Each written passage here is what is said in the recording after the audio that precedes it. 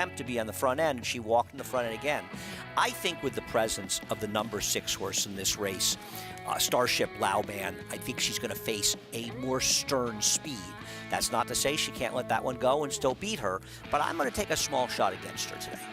I'll be interested to hear your opinions on that race. That goes as race number 3 today, as we had the boys in the New York Stallion Series Times Square Division yesterday, Park Avenue today for the fillies, as that is part of what's on tap today. Today's races, as always, presented by Claiborne Farm. Here's a look as we have races 1 through 9 from Aqueduct, Fast and Firm in South Ozone Park. We also have races 1 through 9 for you at Oaklawn Park, and we are dealing with the fast main track there in Hot Springs, Arkansas. There's no better time to join at NYSS. You can join today and receive a $25 free bet for the Kentucky Derby. New members can also earn up to a $200 deposit bonus. Bet any track, anywhere, anytime, and join now at NYRABets.com to earn that free $25 bet plus a $200 deposit match. And as it is closing day at Aqueduct, that means it's mandatory payout in all those multi-race sequences as well. So you definitely want to have that NYRABets account ready. Yeah, no, it's a fun day, closing day. We came so close to having a pick 6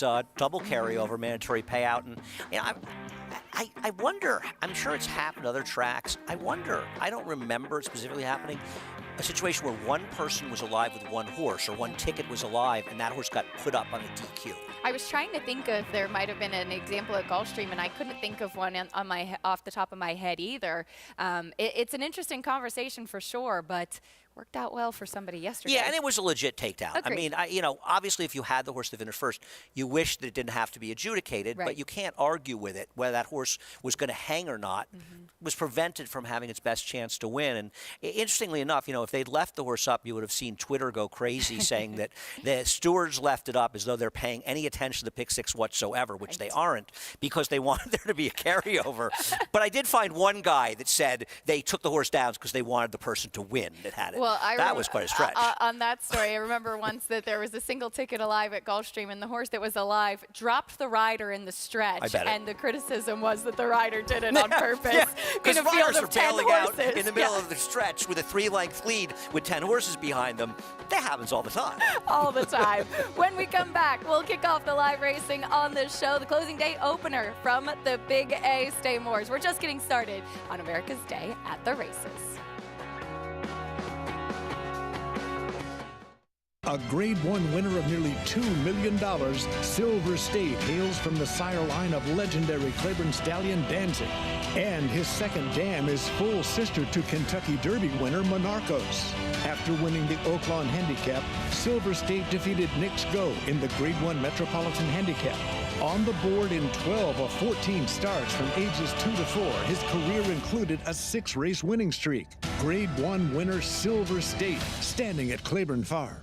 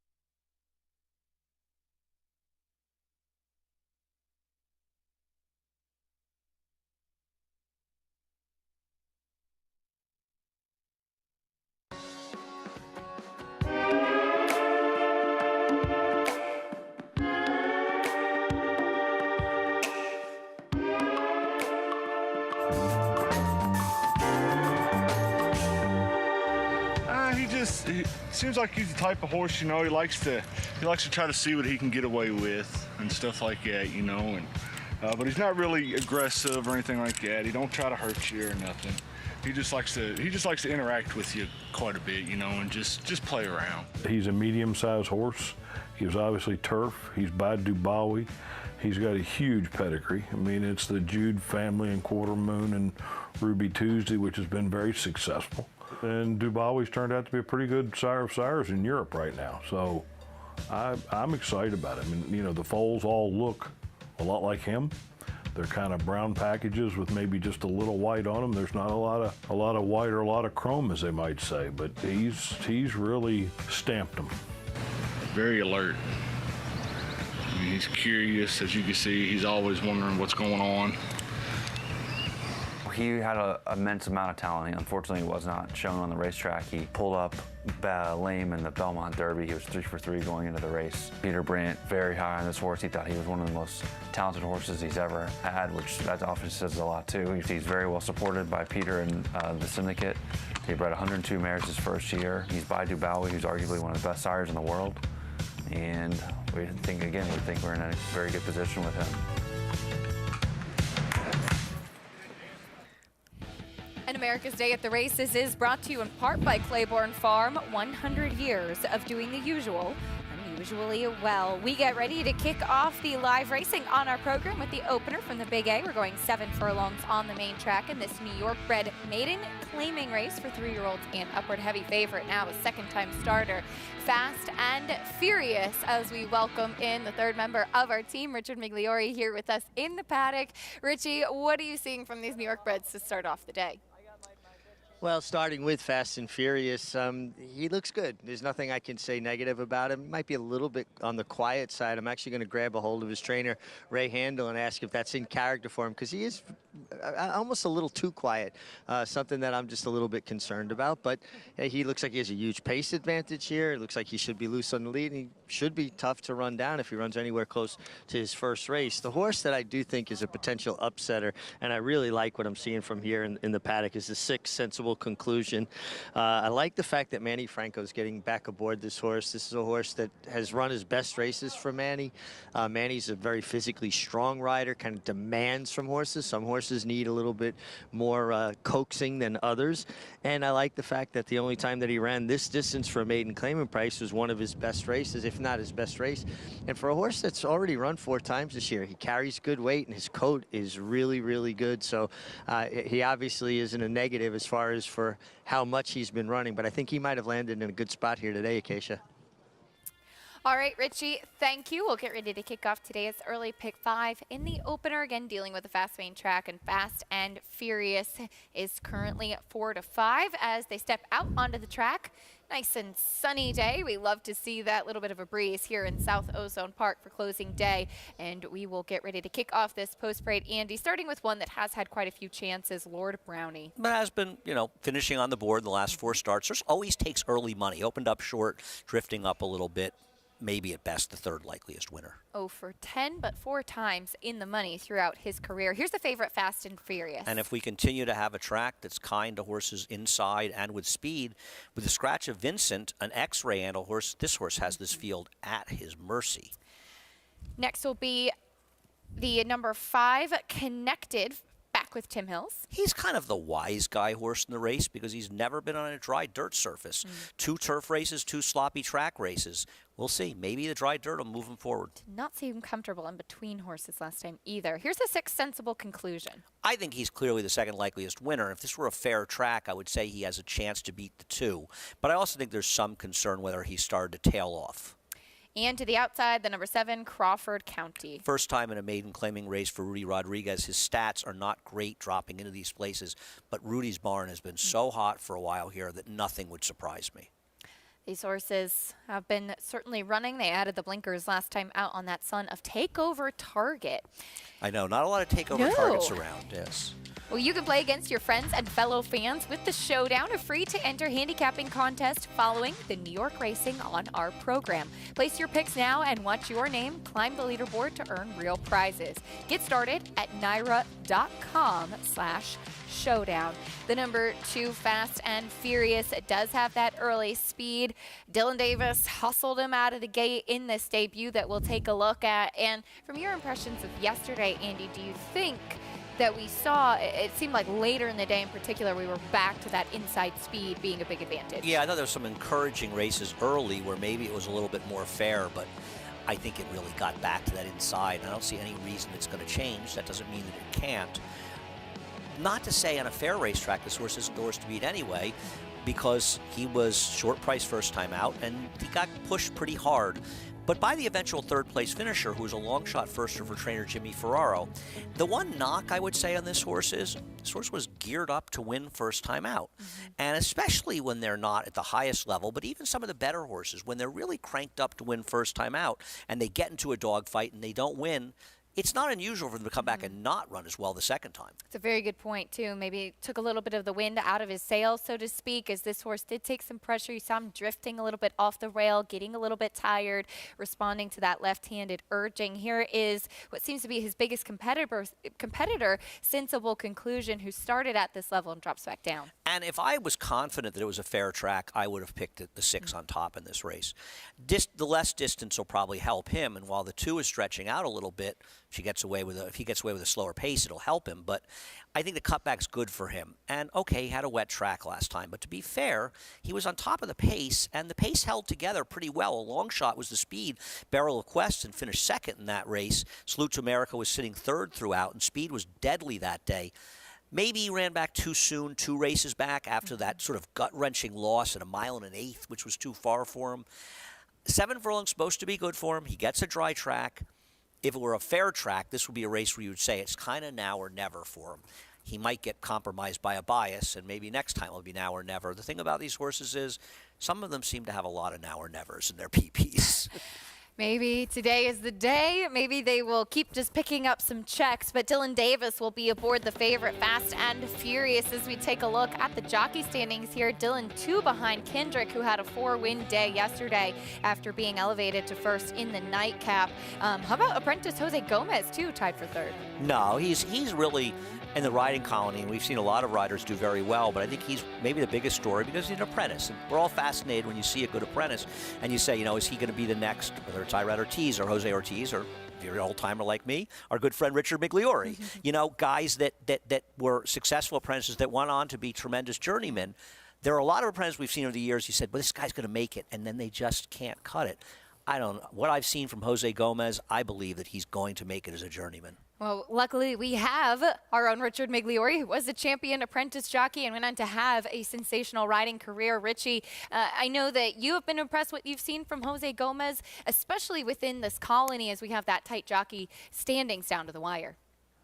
I've been very impressed, Acacia, Andy. He just continually improves, and that's what you want to see from an apprentice. You want to see that they keep on picking up, new little things, picking up good habits from good riders. It's obviously he prepares. When I talk to him about races, you know that he's watched replays, that he's read the form, and I do think he will stick around here. He's got to dig in. There will be tough times, but I think he has ability, and if he keeps improving, he's certainly well on his way to an Eclipse Award for Champion Apprentice this year. Now, as far as the riding title goes, you got Kendrick Carmouche just in front of Dylan Davis. Dylan on a big favorite here. Remember 1 year at the spring meet. By the way, the spring meet was the first time I was leading rider as an apprentice jockey here in 1981. So we're talking ancient times. But Robbie Davis, Dylan's dad, and I went into the last day at the spring meet tied with, I think, 20 wins apiece. And we didn't win a race, either one of us, till the stake. It had rained off. It was the bogey, and I wound up beating him a neck on a long shot for Mitch Friedman, National Treasure, and went 1 up with 1 race left. I didn't have him out in the last. Thought, well, I just sealed it. I'll be leading rider. And Robbie came back and won the last race on a long shot, so we wound up tied. When you get close and you get down to the last few days of a meet and you're in contention to win a title, you want to win it badly. So no matter what these guys say, it's on their mind. Richie, thank you. Yeah, it's always exciting, especially here in New York. It's fun to follow those jockey standings. Of course, Andy, you know, we'll see some riders like Jose Ortiz, who was at Oaklawn Park yesterday, coming back. They don't stay here throughout the whole meet, but obviously you're still riding well. But to be at the top of a colony like this and within the race for those standings, it's a big deal. Well, they're highly competitive. I mean, that's what they do for a living. They Yeah. compete. So to think that they're not competing against each other, it's a friendly rivalry. I don't think anybody's being nasty about it. But of course, you want to say, "Oh, I beat you." You know, I mean, why not? I think it's a positive, and I think it's why it keeps it keeps things moving forward. And so there's no reason they shouldn't want to win these titles. But you know what? You win the title here, and then you get back to Belmont. And you got to try to win that one, and you'll be forgotten in a week. That's it. But that's the way the game goes. You have a big winning day. If you lose the next day, you've forgotten about it. What have you done for me lately, so to speak? For instance, Jose Ortiz, we saw him out at Oaklawn Park yesterday winning the Grade 1 Apple Blossom aboard Latruska. He's back in New York today with favorites in both of the stakes, and you can imagine he's on to the next thing and trying to keep that mindset of just winning whatever track you're at, and these jockeys do a lot of traveling as a result of that. Absolutely. I mean, Jose was riding here on Friday. He went to Oaklawn yesterday. He's back again today. It's not easy to get to Oaklawn. Yeah. That's not an easy trip. And, you know, Jose won the first two stakes because he also won the smaller stake with home base. Right. And I believe he was riding the favorite. I think Fearless was favored Fearless. in the $1 million race. He was second. A distant second, but not a bad day to go down there and Certainly not. pick up those nice purses. And it's got to be exciting also to ride a horse like Latruska.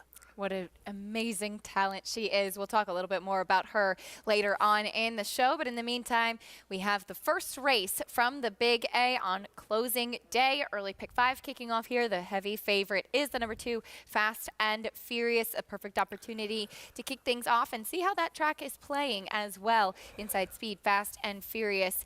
The heavy favorite, Richie, taking a slight pick against with the 6 Sensible Conclusion, who does seem to be a major player as well. 3 to 5 as they load into the starting gate. We'll send it up to the voice of New York Racing, John Imbrial, for the call of race 1.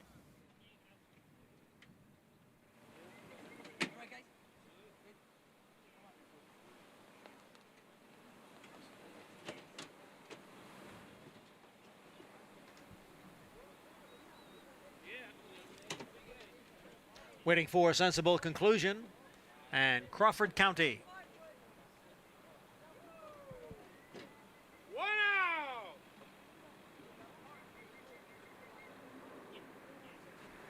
They're in the gate.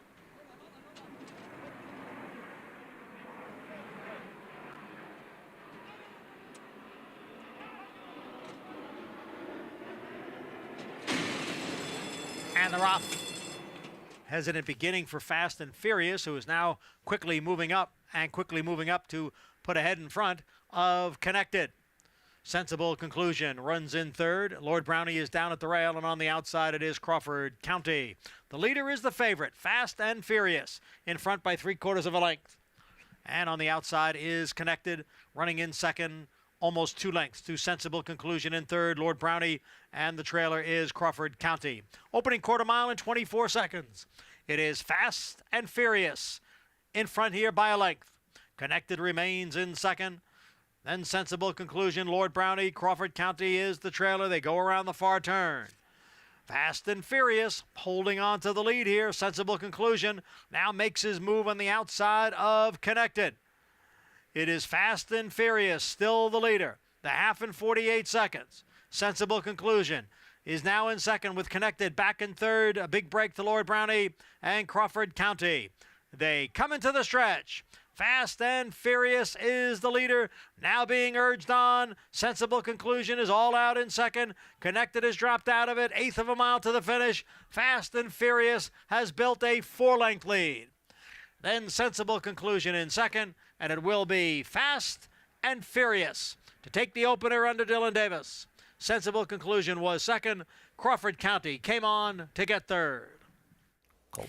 Fast and Furious, second-time starter with the win, wiring the field in here, even though he didn't break that sharply right out of the gate, Andy. He didn't break, but Dylan was very quick, and he's quick too, and just getting right up in there, so it didn't badly affect him. And so we were watching this race, saying how The 6 appeared to be making a menacing move, but Manny had been riding the 6 just to keep him in the race, sensible conclusion, for a good 3/8 mile, and Dylan hadn't even moved a muscle yet. And it's not impossible that the horse who's been being worked on runs down the one that's been sitting there, but it just felt like if Fast and Furious could finish at all, there was no way Sensible Conclusion was going to catch him. Dylan Davis gets one win closer to Kendrick Carmouche in those jockey standings. You do see representatives from Zilla Racing Stable, co-owners of Fast and Furious, who get their picture taken today. Dylan Davis aboard for trainer Ray Handel, and that will be 2-6-7-5 under the line in the opener. And we'll see if Dylan Davis can catch Kendrick and hold him off throughout the rest of the day. When we come back, though, we will recap some of the action that we had yesterday at Oaklawn Park. She did it again. The champ, Latruska. What a race mare she is. We'll talk more about her splendid performance after this.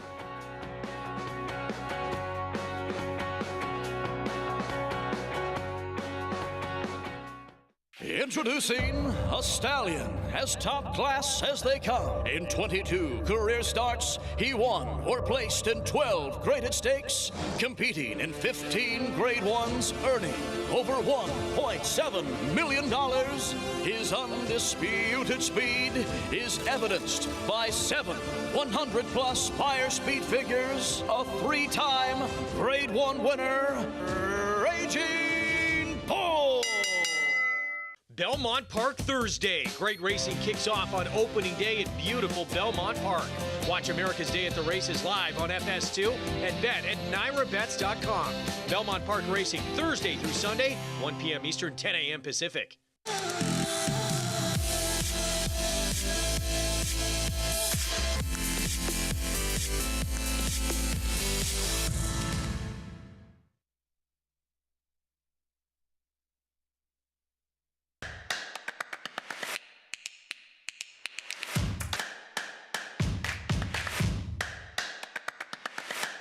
Cyberknife, here comes Secret Oath. Cyberknife, Secret Oath is not going to get by. The Arkansas Derby winner, Cyberknife! From the outside, and here's Taba getting the upper hand in the final stages. Santa Anita Derby goes to Taba. Echo Zulu, gun runners on top of the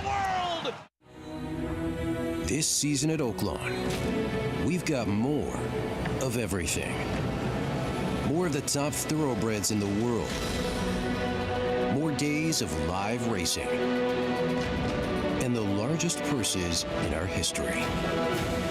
All at a completely reimagined Oaklawn. Come be a part of this historic season at Arkansas's only casino resort. America's Day at the Races returns, brought to you as always by NYRABets, where you can bet any track, anywhere, anytime. Get started at NYRABets.com or download the app today. The favorite, a winner in the opener at the Big A, the number 2, Fast and Furious, ridden to victory by Dylan Davis as he inches one closer to Kendrick Carmouche, and he's standing by with Richie. Yeah, thanks, Acacia. And Dylan draws within 1 of Kendrick Carmouche for the leading rider title. I know it has to be on your mind coming into last day when you're this close. You want to get it done, but how do you kind of keep your nerves down and just do your job? Sure, I'm just riding like I've always been riding, putting up smart races and riding strong. If it doesn't happen, that's okay. I always put up 100% for these guys, the owners and trainers. And but if I win, it'd be great. You know, I'll go back to back with the title, and we'll see what happens. I got a lot of live mounts later today, and I really want to get it done.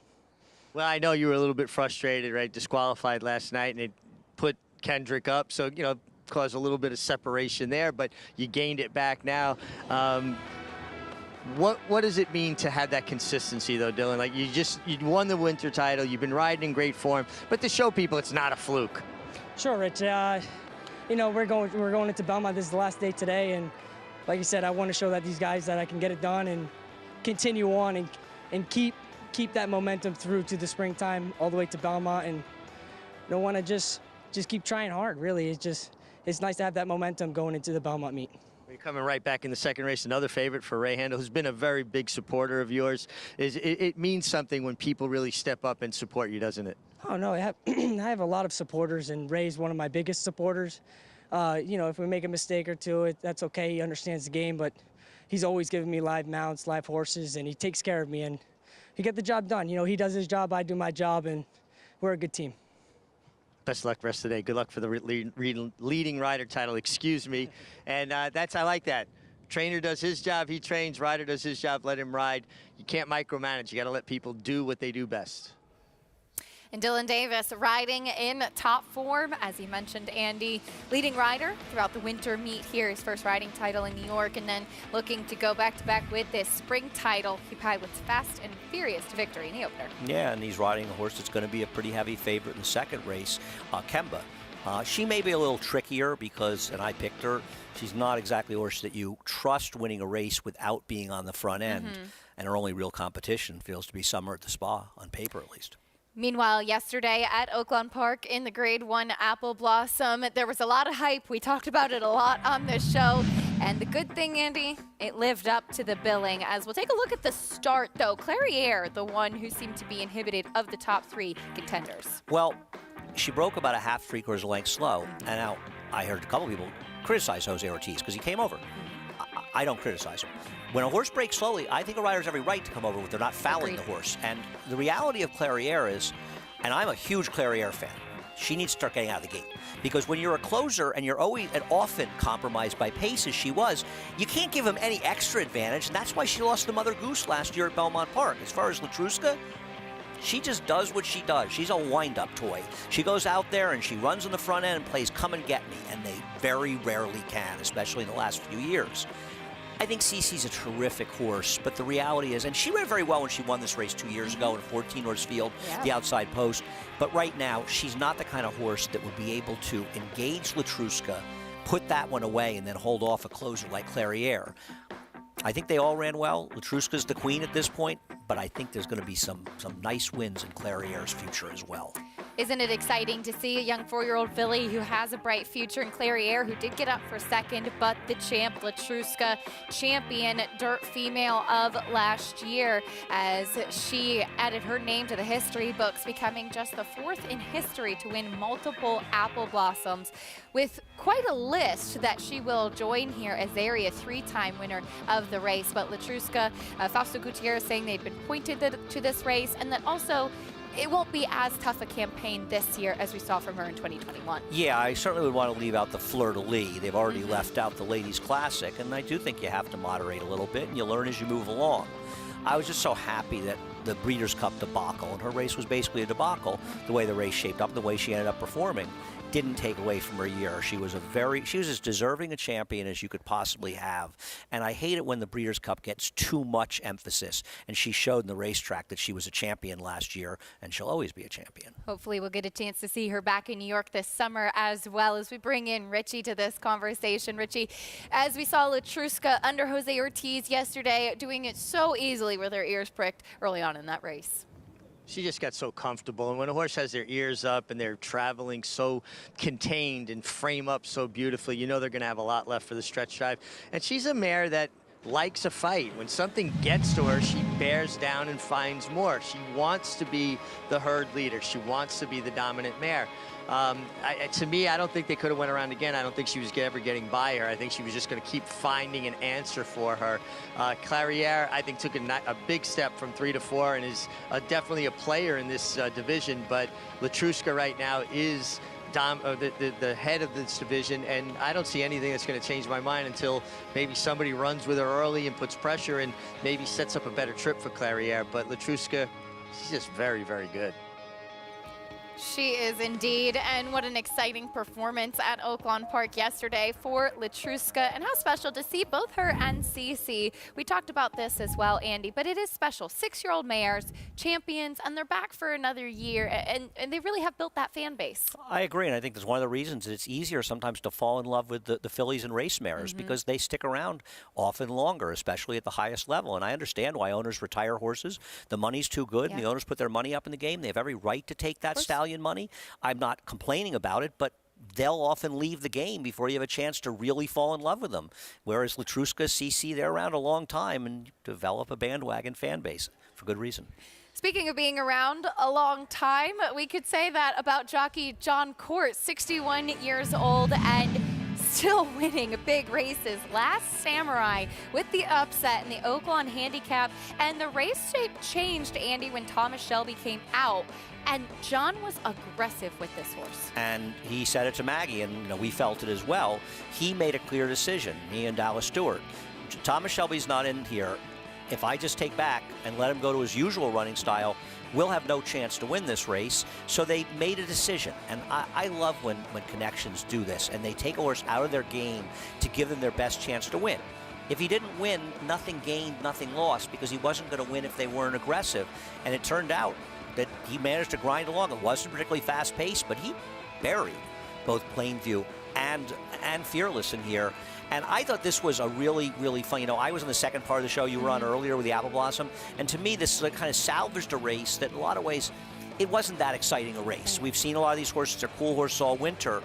But I thought this really changed it. And like anyone around the racetrack, and I imagine you agree, it's always fun to see our friend Dallas Stewart win a big race. It truly is. A $27.80 winner. Last Samurai picking up the first graded stakes win of his career. And I thought it was cool what Dallas said, too. In his relationship with jockey John Court, Dallas said back at the beginning he was a valet and knew John Court, his wife, would babysit John's kids. They go back a long time, and I'm sure a special win for them. That's really great. No, that's a nice part of the story, and it is. And that's one of the things that makes racing fun, the relationships between people. And John Court, and I know he's probably sick and tired of hearing, he just wants to say I'm a good rider, not just an old guy who can still ride. Yeah. But he's had a real resurgence. For him to win $1 million race like this is very exciting, and he didn't get lucky to win it. He won because of a decision that he made in the race, and that's very important to note. So Last Samurai was a kind of a fun winner of the Oaklawn Handicap. A big win for owner Willis Horton and trainer Dallas Stewart as well. Big congratulations to them. Back here today in New York, we get ready to turn the page for race 2. We'll be on the inner turf, going a mile, $30,000 claiming race, non-winners of 2 in life. More on the first turf race of the day in a little bit, but we'll also talk about how important it really is to look after our own. We'll learn a little bit more about some new initiatives for the backstretch after this. Stay with us here on America's Day at the Races.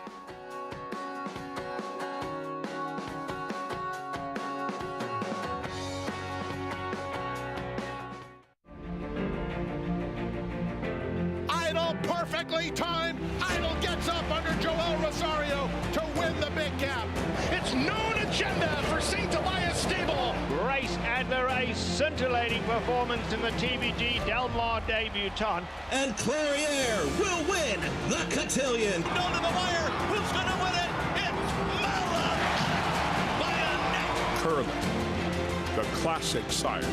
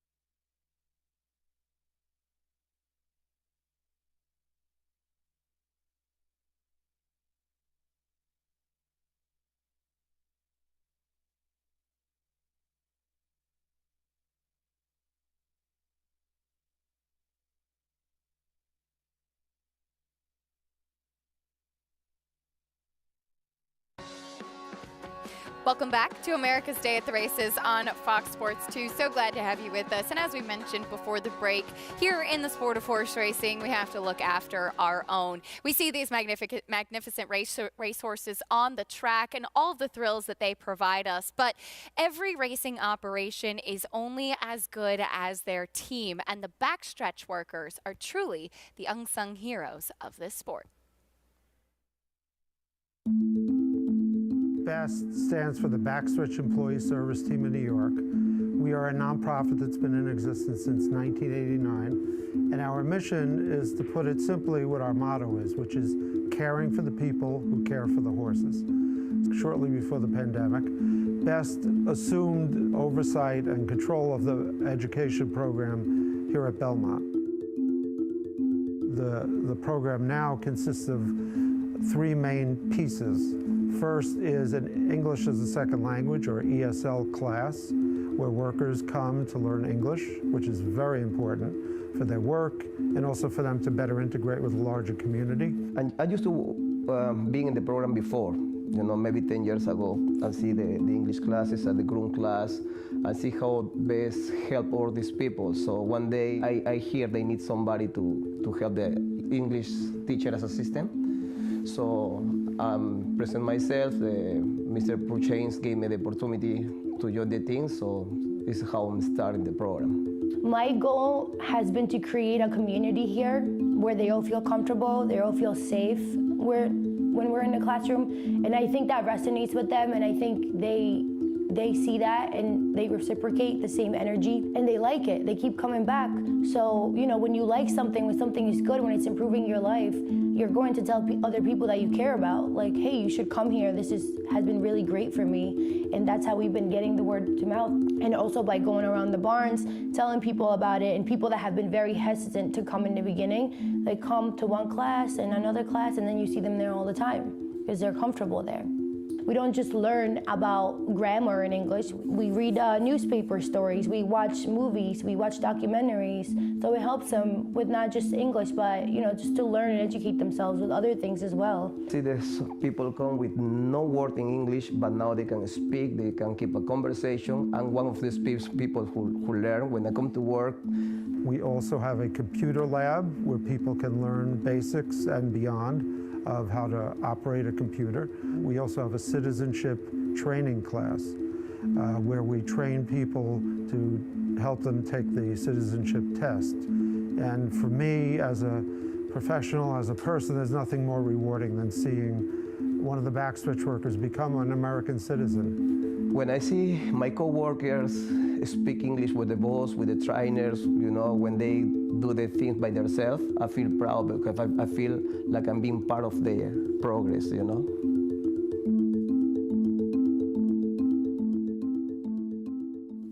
And be sure to check out BEST and all of the wonderful work they do and support them. As mentioned, backstretch workers, such a huge part of this game, and the people at BEST do such a great job in providing opportunity and resources. For all of us that work in the game, as we do, that love the game as we do, if it wasn't for them, we wouldn't have any of that enjoyment, and we wouldn't have the careers that we have.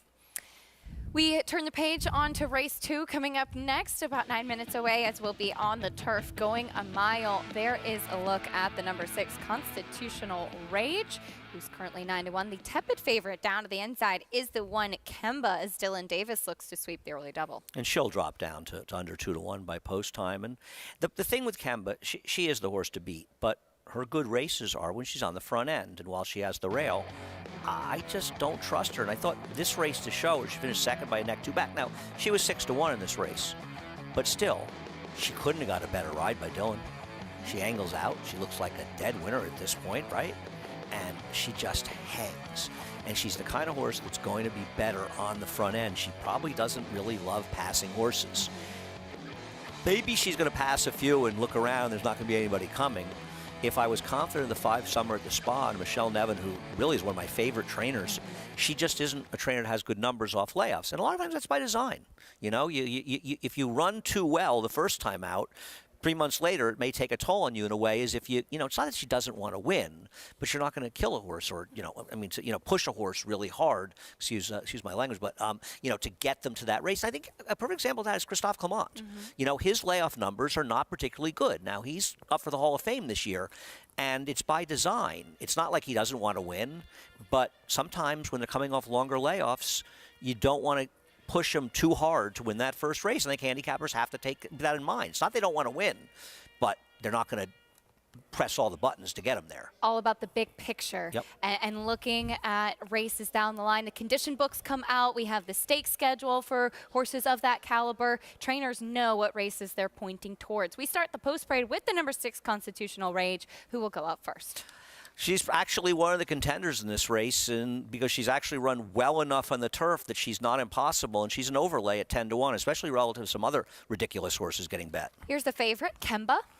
She's the horse to beat. She draws the inside, and if she runs her better race, she can win it. But I don't trust her. I don't trust her coming off the pace. She was even beaten trying to wire the field 3 back as well. Here's Miss Invincible. Sorry. Appreciate that. She's run twice in the turf, and those races were just abysmal. I don't know how they make her competitive. And she's only 8-1. Here is the number 3, Alicia's Way, first time on turf. She tries the turf for the first time. The dam was 0 for 1 on the turf. The second dam 0 for 3. Keisha, did you find any turf pedigree? I didn't. Laurens can run on the turf, but I don't think it's necessarily something that would move her up. Here's the number 4, Intelligence Report. It's the same thing with Intelligence Report, and she's got to improve a great deal, and there's nothing about her pedigree that says she's going to get better on the grass. Off the layoff, here's Summer at the Spa. If I was confident this horse was ready to run one of her best races, I would bet her. She engaged in a pretty quick pace 2 back, and I think she may be able to rate a little bit more. I like her, but I just wary off the layoff. Here's the 7, Love's Misery. If you want to take a shot with her, she's on the turf for the first time for Rob Atras, be my guess, and maybe she'll move forward, but she didn't run so well in the dirt for him, and her turf races are just too slow. Here's a great name, Rosemary Potatoes. I want the story. We got to find out the story. It's a great name, but it's not a lot of turf pedigree and not a lot of talent in the racetrack. The Fabulous Moolah taking a lot. Yeah, there's obviously some sort of tip on this horse because this horse makes absolutely no sense whatsoever. Didn't run particularly well on the synthetic, even though she won, and she didn't run well at all when she ran on the turf. 9-2 right now on the board as we wrap up the post parade with Easy Play. First fall for an unraced dam. The second dam was a dirt runner, not very good. The best she got is Big Brown, but it's a Frost Giant mare, and as you know, those Frost Giants, they don't usually have great numbers in the turf. Here's a look at that trainer stat that you mentioned for Michelle Nevin. And it's important to note, too, just what you said, that it's not necessarily, it's not a knock against the barn. It's highlighting for a horse that's taking a lot of attention that there might be a bigger picture mindset at store with here. Oh, if I had horses, I would be more than happy to give them Michelle Nevin. I think she's a terrific trainer. I'm a very big fan, but her horses often need a race in those situations. And the other thing, it's not going to be surprising with this horse because unlike a horse like Kemba, she ran until the very end of the turf season. So the fact that she's been off for going on 5 months, it's a natural break. Give her this winter off. This horse's last race was a poor performance at Saratoga back in mid-July. So she's been out for almost exactly 9 months. So she's not getting a natural break. She had some issues. We'll see if she's ready to roll off the bench today as she stretches back out. For more on this field, though, warming up, let's check in trackside with Richie. Yeah, thanks, Acacia. Kemba looks good. She got a good inside draw, but I think she's going to face pressure. I see some other horses in here, particularly some horses coming out of sprints, that I don't think she's going to get an easy ride of it on the lead. And I do think she is at her best when she's controlling the race. She may make the lead, but I think she's going to have to work hard to do it, and I think that makes her vulnerable as the favorite. From a physical perspective, she looks fine. Nothing I can knock about her, certainly from watching her warm up. The 5, Summer at the Spa. Andy, I think you make great points, particularly about it not being a natural break. And that isn't something I actually thought about looking at her because she just looks very fit to me. It looks like Michelle Nevin's got her ready to run. She's going to be my top selection because I think she's going to get pace and it could set up for a late run.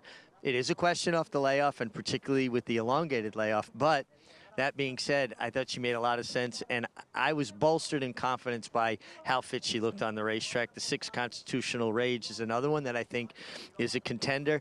Carries a little bit more weight, a little bit different type of built of a horse like of the 5 Summer at the Spa, just a little bit thicker.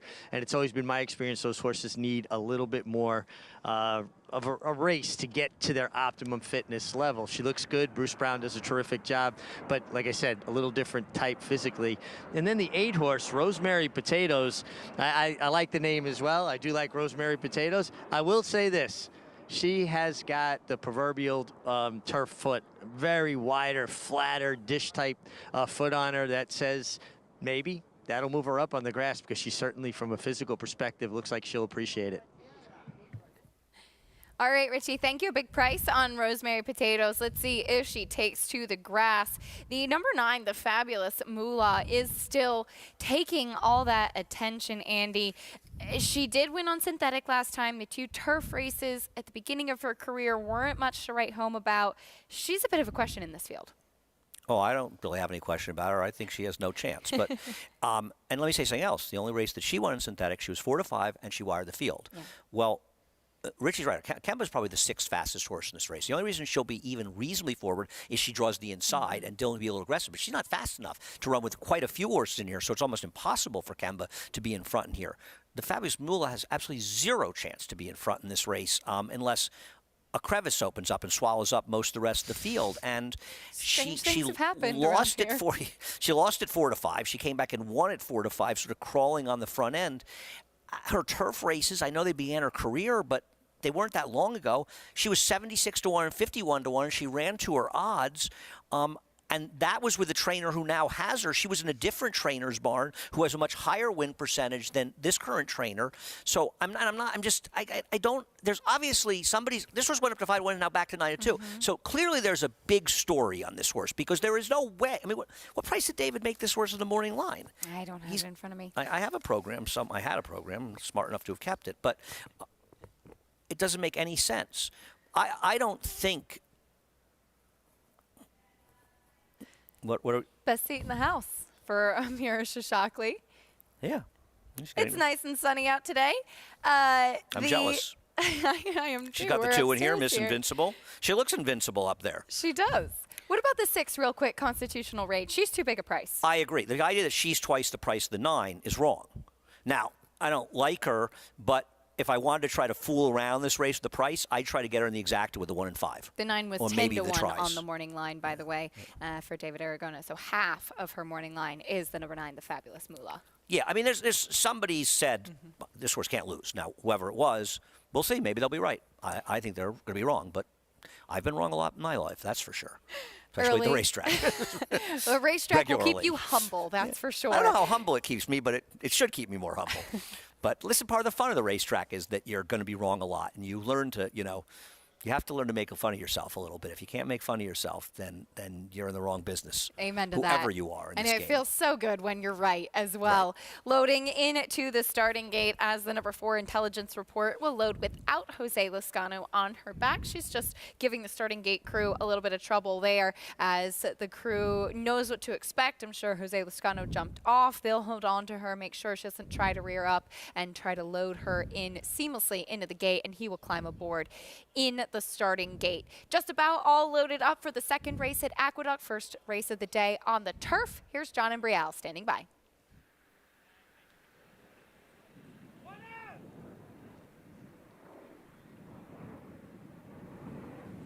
Easy Play moves in. We're set for the start of the second race.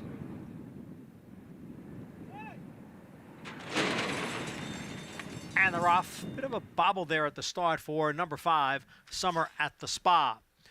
It is Love's Misery who goes out for the early lead with Rosemary Potatoes and the Fabulous Moolah right together, second and third. Kemba is down on the inside, racing in 4th.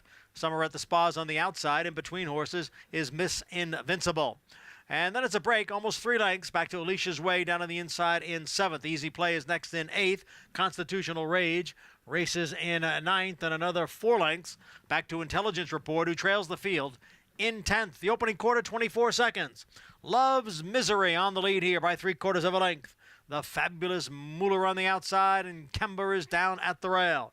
Then it is Summer at the Spa, right alongside Rosemary Potatoes, half mile 47 and 4, 3.5 lengths back to Miss Invincible, who races in 6th. Constitutional Rage is in 7th. Then Alicia's Way and Easy Play. And farther back in the field is Intelligence Report. They're all still chasing Love's Misery, who has the lead here by a little more than a length. Kemba now moves into 2nd. The Fabulous Moolah is back running in 3rd. Summer at the Spa being asked for more as they come into the stretch with Love's Misery in front. Kemba on the outside in 2nd. It is Love's Misery with the lead. Love's Misery has a 3.5 length lead. Kemba runs in 2nd. There's just the 16th to the finish. Love's Misery trying to do it wire to wire here, and she is going to do it under Kendrick Carmouche. Love's Misery over Kemba, and then farther back it was Rosemary Potatoes in 3rd. Love's Misery pulls the upset. Kendrick Carmouche putting this filly on the lead, and she takes them every step of the way in a big form reversal today. Yeah, this is about as big a form reversal as you could possibly find on the racetrack. This is a horse who probably ran a conservative 15 lengths better than she ever ran in any of her 8 turf efforts, where her lifetime best buyer was 52.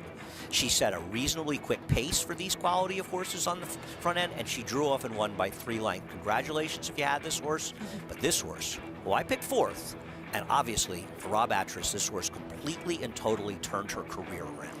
The favorite, Kemba, went off at 9-5. She settled for 2nd. Rosemary Potatoes, who Richie said could take to the turf. She finished 3rd at 32-1, 7-1, 8-6. Constitutional Rage coming from off of it to get 4th, but it was Love's Misery at 8-1 to get the win under Kendrick Carmouche. We turn the page and head over to Hot Springs, Arkansas for the opener today. We will be sprinting on the main track, going 6 furlongs, $6,250 claiming race for fillies and mares. Taking a look at the field here, the entry is currently a short price, starting with the plain one. It's all in the notes. Yeah, it's all in the notes. Is taking a significant drop. Claimed for $30,000, now running for $62,500. Will probably win, but these are dangerous horses to bet on. Here's the other part of the entry. Honey Parade, both off the claim for Robertino Diodoro. At least this one was claimed for this level last time out, and you've got 2 Diodoros off the claim, one dropping off a clip. I'm not betting against them. Here's the 2, Taylor B. Swift. Feels like she'll be fast early, but she's going to have some pressure in here, and I just don't know if she's good enough. You a Taylor Swift fan? I'm not. I'm not a fan. I've just never listened. Here's the 3, Hit It Twice. I'm not a Hit It Twice fan either. She appears to be woefully slow. Hoptown Honey takes a drop. Yeah, I mean, I guess the drop is the most interesting thing about this horse, but her recent efforts aren't good enough, but maybe the drop will help her. And here's another drop-down runner, Mo Money Honey. I'm not sure a drop-down can help this one who was claimed for $5,000 at Delta Downs. She's 3-1 on the board right wow. now. Why? Here's Courtly. Courtly's last 2 races since being claimed by the Current Connection are just abysmal. She is the biggest price on the board right now at 29-1. And we wrap up the post parade with the 7, Mary Alice. Yeah, her recent form at Oaklawn is just not fast enough to be competitive. That's the field for the opener at Oaklawn Park today. But yesterday, what a day it was, of course, with that Grade 1 Apple Blossom, as we bring in our Hall of Fame jockey, Gary Stevens, here with us. Gary, what were your impressions of that big race yesterday? I was so impressed with Latruska yesterday. Fausto Gutierrez had her finally tuned for the event yesterday against CC, likes of Clariere, and from the word go, they were in control. She broke solid, drifted out just a tad, gave Clariere a little bit of a love tap. Going into the first turn, Jose Ortiz is in complete control, stays out in about the 4 path. Miss Imperial was on the outside going, but he was in complete control. One thing I've noticed about this filly is how well she runs the turn. She really accelerated midway around the turn, just past the 3/8 pole. Looked like she was going to win by many lengths, and she opens up that insurmountable lead, and then it looked as if Clariere may come and tag her late.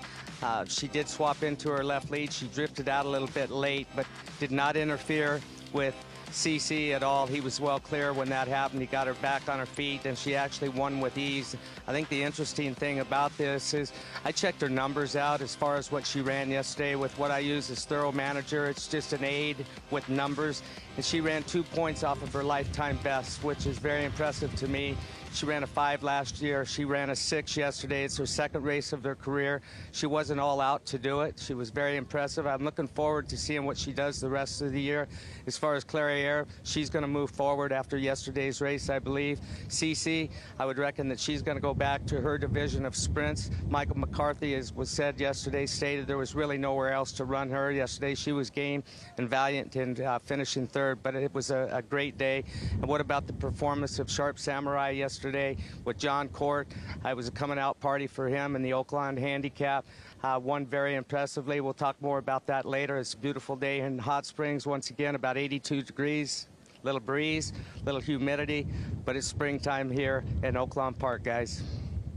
And what a beautiful sight it is. Gary, thank you. Yeah, Last Samurai, what an exciting performance yesterday in the Oaklawn Handicap. But love what Gary had to say, too, about the top 3 finishers in the Apple Blossom, making that distaff division once again so strong. And if CC does go back to sprinting, as Michael McCarthy hinted at, she really wasn't missing anything at this time of the year to try routing again. Well, she could have run in the Derby Day, the Grade 1, at Churchill. I mean, that was the one decision she made, and I don't think there's a Grade 1 in that division until the Ballerina at Saratoga, and the next one after that will be the Breeders' Cup. So there aren't that many opportunities, but I don't blame him for taking a shot in this race. She didn't run badly, and it's a 6-year-old, and so I'm not going to knock anything that Michael did with the horse, and, you know, he made a decision to run there. We'll see what he does. Will he take her back to California? In all likelihood.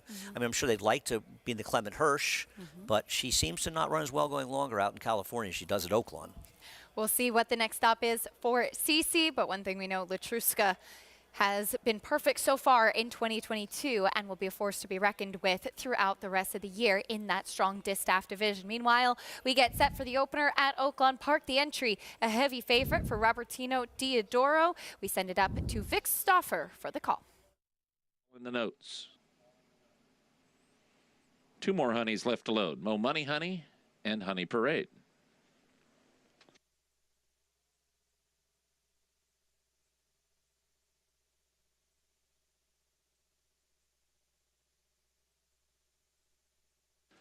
They're at the post.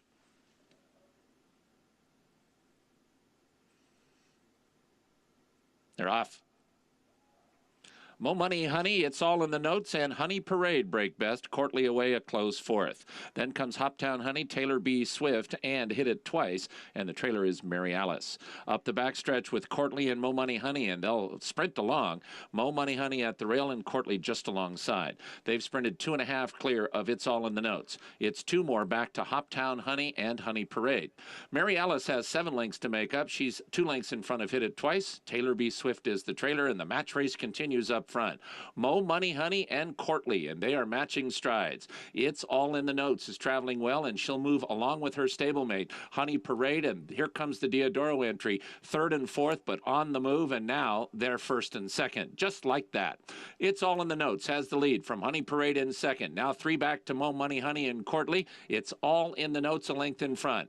Honey Parade is 2nd, 3.5 back to Mary Alice and Hoptown Honey. It's All in the Notes and Honey Parade 1-2 to the 16th pole.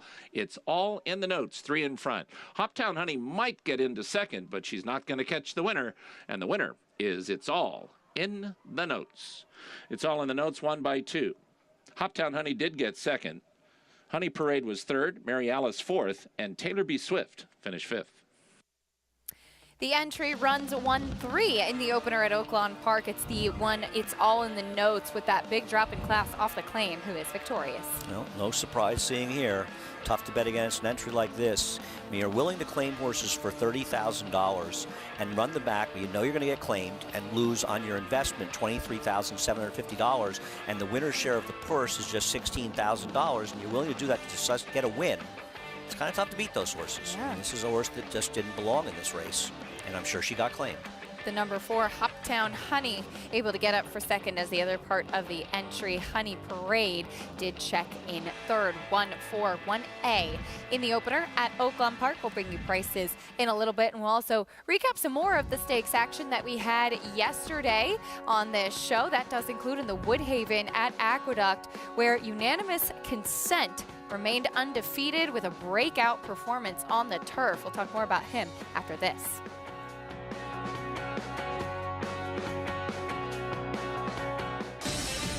Run Happy was the #1 second crop sire by graded stakes winners and earnings. A leading dirt sire, and now is an exciting Kentucky Derby hopeful. Kicked it into high gear, and Smile Happy with a powerful performance wins by 2.5. Run Happy continues his rise and is priced for success.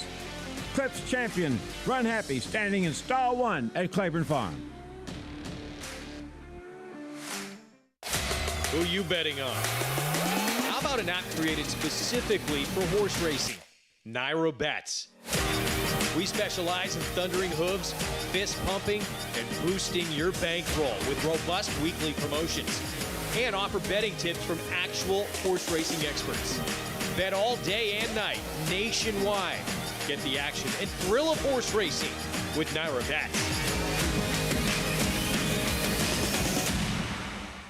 Start spreading the news. If you're looking to win in New York, then breed in New York. To War Dancer, the millionaire son of Warfront, and New York's #1 sire of 3-year-olds. Breed to a proven performer, the #1 second crop sire at the Saratoga meet with multiple winners at Belmont and Aqueduct. Earn double the New York Breeders' Awards and participate in the New York Stallion Series with $2 million in purses. War Dancer, proud to stand in New York. Visit wardancerstud.com. Racetrack Television Network brings you every race, from every track, on every screen, every day. With monthly packages starting as low as $5, RTN gives you great value and access to more live HD streaming and race replays than anyone. Visit RTN.tv today to sign up and watch on almost any device, including Roku and Amazon Fire. RTN has packages that start at $5 per month.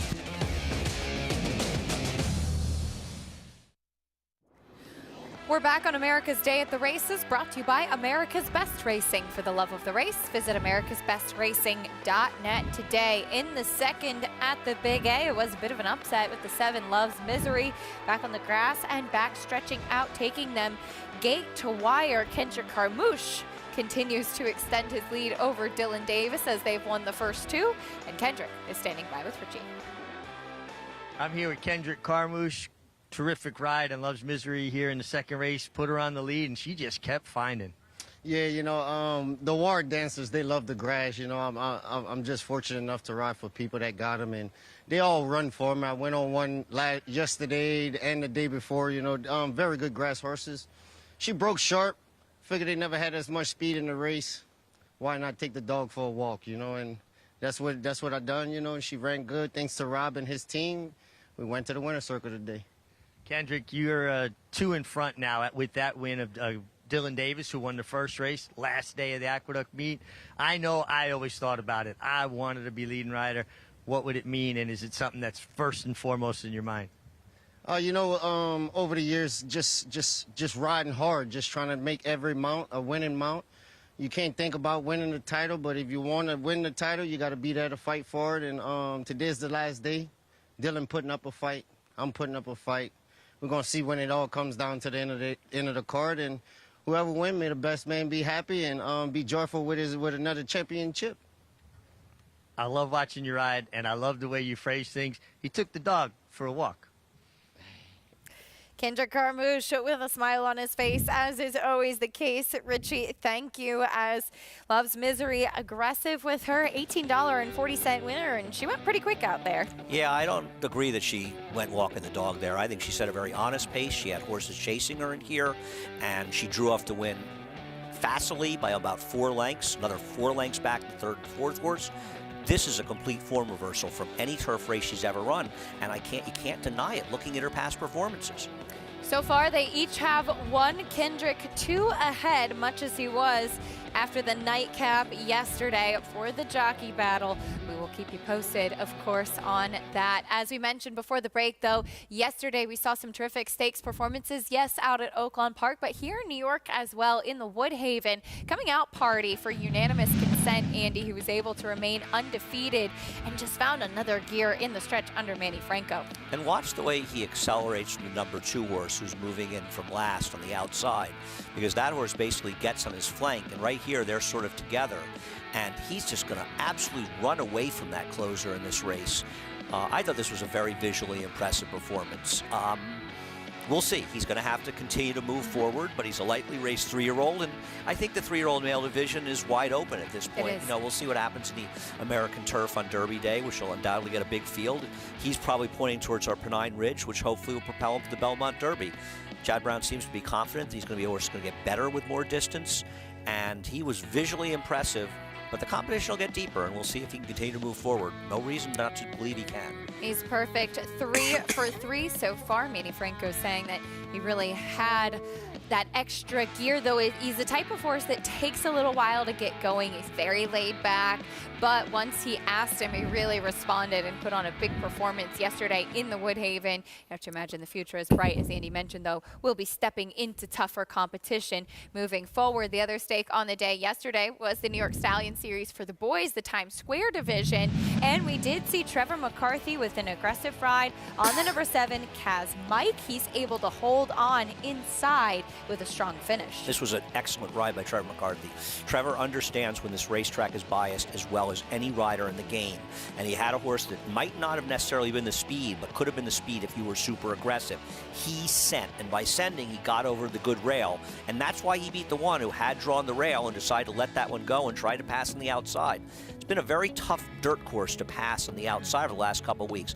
Obviously, Barisi didn't run his race here. He didn't break particularly well. Dylan was working to keep him in the game early. He was against the bias as well, but maybe coming back in 2 weeks, he was a little bit flat.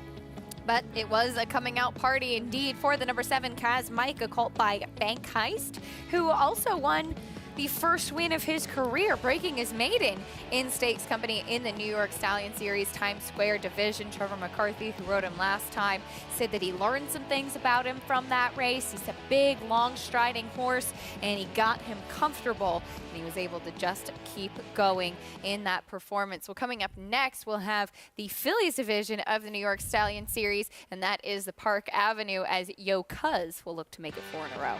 And I mean, 1 to 5 on this horse. I think people are a little mesmerized by her performances, and to be fair, she's won her last 3 lengths by a combined 10 1/4 lengths, and she's won easily in those races, but she has had everything her own way in every one of those races. Track biases, slow paces, other speeds not going. I have a hard time believing that Ruben Silvera is going to sit around with Starship Lauban and let her waltz along on the front end. So we'll see if there's a little more pace today, if she can run quite as well. Likely winner, I'm betting against her, not a 1 to 5 shot.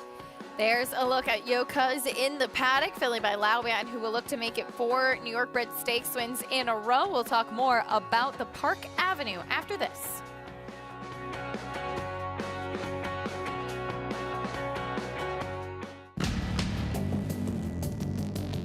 Whether it's Division 1 or Grade 1, top athletes have certain traits in common. Speed, strength, class, versatility, and most of all, willpower. Claiborne Farm Stallion, War of Will, was a Grade 1 winner on both dirt and turf. Now, his first foals are taking the field.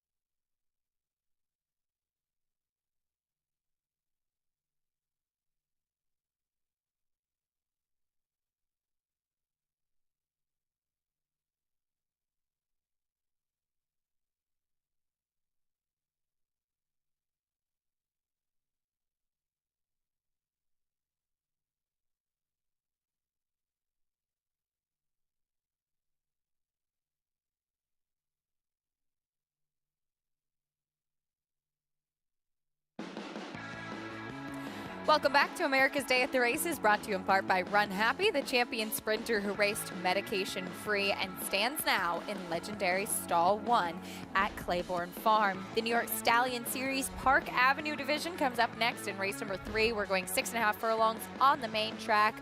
Yo Cuz, a very short price on the board as we head down to the paddock and check in with Richie Migliori.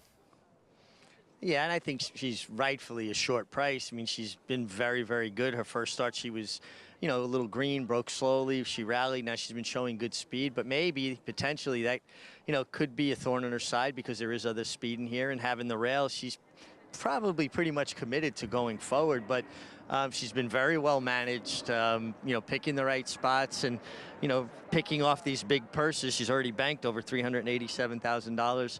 But that could be, you know, something to worry about, just that kind of pressure she may face from the rail. But, boy, she's a long, leggy filly. For her to be as rangy as she is and possess the natural speed that she does kind of bodes well for her, I think, going forward as well.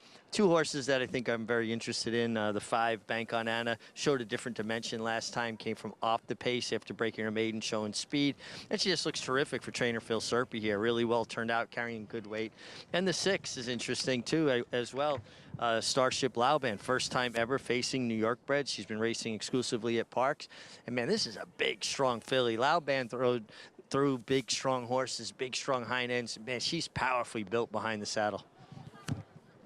All right, Richie, thank you. We'll get right into the post parade for the Park Avenue as we start things off with your favorite, Yo Cuz. Interesting to see what happens early in the race. How aggressive will Jose Ortiz be? How fast is she really? If she's able to seize control and run on the rail and the pace is moderate, she's going to win. I think she could be vulnerable. Stakes winner last time out. Here's kisses for Emily. She beat Starship Lauban, the horse I like in this race last time, but she got a very fast pace to do it. Next in the post parade will be the number 5, Bank on Anna. She won despite stumbling at the start last time, but in stumbling, she ended up rating off of what turned out to be a quick pace. Is she possible? I suppose. She's 7-1 right now. Here is the Parks Invader, Starship Lauban. Jamie Ness's horses, which win a high percentage out of town, have started to win in New York. And this horse is the speed if he wants to give an aggressive ride to her. And I have to think that that's their plan here. We'll see if it works. Here's the 7, Galaxina. She beat a woeful field last time. I actually think she ran better in her debut behind Stone Creator. And the last in the post parade will be the number 4, Celebrity News, still a maiden. Failed as a favorite in her debut, but this is for Stallion Series racing. $200,000. Third is $20,000. Fourth is $10,000. You got to take a shot with these horses. Saw maiden win yesterday in the Times Square division with Kaz Mike, winning the first race of his career with that rail skimming ride under Trevor McCarthy. There's your favorite, though, Yo Cuz. We'll take a look at her win in the Eastview last time. And Annie, I think it's interesting because she's a very big filly, and she ends up pulling away from this field so easily. But I've noticed in her races, she's not the cleanest out of the gate. She draws the inside today, and then you have the presence of a horse like Starship Lauban, could potentially make her vulnerable. Well, she's been able to get away with these just ridiculously slow paces, and this was a track that was very kind to speed. There were 2 or 3 other horses raced that were clearly faster early than Yo Cuz, and to me, she appeared to be vulnerable. None of those horses made any attempt whatsoever to go to the front in the race, and so she ended up just sort of waltzing along on the front end. It's tough to beat horses when they have everything their own way. I'm not saying she's not a nice horse, and she's obviously run well in those races, but she has not had a straw in her path. And horse racing throws straws in horses' paths over time.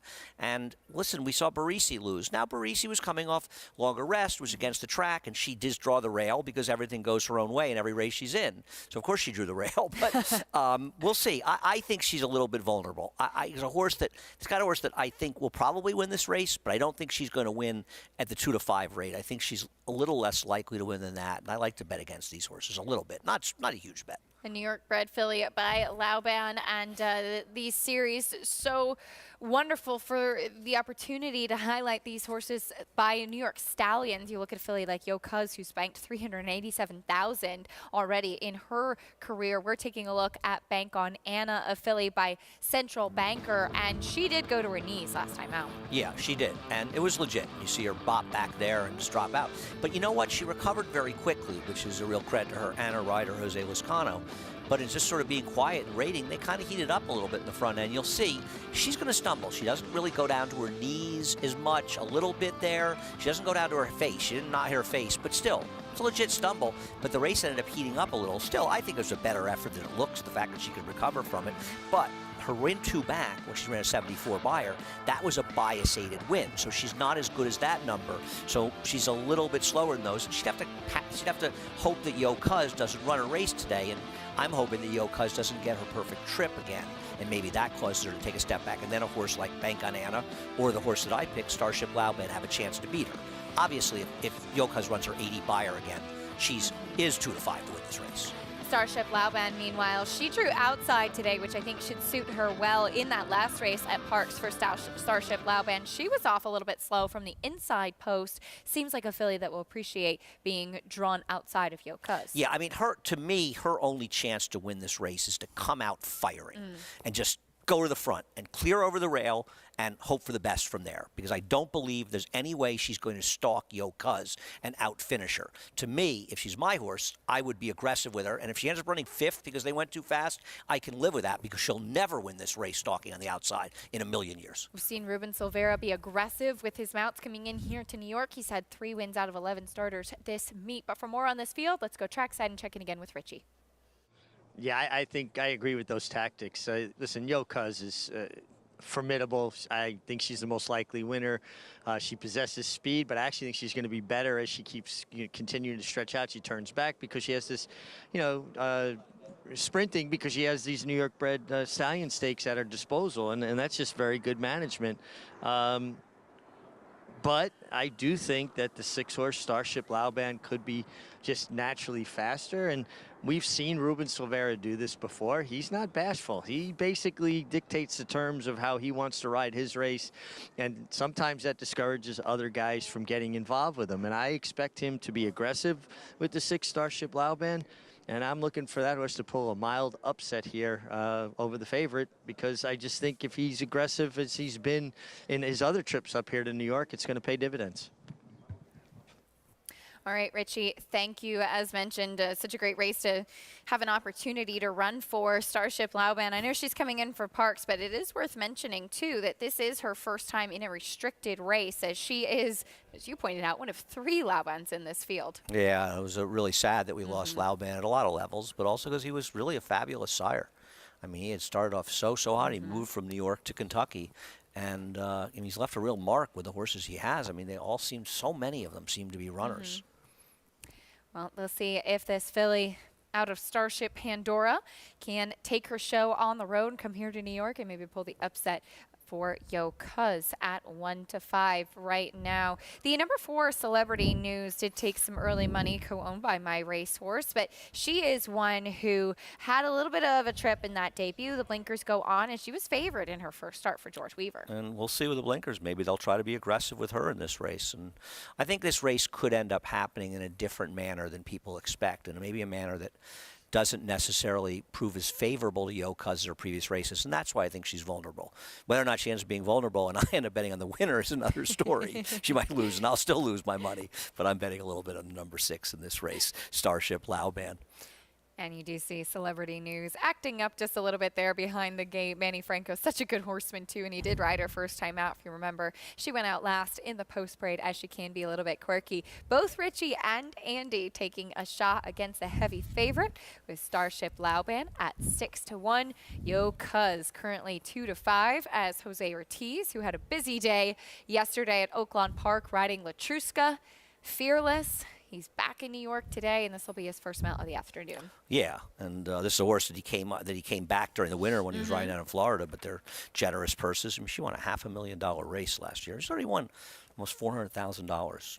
Pretty impressive. New York breds have a real advantage. Absolutely.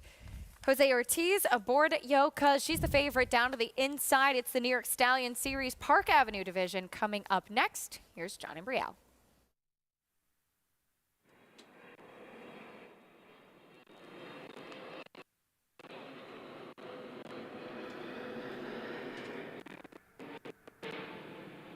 Waiting now for Starship Laubin and Galaxina.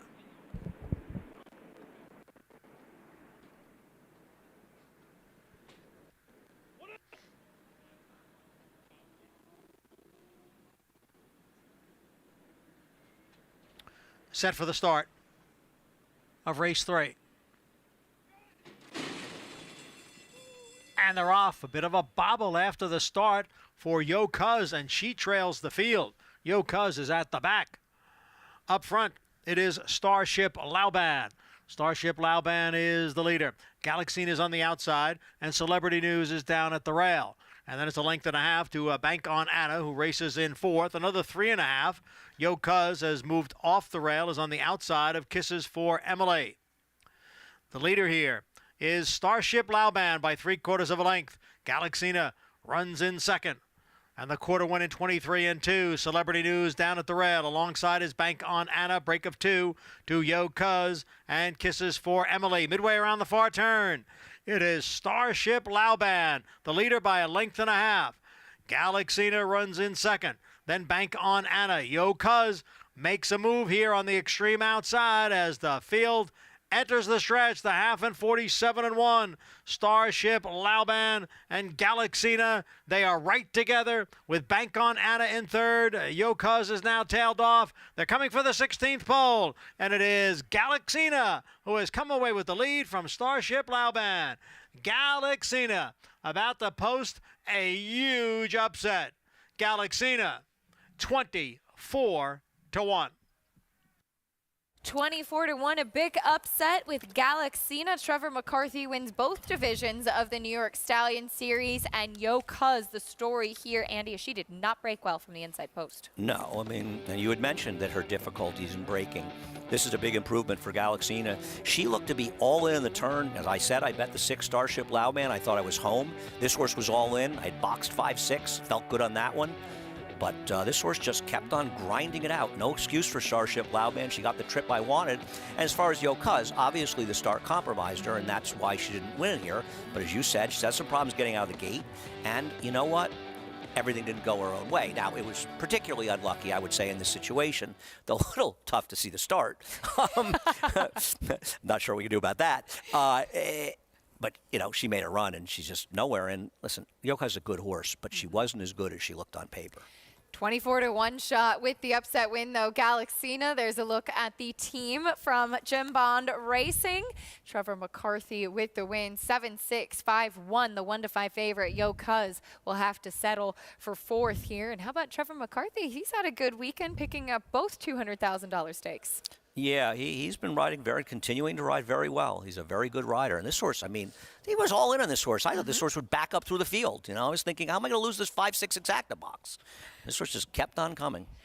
Congratulations. Absolutely. Filly by Giant surprise coming in off of that maiden win, turning back half a furlong, gets the win. 7-6, 5-1. Galaxina will bring you prices and reactions after this. A big upset in the New York Stallion Series Park Avenue division. Stay with us for a lot more on America's Day at the Races.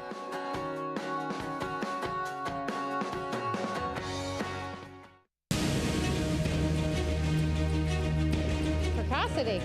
Strategic speed. Some speed at 2, but can carry it on through their later careers. Improbable, full of run. Improbable, now a Grade 1 winner. It is a complete runaway, an authoritative run. It's Improbable to win the Whitney.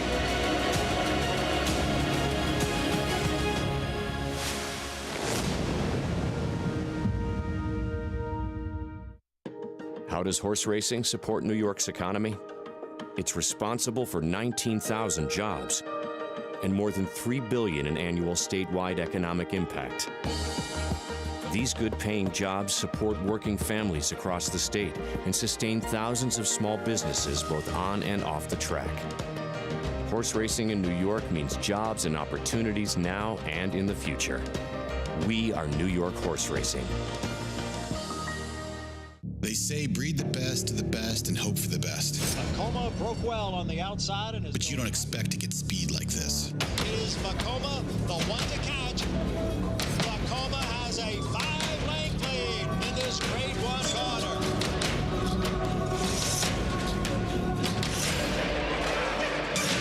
Macoma continues to battle on down at the rail. It is Macoma who's going to win the Met Mile.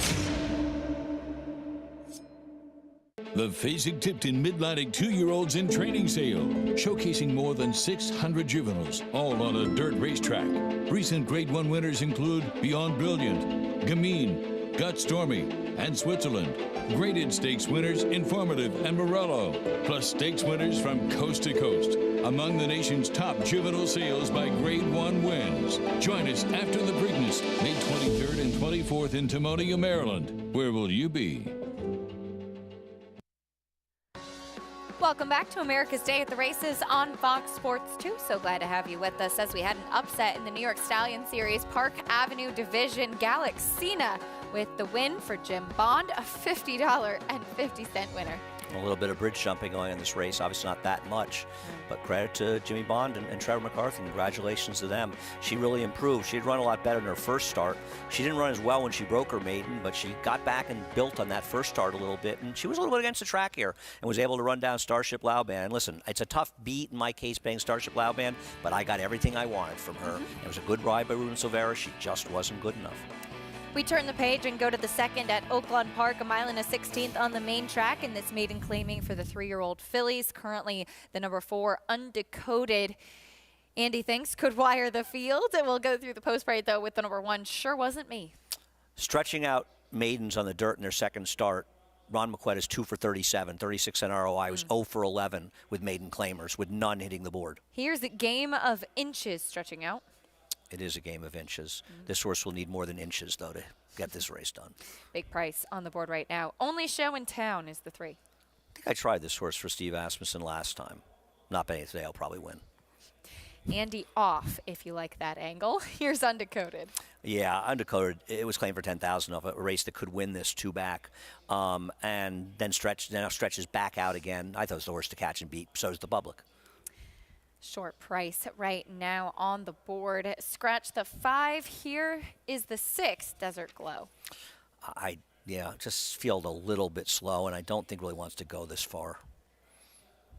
Is stretching out to go the 1 1/16 for the first time. The number 7 will go to next, Born Into Bad News. I mean, I don't know why they think this horse wants to go longer, but maybe finishing 3rd and not 9th indicated it, but she's going to have to improve a lot off her last. Scratch the 8. Here's the 9, Alleluia Angel. Has had a couple of chances sprinting, didn't do any running. Now they'll try to stretch this one out. Good luck. Second off the claim is the 10, Cortado. Ran much better first time out, but did get a sloppy track last time and stretches out. And last in the post parade will be the number 11, Exculpate. Yeah, they're stretching this one out as well from a very, very difficult post. I'm going to agree with the public here. I think the 3 and 4, I think they're the 2 horses in this race. The number 4, Undecoded, currently the favorite, a filly by Algorithms, who did run at the distance 2 starts back and ran quite well, setting the pace and beaten just by half a length. Cut back to sprinting last time, so we'll see if she can make amends today. Tiago Pereira going to be in the saddle as they start to load into the starting gate for the second at Oaklawn Park. Again, we're going 1 1/16. These are maidens. For the rest of the load and call, we'll send it up to Vic Stauffer. Only Show in Town and Alleluia Angel.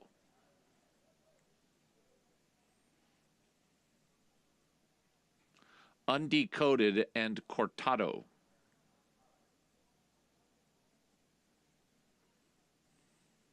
The last to load will be Exculpate.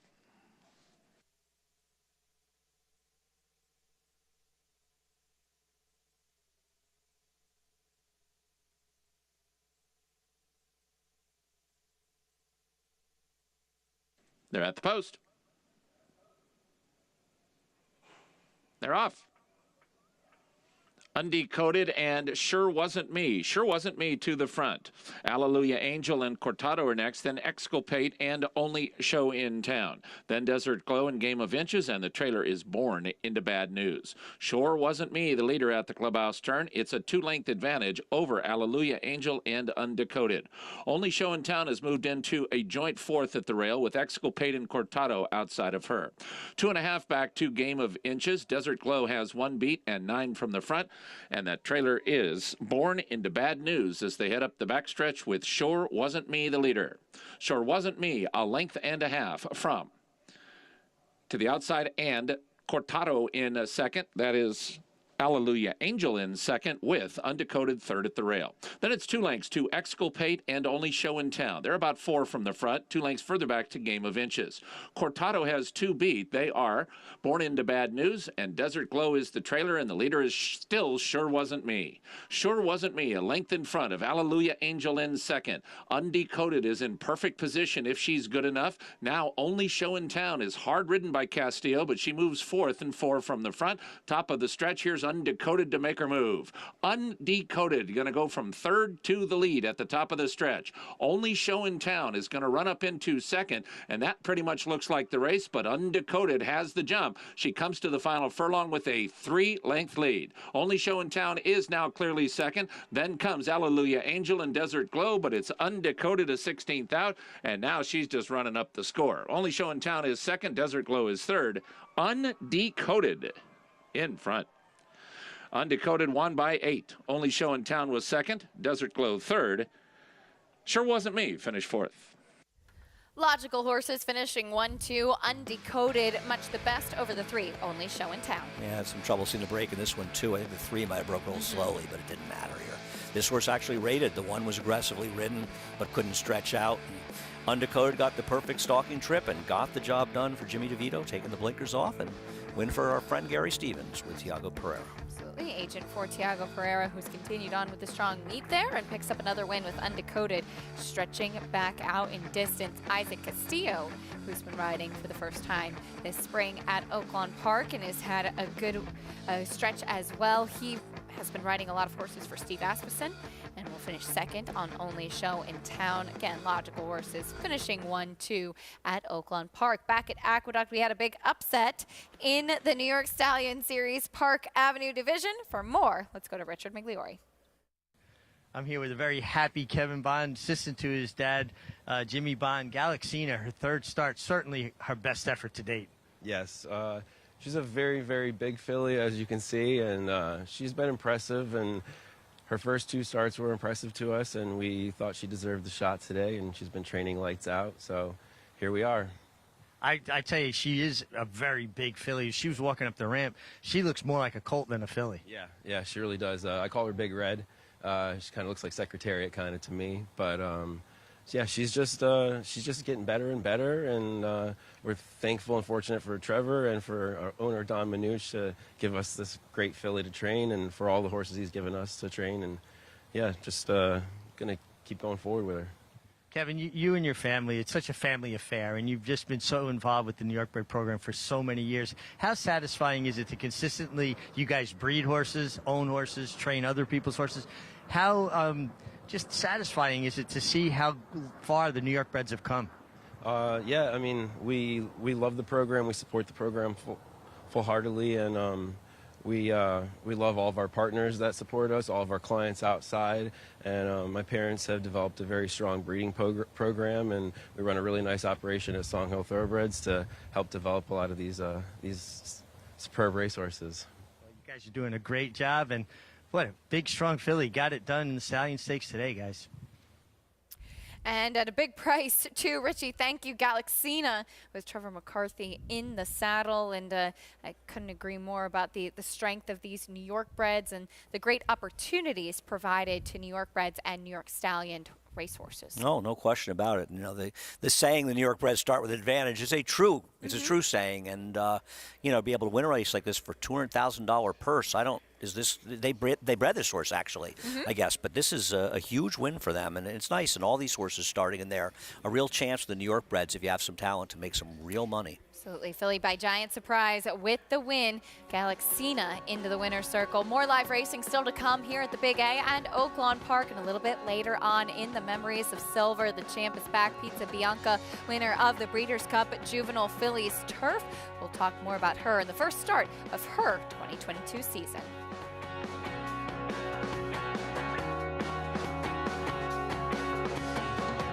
The ultimate accolade for a racehorse is to be named Horse of the Year.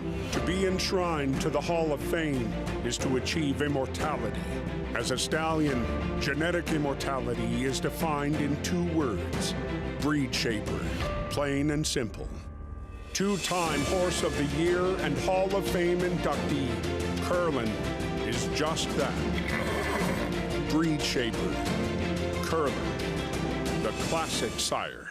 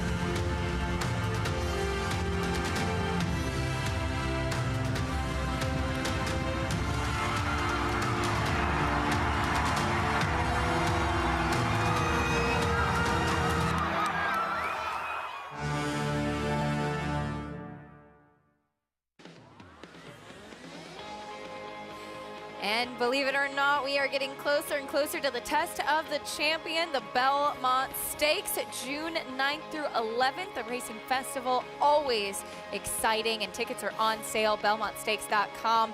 Head on over there. Don't miss out. We are capping attendance at 50,000.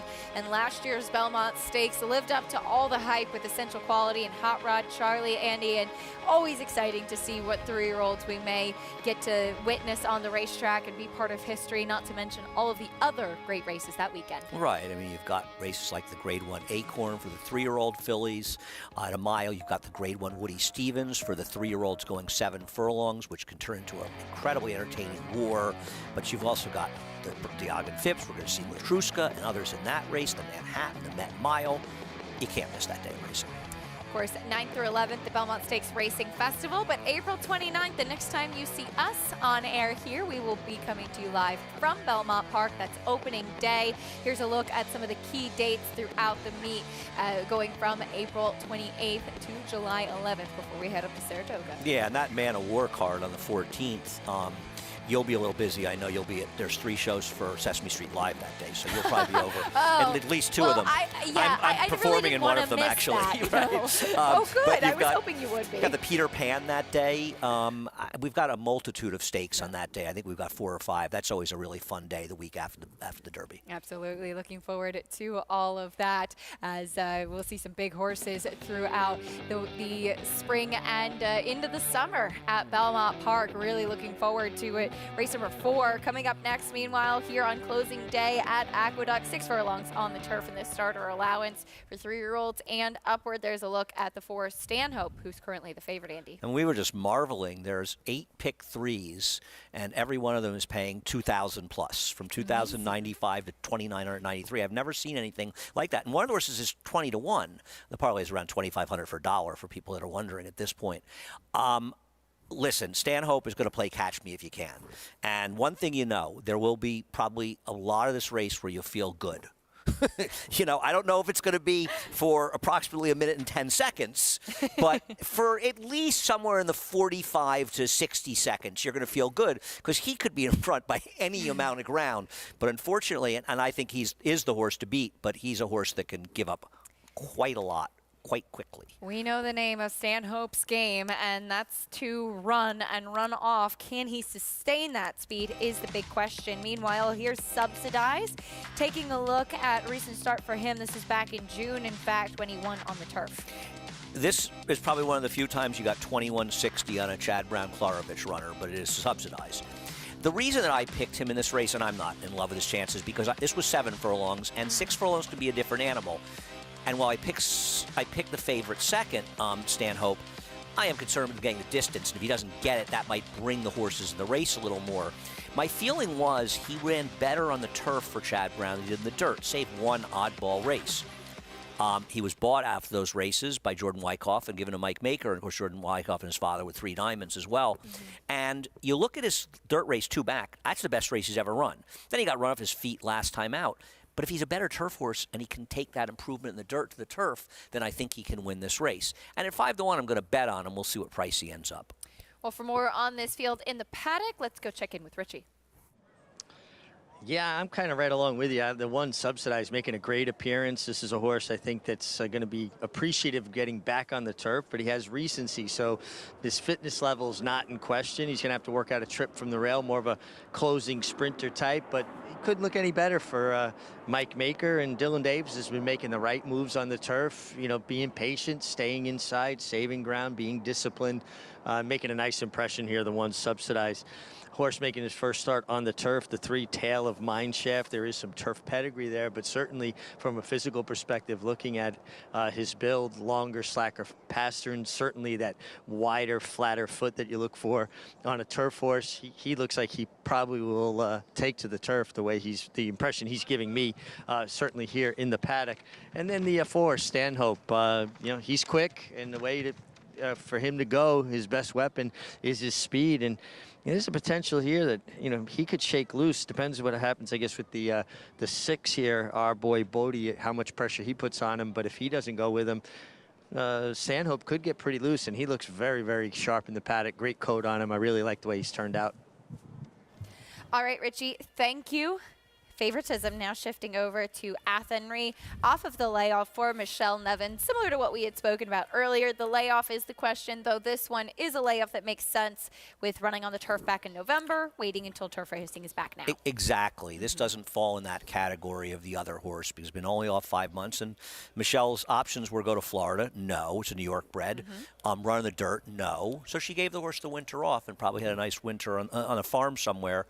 Logical horse with Henry. I don't love him, but he could certainly win.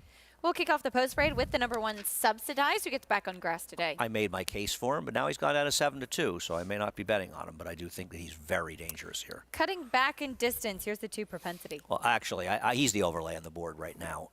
He shouldn't be this big a price. He's a better sprinter than he is. In fact, 6 furlongs is perfect for him. He's definitely a horse who can win this race. Here's the number 3, Tail of Mineshaft, first time on the turf. Interesting that Linda Rice claimed this horse went right to turf. The Dam is a multiple turf winner, ran an 88 buyer, and could improve. Now she's foaled 2 horses that ran on the turf, and as I'm sure you know, Acacia, they did no running. Stanhope, back to favoritism on this one. Javier may just have to hold on and hope for the best. I mean, you won't want to get in this horse's way, and he is capable of winning this race, but he's just quit so many times. 5-2 on him, as is the number 5. Is it Athenry? Is that what we figured out? I'm going with Athenry. If you're going with Athenry, I'm going with Athenry. I have no argument. He improved in his last 2 starts. But I know Chase the Cat came back and won his next start, but I think his last race is a little deceptive. It's one of those turf races that, with a big bunch at the finish, makes his performance look better than it was. But he's definitely can win. Here's our boy Bodie. The truth is he's got back turf races going 5 and 5.5 that actually make him more than very possible in this race, and he gets back on the right surface. Chase the Cat is off a layoff since January. Yeah, he's a horse that I had liked when he finished second to Henry that race back there, and he gets back to doing what he wants to do. He had improved. Who knows? And the number 8 to the outside, Mo Mischief. Interesting to see Keith O'Brien's been claiming a number of horses. I saw he claimed an interesting horse on yesterday's card as well. We'll see. Is he really good enough? That's the problem. Well, there's no better time to join Naira Bets. You can join today and receive a $25 free bet for the Kentucky Derby. New members can also earn up to a $200 deposit bonus. Bet any track, anywhere, anytime. And join now at NairaBets.com to earn that free $25 bet plus a $200 deposit match. The number 5, Henry. We'll take a look at his win back in October. This was against New York bred Maiden 40 Company, which did make him eligible for that starter allowance after that, and he won this race quite impressively. He did. Now, the competition was not significant. I mean, he was 4 to 5 and probably a bit of an overlay at that. I like watching this race because I needed Chase the Cat for second for a lot of money. It's, if we show it through the wire, Chase the Cat's the one in the pink silks, wins like a 3-horse photo that's unbelievable. And I might even been on the air with you for this, to be honest with you. I think we were together for this, for the glorious days of a beautiful fall afternoon at Belmont Park. But Henry has really come alive, and that's the thing with Michelle Nevin. And he's come alive when they've been going shorter. And that's the thing. Now, you could say he ran the best speed figure he ever ran at 6 furlongs last time, and that would be accurate. He a little dressed up by that, but I think that the key with this horse was finding the right distances, and 6 to 7 works for him. Gelding by Normandy Invasion for Michelle Nevin. Manny Franco going to be in the saddle. He is currently 3 to 1. The pick 6 will kick off here. And just a reminder to everybody, as it is closing day, it is a mandatory payout in all of those multi-race sequences. Yes, it is. There will be no carryovers in the pick 5s. Or the pick 6. And we almost had that double carryover mandatory. And there's Keith O'Brien, by the way. And there he is. Yeah, it's nice to see him. Soaking in the sun as well. There's a look at the number 2, Propensity. You mentioned in the post parade that this was a horse that was too big a price on the board. And I agree. Do note 7.5 furlongs at Gulfstream where he won 2 back. That's 2 turns. So he is cutting back today. I consider one of my few great accomplishments in the game is getting the DRF to start considering 7.5 2-turn races as routes. Thank you. I want that on my gravestone. If he did one thing, and if you look at him, I think it's pretty clear he's better in these sprints. And Florida is problematic because if you sprint, you go 5. Otherwise, you've got to go longer. 7.5's a mile. They probably have an 1/8 of a mile run-up. They pretend they're 7.5 furlong races for trainers that think they don't want to go a mile, and they don't even realize they're going over a mile. I don't know how they fool them, but they seem to fall for it. I don't. And I know you don't either, Keisha. I just think now he gets back to New York where he can go in 6s and 7s. And, you know, the 5.5, someone will say, well, he's done well at 5.5 at Saratoga. And you have more experience with 5s than I do, having spent much time at Gulfstream. 5 and 5.5. Saratoga, those 5.5 races, you see horses make big runs in those races. Those 5 furlong races at Gulfstream are a little tricky. Jump off and go, speed, very, very dangerous, very tight in those types of performances, but Propensity cutting back, an intriguing runner. For more on this field, though, let's go back to Richie.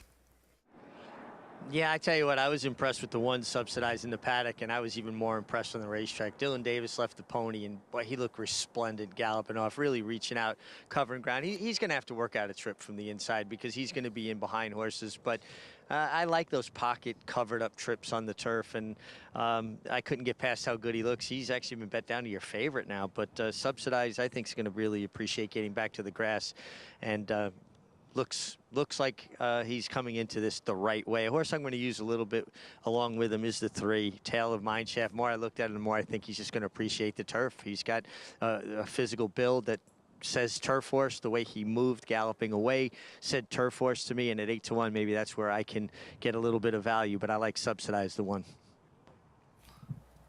Richie, thank you. An intriguing race coming up. Richie's stealing my horse again? Sorry to interrupt. That guy. I'll see him later. You know, he's got to get some of his own opinions. Richie stops the horses they don't win. Clearly. We tried to get the 6 home together last race. I just can't bet subsidy at 5 to 2. I was hoping that he'd be a little bit better priced than this, and he's obviously not. I want to go back to the conversation that we started before bringing in Richie about the different distances. And that's one of the benefits here in New York. Here at Aqueduct, you can run 6 furlongs. When you get to Belmont, you can run 6, 7. And these are all very different types of sprint. Very different types. I agree, and I'm glad you went back to it. The 6 furlong races are really for sprinters. Now, you can be a closer and win at 6 furlongs, but they're a very specific type. The cutbacks almost never win those races. But the 7 furlong races, the milers, mile and 16th horses can cut back and be effective in those races. It's really interesting to watch. And Belmont, as you say, 6.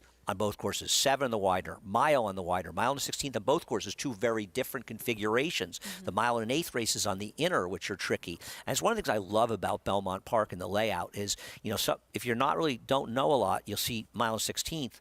But the difference between the Widener and the inner, because the inner, the pace are much slower, so speed tends to do better because the configuration of the course, whereas Widener is very favorable to closers with the big wide sweeping turns. And I think it's really fascinating to see horses that are better on one surface than the other because of their running style. And it makes that handicapping puzzle that much more fun. We'll get over to Belmont starting on Thursday. We're going 6 furlongs on the turf here, though, in race number 4. We'll send it up to John and Brielle standing by with the call. Waiting for Stanhope and Mo Mischief.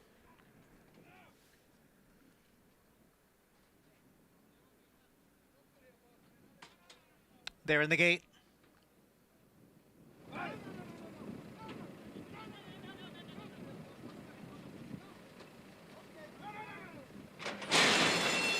And they're off. Stanhope bursts right out of there and is out for the early lead. Our boy Bodie on the outside races in second with Propensity. In third, Athenry is moving up now from 4th as Subsidized gains at the rail. On the outside is Chase the Cat along with Mo Mischief. Tail of Mineshaft trails the field in 8th. The leader is Stanhope by 3/4 of a length. Our boy Bodie runs in second. Then Athenry, Subsidized, those two right together. Propensity is in 5th, the quarter 23 seconds. Farther back in the field, Mo Mischief, Chase the Cat, and then Tail of Mineshaft. Up front, it's Stanhope on the inside, and our boy Bodie on the outside. Stanhope with a head in front. Our boy Bodie now moves right alongside. Athenry on the far outside. Subsidized is racing in 4th as they come down for the 8th pole. It is Stanhope in front. Subsidized looking to move on through. Athenry's on the outside. Stanhope and Subsidized. Athenry is third. Now Subsidized has taken over the lead in deep stretch, and it will be a double for Dylan. Subsidized the winner, close for second between Athenry and pace-setting Stanhope. How about that? You gave Richie a tough time, and even with the weight of both of you, Subsidized was able to get the win. I actually stole the horse from Richie, I want to be honest here. And this was a terrific ride by Dylan as Dylan gets back and he moves 1 within Kendrick, and he's got some live mounts. And, I mean, to be fair, the draw helped him. Yes. Whereas the number 5 horse, Athenry, had to chase on the outside. Dylan's able to be on the rail, and when it came time to move, he had saved all that ground and had a little more energy to get through. You can't get a better trip than this. And Dylan's given a lot of good rides and good trips, and getting the rail helped here. I'm happy for my friend Jordan Wyckoff as well to get the win here. It feels like actually Stanhope may have held off Athenry. Or is it Athenry? What are we going with, Keisha? Johnny and I said Athenry, so then he's right. We'll follow what he said. Stanhope, we knew he would go out to the lead. There he is, hanging on at that left lead. Javier Castellano trying to get him to hold on, and he did hold on for second, 1-4-5-2. But the number 1, Subsidized, who went off at 3-1, in fact, as Dylan Davis picks up his second win on the card. Yeah, and I mean, he, as I said, getting the rail helped, but Dylan's riding with confidence and getting him to grind along. And this was a real grind, and this horse is a grinder. Even if you watch that win we showed, he just grinds along. Back at Oaklawn Park, we turn the page and get ready for the 3rd race. They are sprinting on the main track, allowance optional claiming for 3-year-olds and upward. A nice race here is you do have the 8-year-old veteran Greeley and Ben featured in here, coming out of a 3rd in the grade 3 Whitmore. He's 1-9 right now. You have to have respect for a horse like that. We'll get into the post parade though, starting with the 1 Lightning Struck. Yeah, Lightning Struck came up here from Delta Downs to run into a stakes horse in a starter allowance. Or allowance optional claim. Sure, he was not expecting Greeley and Ben to show up in this race. This is a horse multiple stakes winner, graded stakes place. Right, and if you see that, he's running for the tag actually of 62.5. So, well, considering his record, but he is an 8-year-old, but he doesn't show any signs of tailing off. I'm not trying to beat him. He is so tough, so consistent as well. Scratch the 3 and 4. Here's the 5, much better. Some will remember this horse used to be with Bob Baffert, actually, a super fast early. In fact, I think he might have been favored in our Bayshore, but he doesn't have the stamina, but he's got the speed. Upstriker is next. Love those upstarts, but this one needs to improve off his recent efforts. He's 23-1. Here's a 7, Absolute Chaos. I agree with the public that he should be second choice in this race. He seems to be improving. He lost to a very good horse in McCrone last time, and he beat Greg Wolf's favorite horse, Garhole. Greeley and Ben, meanwhile, 1-9 as we bring in Gary Stevens. Gary, you just have to have respect for an 8-year-old horse like this. All kinds of respect for a horse like this. 19 out of 31 races, over $600,000 in earnings. He's 5 for 11 over Oaklawn Park's racetrack. Everything about it says go, go, go. So Rye Eichelberry is aboard for the second time he's ridden him. He won on him 3 races back, I believe it was. Impressive doing it. When you're riding a horse like this at odds, I believe he's 1-9 right now. He's supposed to be 1-9. When you feel pressure is in a moment like this, when you're riding a horse that's up for the claiming price of $62.5, I can read a form, Rye can read a form. Why is he for sale right now? Will somebody take him? That's in the back of your head, but you're also, don't let it be me that gets him beat. And when a horse has been on a streak like him, he's coming out at the Grade 3 Whitmore, beating just over 3 lengths last time out. Completely different kind of animals of what he's running against today. But when you're riding a type of horse like that, if you're going to get beat, you just don't want it to be your fault. They can all get beat at some point in time, but you don't want to be the rider that gets them beat, if you know what I mean, guys. I know what you mean, Gary. A great point is Greeley and Ben, the 8-year-olds with this condition, will be running for the claiming tag. We'll take a quick pause to welcome in our regional network. Stay with us on America's Day at the Races.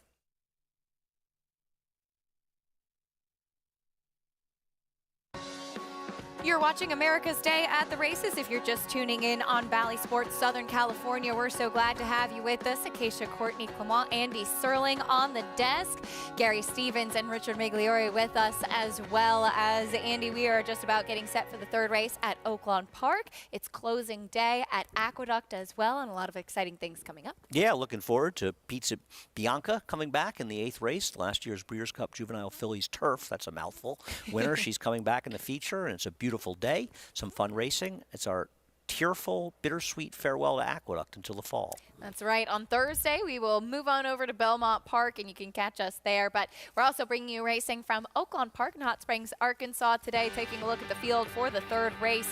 Allowance optional claiming highlighted by the 8-year-old veteran Greeley and Ben, multiple stakes winner coming out of a 3rd place finish behind Bob's Edge in the Grade 3 Whitmore. And before we took that pause, Andy, Gary was mentioning that, yes, this horse is running for the claiming tag. If you read the conditions of this race, it's horses who have not won 3 races or running for the claiming price. So in order to be eligible, has to run for that $62,500 tag. Right. I mean, and the one, if people wonder, why do you have that condition? Well, it's tough to fill races, so you have these multiple conditions. And as a non-winners of 3 races, it's never a 3 races lifetime, so it includes maidens. They try to get a horse to run against him, and obviously Greeley and Ben gets in here. And listen, if someone wants to claim the 8-year-old for $62.5, he's won 19 of 31 starts and hit the board 26 times, and he's 26 for 30 on dirt races. He's a remarkable machine. I mean, he finished behind Bob's Edge last time. He just keeps on chugging along.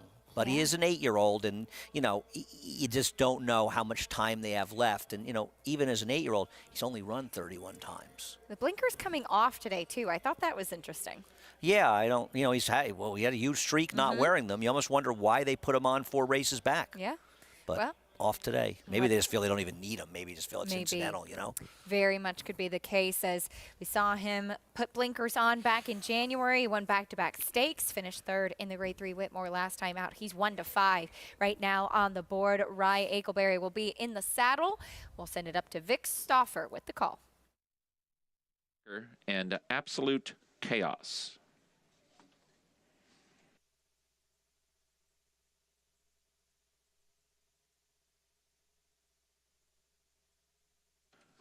They're at the post. They're off. Much Better, Greeley and Ben, Absolute Chaos, Upstriker, and At the Rail, Lightning Struck. Much Better puts ahead in front. Greeley and Ben right alongside. Absolute Chaos is 3 deep. Then it's 2 back now to Upstriker and Lightning Struck, and the leader is Much Better, and he crosses over in front of Greeley and Ben. So Much Better is the leader into the far turn. It's a length and a quarter, and now Absolute Chaos has Greeley and Ben in a tough spot. He'll hold him in there. 2.5 back to Upstriker. Lightning Struck is the trailer, and Much Better is the leader. Much Better, a length and a quarter in front of Absolute Chaos, who's moving nicely in second. Greeley and Ben is back at the rail in third, but he could still do it. Going for his 20th lifetime win, he's 2 from the front. Then comes Upstriker far back to Lightning Struck, Much Better in Absolute Chaos. Greeley and Ben, the rail is open for him, but he's got to go. He's 2.5 behind. Absolute Chaos in front. Now Greeley and Ben is set down from the inside, and he's showing all his class. Here's Greeley and Ben to ride the rail out inside of Absolute Chaos and Much Better, and look at him go. He's gonna do it. Wow. Greeley and Ben indeed. Career win number 20, and he earned it today. 1 by 2. Very close for second between Absolute Chaos and Much Better. Upstriker finished 4th. He really had to work for it, but he got the win. Greeley and Ben picking up another one. Career victory number 20. Yeah, I don't think he won like a 1-to-9 shot should, getting an absolutely terrific ride. And you have to really like what you've seen from Michael Berry. I heard good things about him, Sam Houston, from my friend Nick Tamaro, and he's dead right. This kid can ride. He's also about a foot taller than I am. He just doesn't take a lot, but and he got a perfect trip coming up the rail. Much Better hung in gamely. He might have even gotten the back of Bob for second. Absolute Chaos improved. Greeley and Ben's amazing. His 20th win in 32 starts. I mean, what can you say? He's won almost, he's won 62% of his starts, 62.5% of his starts. It's incredible, and at a high level. He's running 90-plus buyers every time. And Gary Stevens saying that it was a very fast race too. They went 108 and 3. Probably nice and warm down at Oaklawn. Yes. Let's start getting warm this time of the year. Absolutely. It's at about 80 degrees over there in Hot Springs. And he was claimed. He'll go into a new home. I wonder who picked up Greeley and Ben, the 8-year-old veteran. We'll bring you prices and a lot more live racing still to come on this Sunday edition of America's Day at the Races. Stay with us after this quick timeout.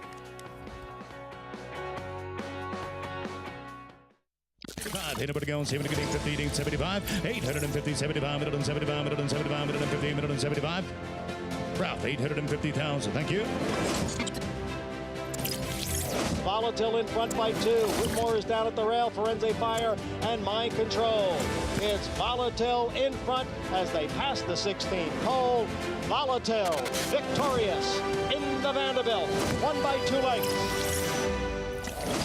850,000. Thank you. Who you betting on? How about an app created specifically for horse racing? Naira Bets. We specialize in thundering hooves, fist pumping, and boosting your bankroll with robust weekly promotions. And offer betting tips from actual horse racing experts. Bet all day and night, nationwide. Get the action and thrill of horse racing with Naira Bets. Spun to Run. In the Breeders' Cup Dirt Mile, he defeated a loaded field that included multiple Grade 1 winners Omaha Beach and Improbable. His brilliant speed figures were among the fastest of any 3-year-old at a mile or more. And he hails from the legendary Danzig sire line. Multiple graded stakes winner, millionaire, Breeders' Cup champion, Spun to Run, standing at Gainesway. Racetrack Television Network brings you every race, from every track, on every screen, every day. With monthly packages starting as low as $5, RTN gives you great value and access to more live HD streaming and race replays than anyone. Visit RTN.tv today to sign up and watch on almost any device, including Roku and Amazon Fire. RTN has packages that start at $5 per month.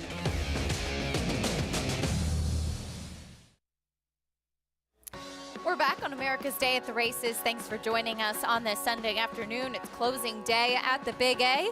We wrap up the spring meet here at Aqueduct before going over to Belmont Park. And in the fourth race, it was the #1 Subsidize on the final day of racing here. Dylan Davis gets one closer to jockey Kendrick Carmouche as far as the riding title is concerned with this win aboard Subsidize. And I think the best thing that Dylan did with Subsidize was get him to be close to the pace. And in some ways, maybe the fact that Stanhope didn't go that fast, it made it a little bit easier for him. And then as the field kind of spread in the stretch, he had no problem getting that running room between horses, and he just ground out the victory. A good trip, a good ride, and a grounded victory. Nice job.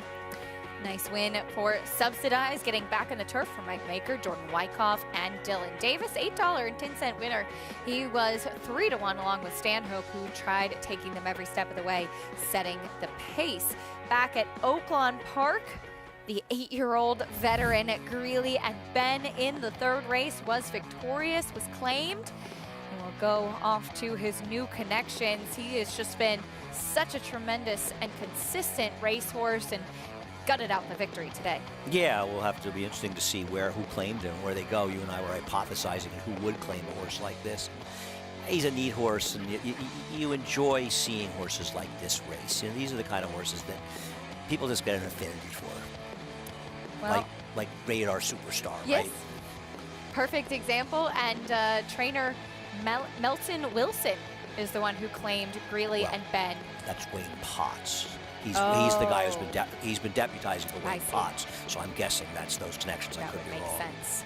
$2.80 winner, much better, running a good race today and held on for second over Absolute Chaos 257 in the third at Oaklawn Park. Back at Aqueduct, our next order of business will be the fifth race, a mile and a 16th on the inner turf, maiden claiming for the New York bred fillies and mares. Here's a look at the field. Tepid favorite couple at 3-1 right now. The #4 Super Snake, a first-time starter for Mike Maker, is taking the early money. I think some questions of where do you land in a race like this? Super Snake is favored by default because there's no real form. Horses are 1/2 to 5 turf winners, including the talented New York bred Tapitation, but also costs $6,500 with that pedigree. And Mike Maker's numbers with maiden claiming first-time starters and turf routes are very weak. I'm going to two prices, the 8 and 12. We'll talk more about this fifth race after this break. We'll also talk about trainer Christophe Clement, who could have a big day with his Breeders' Cup winner Pizza Bianca making her return to the races.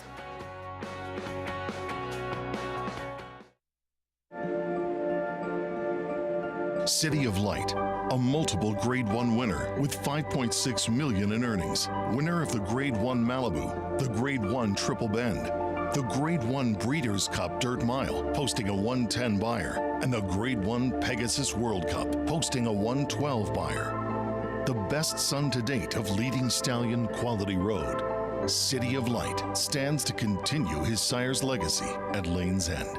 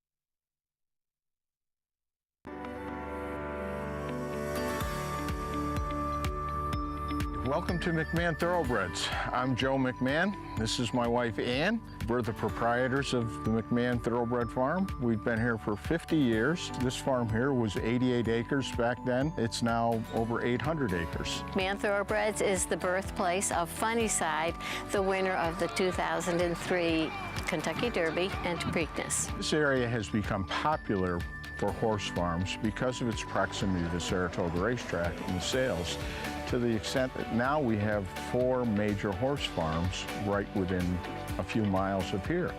There's Mill Creek Farm, there's Rick Burke's Irish Hill Farm, there's Quest Royal North, as well as McMahon Thoroughbreds. Probably more importantly than those large farms, there's lots of mom and pop farms with 1 or 2 mares in the backyard.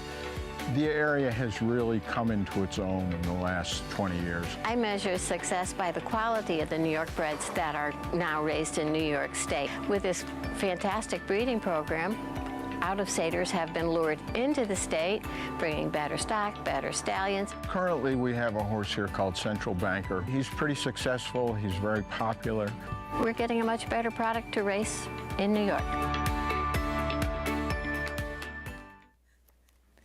And for more information, go to nybreds.com. New York Bred Program, as we've been saying all day, such a strong program and so many great incentives. New York Breds in the spotlight in this 5th race, a mile and a 16th on the inner turf for fillies and mares. Everyone looking for the first win of their career. There is the number 3, KT Gal, for trainer Todd Fletcher, who will try the turf for the first time. A wide open 5th race here as we welcome in for the first time today, Liza Hendricks with us. Liza, in the paddock, what do you see as there's a lot of horses trying the turf for the first time? Thanks, Acacia. Yes, very open with that scratching of the morning line favorite. But a couple of horses catching my eye down here today. The number 4, Super Snake, you guys were talking about before the break. She does have a big pedigree, out of a Grade 3 winner, going this distance on the turf, and all turf from her progeny as well. So a bit of a question mark why Mike Maker is debuting her for this tag with that strong turf pedigree and just a big pedigree in general. She is a good-looking filly, though, a daughter of Animal Kingdom, who had a Grade 1 winner on the turf just last weekend at Keeneland in the Jenny Wiley. So I'm pretty interested in how she'll run today, debuting for this tag. Another one who's interesting to me is the number 9, Dancing Bella. Her sole run has come sprinting on the turf at Saratoga, and since then she's switched barns, switched trainers, and has a few different partners in on her, so they may have sold her privately.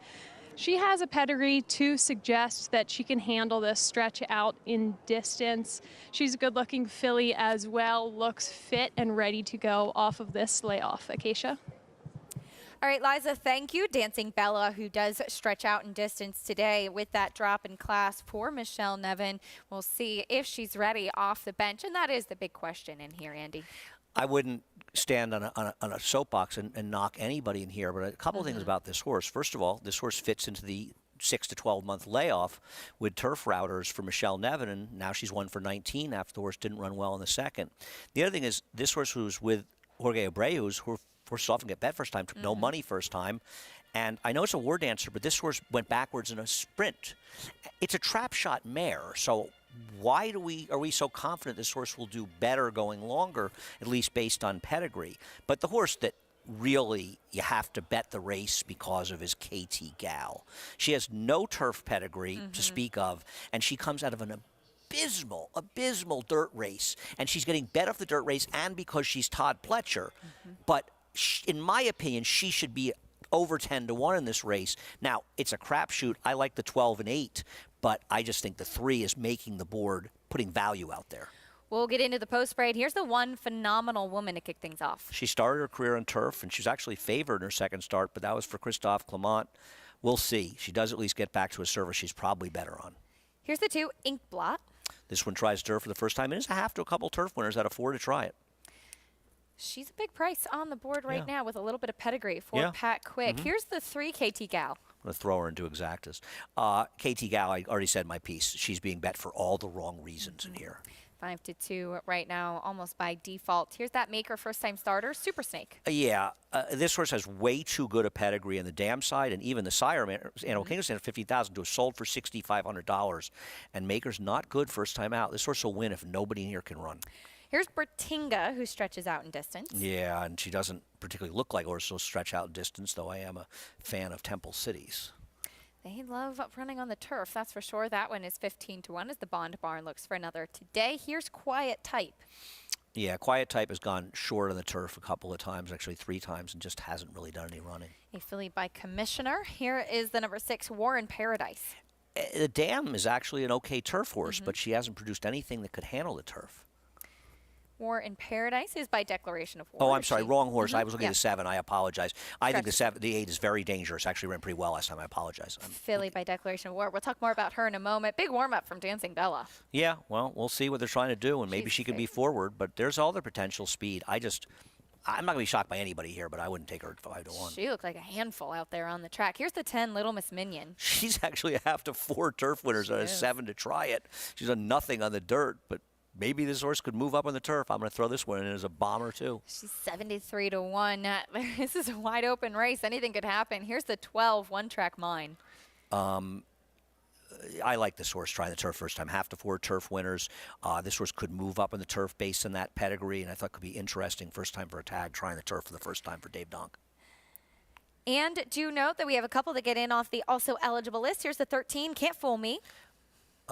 Yeah, sorry. This horse tried the turf last time and just did no running, and now is a worse post. And the 14, False Hope, also gets in. Has had chances on the turf and would just need to really improve. Big price to the outside. Late pick 5 kicking off here. And I think one thing we learned going through the post parade, Andy, while we have the 3 and the 4 but at 3-1 right now, is that those horses are from well-known connections. They have a little bit of pedigree in the case of the 4, but there's more in this race where you're going to get some big prices, and it's intriguing. It makes it interesting. I agree. I think those horses are getting bet because there's a comfort. Well, it's Mike Maker, and I get that, you know. Well, it's Todd Pletcher. I get all those things, but the reality is there are reasons to be suspicious that neither one of these horses is that good. And if they were 6-1 or something, okay. But they're the 2 favorites in here, and I'm pretty confident that the 3 really isn't much horse. And the likelihood based on the pedigree that this horse will improve on the turf seems pretty slim, and I think you would agree. Oh, couldn't agree more. So you're taking 3-1 because Todd Pletcher trains it. And he's a great, great trainer, no doubt about it. But that's not the reason you bet horses, especially first time in the grass. Because these are the kind of races where a horse like the 2 or a horse like the 10 at ridiculous prices get into the try. They will run. When ridiculous big price horses wins, it's races like this because the winner of this race is probably going to run a 62 buyer. It's not going to take a Herculean effort to win. And you want to be more creative in these races. You want to look up pedigrees. You know, if you use DRF's formulator, it's extremely easy to look up pedigrees.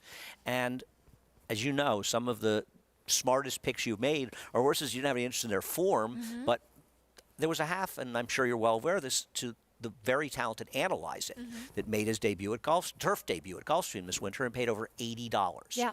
Think about that for a second. Analyze It, a grade 1 turf quality horse. This was a half to it. Of course, he didn't run well in the dirt. He ran well on the turf, and he paid $87. You don't need to be right too often to make money in those situations. Meanwhile, the number 8, War in Paradise, who you had some interest in by declaration of war, who's been a very strong sire, particularly with turf runners. There's some pedigree in this one, and she takes a drop in class. Yeah, you know, what I liked about her was that her race off the layoff last time and the first time stretching out was a dramatic improvement. She didn't run like an 80-1 shot. She chased wide the whole way. The pace was honest enough, and I thought that she ran a respectable race and a dramatic improvement for her, so I won't be surprised when she runs much better today.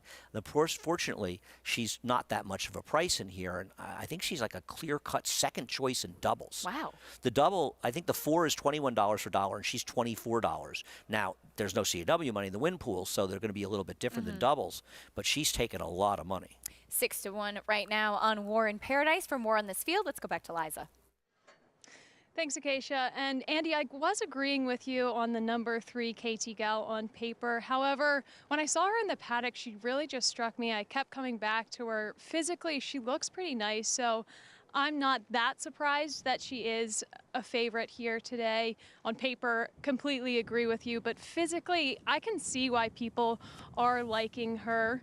Another one that I thought was interesting in the paddock was the number 12, One Track Mind. Interesting how David Donk is switching her to the turf, but I was just catching up with him before they came into the paddock, and he said he couldn't really get her into any correct races on the dirt, so he's just giving her a shot on the turf here and thinks that she'll take to it okay.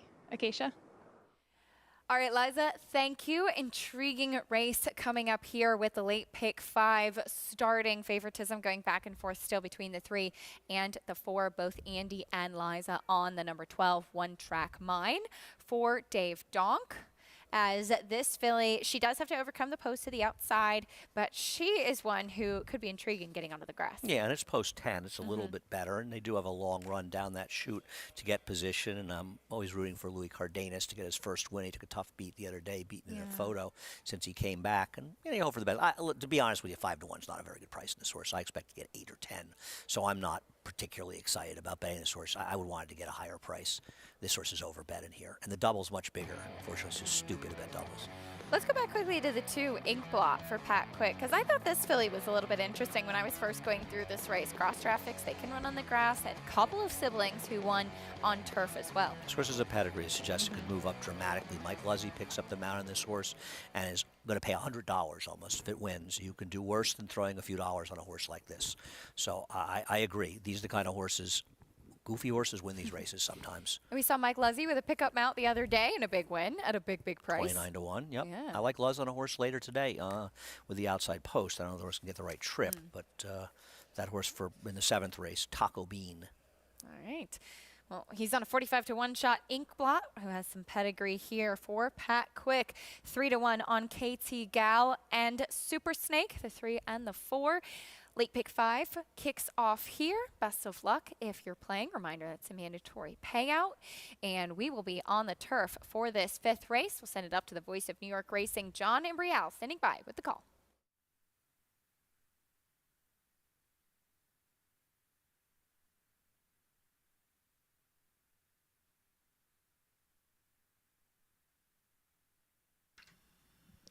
Waiting for Quiet Type, Can't Fool Me, and False Hope.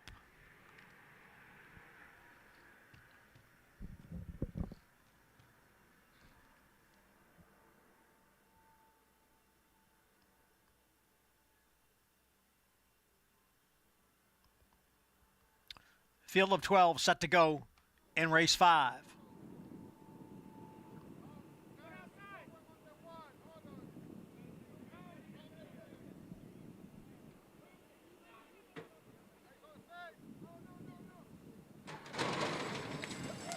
And they're off. Bertinga away well, along with KT Gal. Inkblot down at the rail. And on the outside is One Track Mine. It is Bertinga, One Track Mine. They are heads apart. Inkblot is at the rail in 3rd. Alongside is KT Gal next in 4th. War in Paradise runs in 5th. The Gray False Hope is on the outside and in 6th. Phenomenal Woman down at the rail runs in 7th position, followed by Little Miss Minion. And then we come back to Can't Fool Me, Dancing Bella, and then it is Quiet Type, and Super Snake trails the field in 12th. They have reached the backstretch, and it is a long shot to Bertinga by a half length. On the outside is One Track Mine, tracking in 2nd.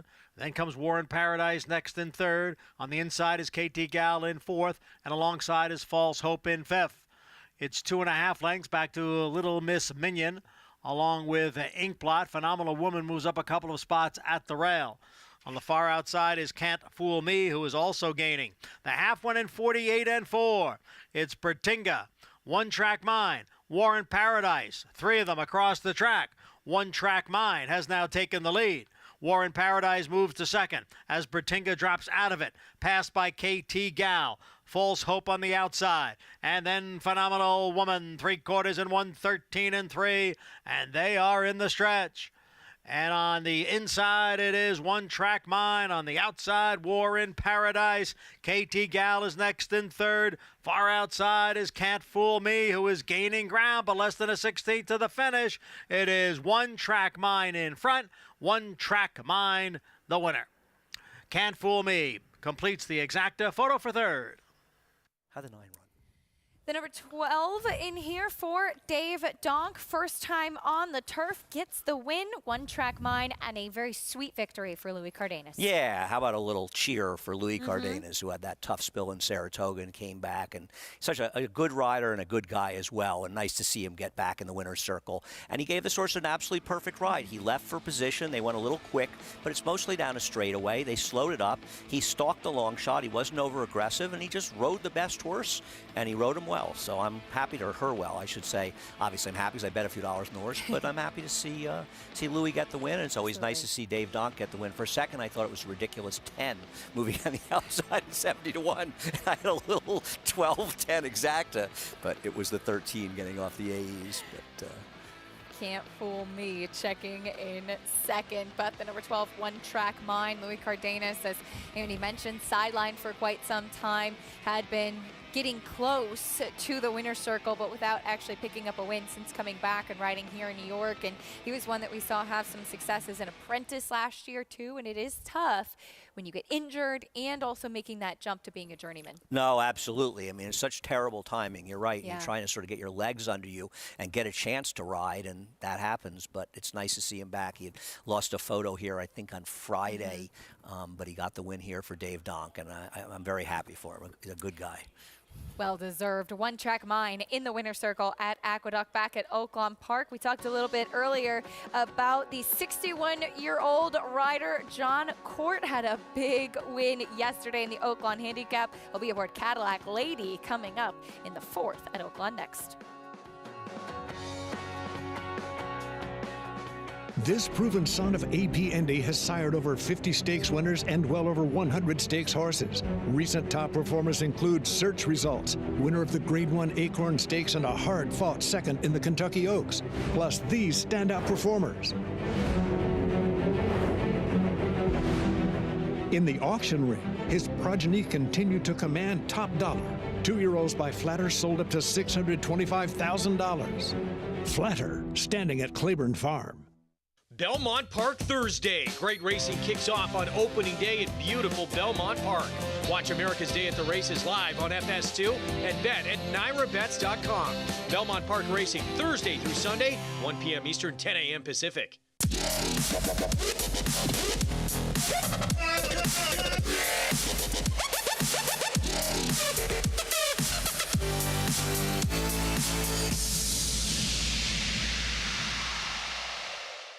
Irish Hill and Duchess View Stallions, proudly standing the ultra-fast, multiple stakes winning son of Uncle Mo, King for a Day, the only horse to defeat 2019 3-year-old champion Maximum Security. Well, King for a Day was basically a clone of Uncle Mo. I mean, good speed, the ability to carry it over distance to ground, real professional horse and a really cool horse to train. Sire maker extraordinaire Uncle Mo, represented in New York by King for a Day. Visit IHDVStallions.com to book your mare today.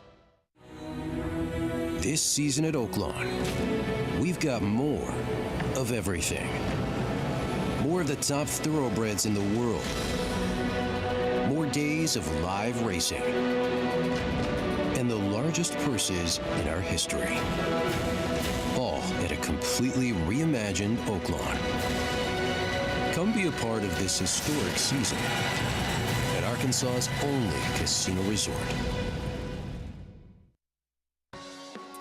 We're back on America's Day at the Races, brought to you by Naira Bets, where you can bet any track, anywhere, anytime. Get started at NYRABets.com or download the app today. In the Oaklawn earlier on the day, yesterday afternoon in the 8th race, going 1 1/8 for the 3-year-olds, we saw the number 4 Homebrew take a big step forward out of that Smarty Jones performance, which was disappointing, turned things around to yesterday afternoon for Brad Cox. And Acacia and I are going to start a sort of contest to get a new name so they don't run the Oaklawn Handicap and the Oaklawn Stakes. It's extremely, especially for people like us that find a lot of things confusing.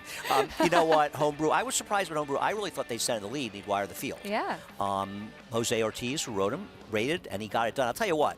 He didn't want to go that far, though. You could see, because it looked like top of stretch he was going to just pull away and dominate, and it was sort of a struggle down the lane for him to get it done, but get it done he did. A horse who did not have the right trip in his last race in the Smarty Jones. Showed speed 2 starts back at Oaklawn and came back to the winner's circle after being freshened up since January in that Smarty Jones try. Happy Boy Rocket on that quick turnaround had to settle for 3rd there for Belmont, a horse that certainly seemed to have a lot of promise at the beginning of his career, and we'll see if he can get back on track as well. Back here today at Oaklawn Park, we have the 4th race coming up next. The Arkansas Breds in the spotlight, going 6 furlongs in this maiden claiming for the fillies and mares. And this is 3-year-olds and upward. And taking a look at the field here, Andy, the number 10 KJ's Pistol Ann towards the outside on the drop in class does seem to be one who should have quite a bit of speed. Yeah, I actually remember this horse's debut. I don't know if you and I were on together or not. I think we were, actually. Yes, it was early in the day. And we were impressed by that horse held gamely to be second behind, I think, the favorite, Choctaw Charlie. Problem is 20-1 last time, and now you're getting 5-2, so there's not really much value in there. But what are the options in here? I mean, the 2 looks like the other speed, Laurie's Eyes, and isn't impossible, but has had a plethora of chances, and 4 for 9 hitting the board without winning. I mean, is She's Amazing a little bit logical? And She's Amazing is actually a reasonable price, I think, at 5-1. She is, and she's one that's been knocking on the door in all of her starts so far. She's Amazing, 5-1. The number 2, Laurie's Eyes, also 5-1. The number 5, Jerry Dawn, is taking a little bit of attention. John Court, who we saw successful in the Oaklawn Handicap yesterday, will be aboard this one for the 4th consecutive try. Yeah, and that was just such a good moment. This horse just has had so many chances and just seems a little slow. I don't know why this horse is a shorter price than the 3. I think She's Amazing is actually more likely to win at a slightly higher price in the year. Looking through, I watched Miss Dutton's race, the horse, the 11, who's taking a little bit of money here last time out, and the reality is, while this horse made up a run at the end, he also was on the rail, so she was saving ground. So it's not like she had a particularly tough trip. She sort of broke in. Nothing major, though, but she did gallop out very strongly, and I know there's some people out there, perhaps not you and I, that are in love with horses that gallop out. I have a good gallop out for Thursday, opening day at Belmont, though. Oh, fantastic. Looking forward to telling you about it. Oh, good. I can't wait to hear that. Something to look forward to, for sure. Easy to go on living. KJ's at Pistol Annie, meanwhile, the one taking the attention, and she does make sense. She ran well. She has some pedigree, too. The dam has been a pretty good producer. All 4 of her other foals were winners, and we'll see if this one can find the winner circle today in start number 2 of her career. Into the gate they go for the 4th at Oaklawn Park. We will be sprinting on the main track. Arkansas Breds looking for the first win of their careers. Here's Vic Stauffer standing by. Jerry Dawn.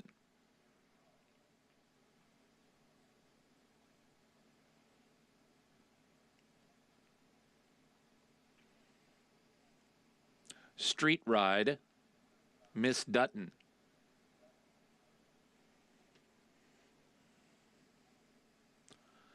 The last horse to load will be Shameful Princess.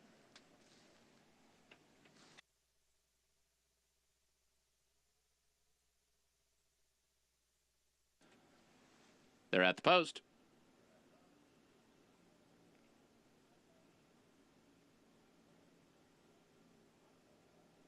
Got one that's acted up towards the outside. Might be KJ's Pistol Annie, not sure.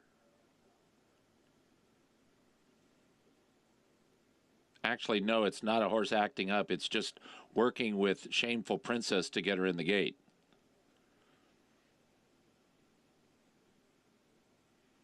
They're set.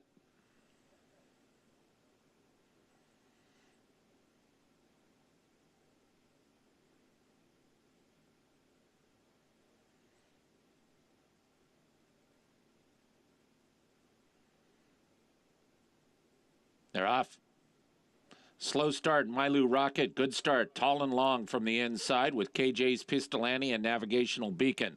Then comes Lori's Eyes and Cadillac Lady, followed by Shameful Princess and Jerry Dawn. Then comes Street Ride, followed by She's Amazing, Miss Dutton, Mylou Rocket, and the trailer is Fibrillator. It is tall and long, quickest into the far turn. She's a length in front of both Navigational Beacon and a 3-wide KJ's Pistolani. Lori's Eyes is 4th at the rail and 3 from the front. Cadillac Lady has 3.5 to make up. Then it's 4 back to Street Ride and Shameful Princess. She's Amazing has about 10 lengths to make up, but she is moving up a bit for Kylie Jordan. Then 3 back to Jerry Dawn, followed by Miss Dutton and Mylou Rocket. Fibrillator is the trailer, and Tall and Long is the leader. It is Tall and Long, the leader, but now KJ's Pistolani is coming on. She's Amazing is moving up, and she continues to catch the eye. She's Amazing in the center is within 2 lengths of the lead, and she is on the move. KJ's Pistolani, but here comes She's Amazing to run by and take the lead, and now she is opening up. She's Amazing, 3 in front. KJ's Pistolani is 2nd. Then Mylou Rocket and Navigational Beacon. She's Amazing. Well, she's pretty darn good, that's for sure. She won by 5. KJ's Pistolani was 2nd. It is close for 3rd between Fibrillator and Navigational Beacon.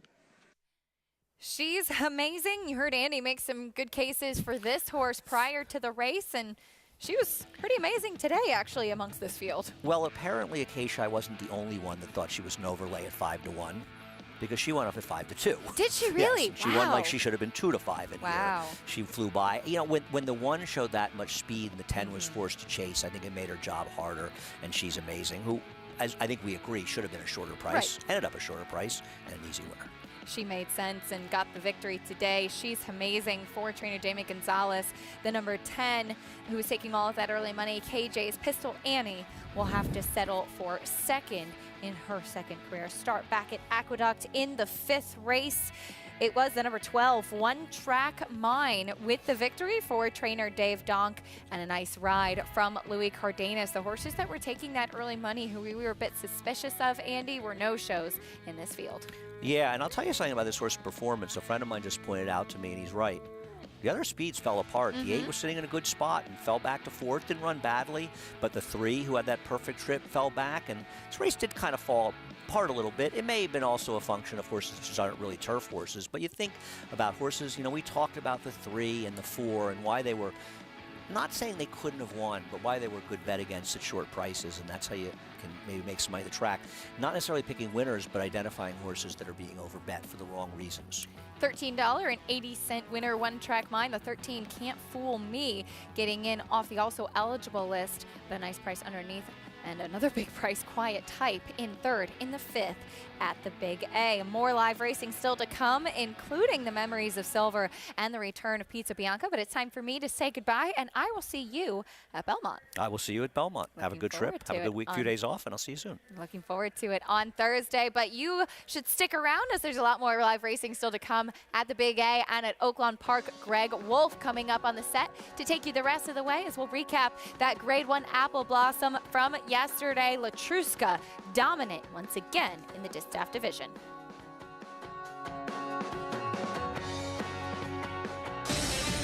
Run Happy was the #1 second crop sire by graded stakes winners and earnings. A leading dirt sire, and now with an exciting Kentucky Derby hopeful. Kicked it into high gear, and Smile Happy with a powerful performance wins by 2.5. Run Happy continues his rise and is priced for success. Clips champion Run Happy standing in stall 1 at Claiborne Farm.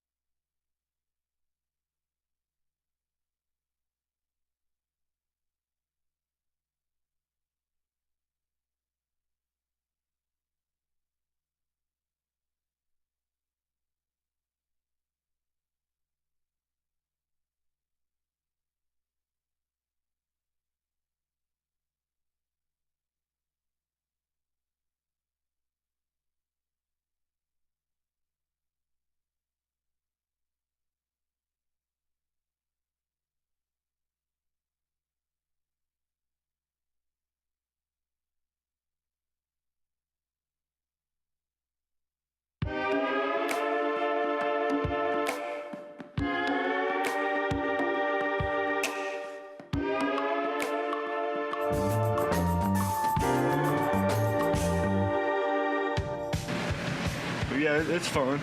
You know, obviously he tries to do that stuff right there, you know, every now and then, but he's not overly aggressive about it. He don't try to chew your arm off or anything like that. I like more than ready. I like the fact that he was versatile, dirt and turf. I mean, to be able to win the Belmont Derby and then come back and win the Travers. I mean, you know, the Travers is a midsummer derby. It's a big deal. Catholic boy rolls in the run. Happy Travers! Breeders really like that versatility and that Stallions offer, like Catholic Boy, where you have multiple graded stakes winners on turf and dirt, short distance, long distance. You add the looks and the pedigree that he has out of more than ready out of a Bernardini mare, and you have two really good sires on top and bottom.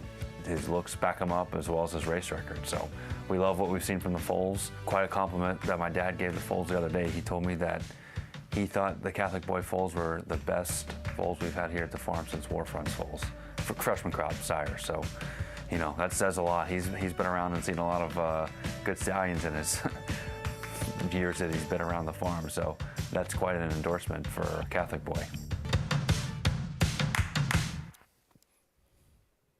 We continue along with live action on closing day at the meet here at Aqueduct in South Ozone Park, and live coverage from Hot Springs, Arkansas. Program brought to you in part by Claiborne Farm. 100 years of doing the usual unusually well. Greg Wolf with Andy Serling as we get set for the Pick 4 coming up on, I'm a little sad, the final day of the meet. I'm excited to get to Belmont, obviously excited for what's going to be a very fun summer, but we've had fun at this meet. I think you're an official New Yorker now. I think you really are. You know, you've learned the beauty of the Big A, and I agree. Sorry to leave the Big A. It's our winter home, and we love it here. But excited to get back to Belmont. Belmont's a beautiful place. If you've never been to Belmont, you got to get out there, and it's going to be terrific racing. Belmont Stakes coming up, and so much to look forward to. Yeah, it's going to be a tremendous meet. And again, we'll preview it probably, I'm sure, promote it during the show, but get those tickets for the Belmont Stakes if you have not already, because as Andy tells you all the time, it is going to sell out. We got the Pick 4 coming up next here in New York. It is 8 minutes to post, 7/8 of a mile, $12,000 claiming race. Tough to sort this group out. I think you could name this the Who Do You Trust purse, because it's very hard to feel strongly about anybody in here. I guess with Musical America, because I felt he'd be the inside speed with Kendrick, but he's a little tough to trust him. And there's Mr. Pete, and we'll go back 5 races for Joyce-As Pizzazz and a couple of different trainers ago, or one trainer, and then Mr. Pete, who finished second in here. I don't trust Joyce-As Pizzazz with the new connections, and I trust the connections of Mr. Pete, but I thought his last race, not this one, was a very disappointing effort. Not that he had to win, Greg, but I thought he should have had a little bit more punch in the stretch. But listen, I'm not going to be surprised when Mr. Pete wins. I'm going to try to wire the field Musical America, but I don't have any confidence. 12-time winner, Mr. Pete.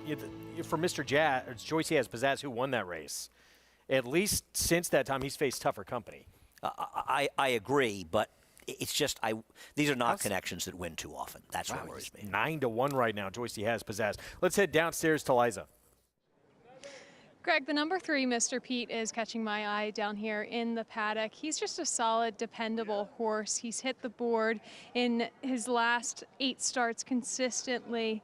He's a good-looking horse. His coat looks healthy and rich, dappled out. So I'll be expecting a good run from him today. The number 6, Zevion, he was last seen about a year ago, but off of that long layoff, he looks fit to me, looks healthy, well-muscled, and I think he'll do okay off of that layoff and gets Trevor McCarthy aboard, who was on fire yesterday. Greg? All right, Liza, thank you. Post parade coming up, approaching the 5-minute mark to post. And we're going to kick off with Musical America in a moment. Kendrick Carmouche, Dylan Davis, still in this battle for this riding title on the final day of the meet. Kendrick with a big upset win to give himself a little bit of a cushion. He's on the 1. Yeah, I'm going to try to wire the field with him with absolutely no confidence. He was a voided claim last time coming off the layoff, but he is the speed and the best horse if he can get back to his good form. Joyce-As Pizzazz, we showed you him winning that race, beating Mr. Pete. He's got races, give him a chance. It's tough to have a lot of confidence in these connections who don't win a lot of races. Now, Mr. Pete missed to Joyce Diaz-Bazaz by a neck. He came back and was third and a slight hike up in class. Yeah, now he drops back down to level 2 back. I think he's a logical horse. He could certainly win this race. Win by Dylan Davis draws him even with Kendrick here in the riding standings. Speeding Kitties, 11-1, Heeman Harkey. The reality is race 2 back is fast enough to win this, and Antonio Arriaga is terrific off the claim, so while I'm not a big fan, I think he could win this race. I agree. We jump to the 6th, Xavion. He's an 8-time winner. He's been off since May of last year. He's another horse that could absolutely win this race, but he's very hard to trust on the layoff and drop down. Trevor McCarthy will ride. He's 7-1 right now. I thought this horse right here, if you go the last 2, obviously very disappointing. Prior to that, those races make this horse very dangerous. I agree, but I'll say his one win was a wet, sealed track against Lesser with a very good trip. I actually did pick him second, though. I think Eucharist could be a little interesting here. 3-1, Ray Handel, Manny Franco, the 7. Healy's Hope outside, Jose Gomez, 11-1. On paper, he's the only horse in this race that it's very hard to make a case for. I can't believe he's the same price as the 4. Right? Yeah, I'm with you. That's surprising. I thought the 4 was a contender as well, who's now a bigger price. We'll have this race for you live when we come back. It's the start of the final pick 4 of this Aqueduct meet. There's currently the leading rider at the meet. 1-win cushion on Dylan Davis for Kendrick on Musical America, the 1.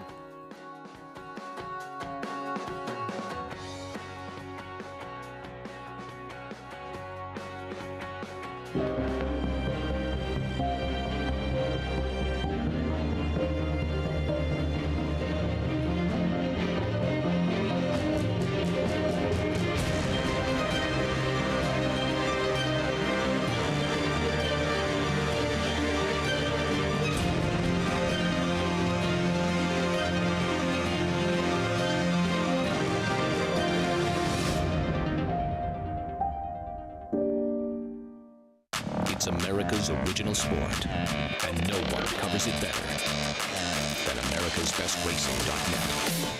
From the sport to the lifestyle, the best races, horses, and destination venues, cocktails, gambling, fashion, and more. America'sBestRacing.net is a sport for you. Live it, love it, bet it.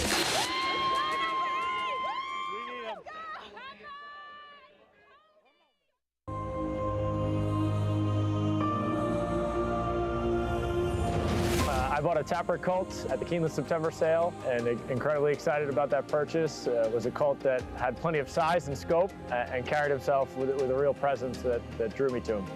I bought a Tapper colt out of Black Coronas at the Phasing 5th in July sale, out of a Curlin mare, big beautiful horse. We're real excited about him coming up in the spring. Taprit, standing at Gainesway. Racetrack Television Network brings you every race, from every track, on every screen, every day. With monthly packages starting as low as $5, RTN gives you great value and access to more live HD streaming and race replays than anyone. Visit RTN.tv today to sign up and watch on almost any device, including Roku and Amazon Fire. RTN has packages that start at $5 per month.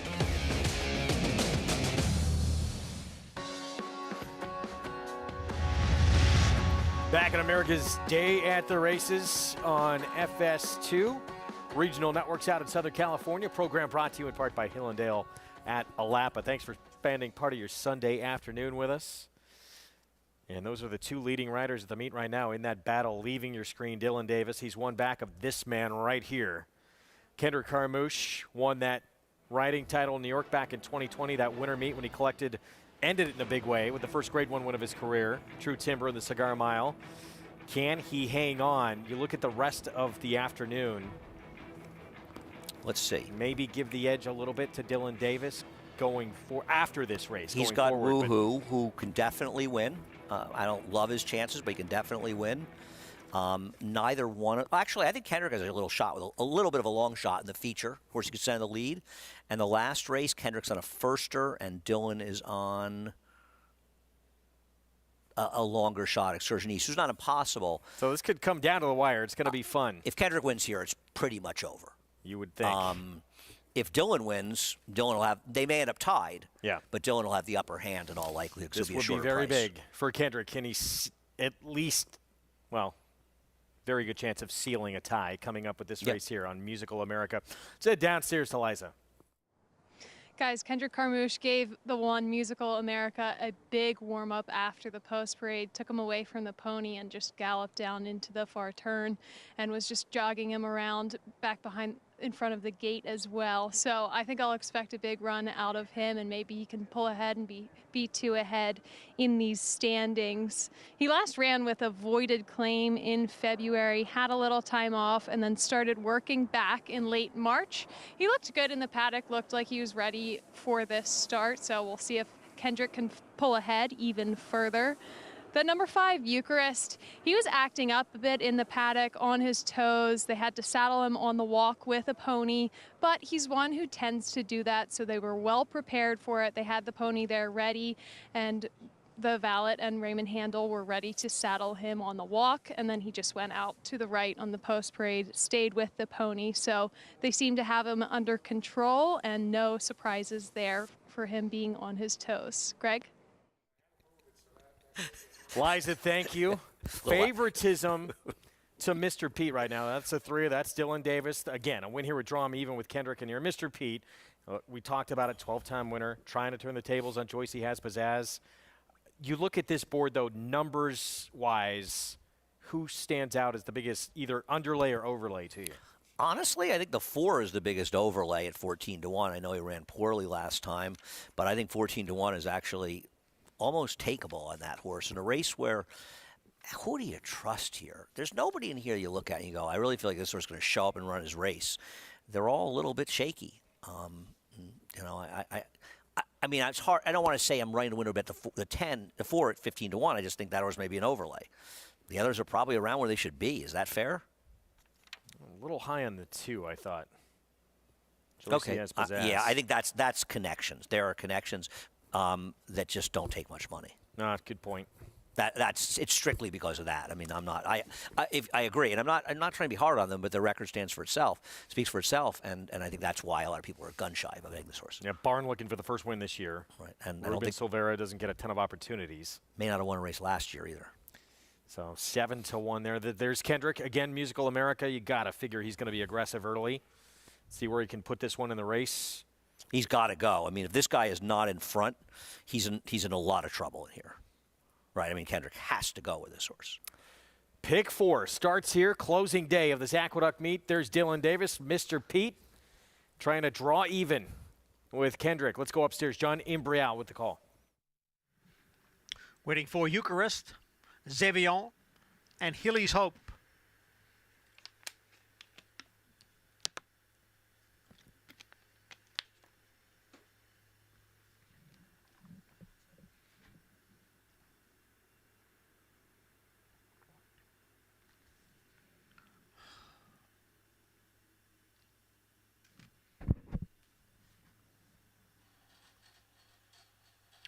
They're in the gate for race 6.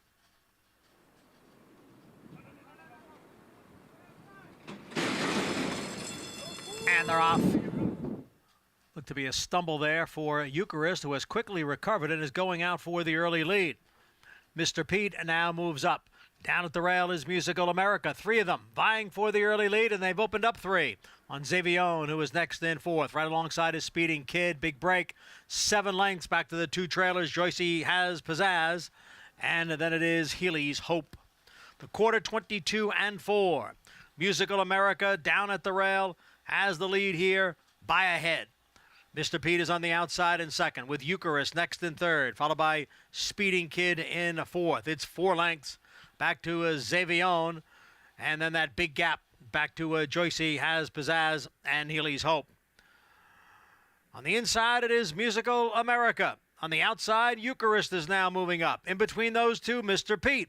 The 3 of them right together. Speeding Kid is next in 4th, the half in 46-1 off the turn and into the stretch. Eucharist on the outside, Mr. Pete in between. Musical America down at the rail is now back running in 3rd.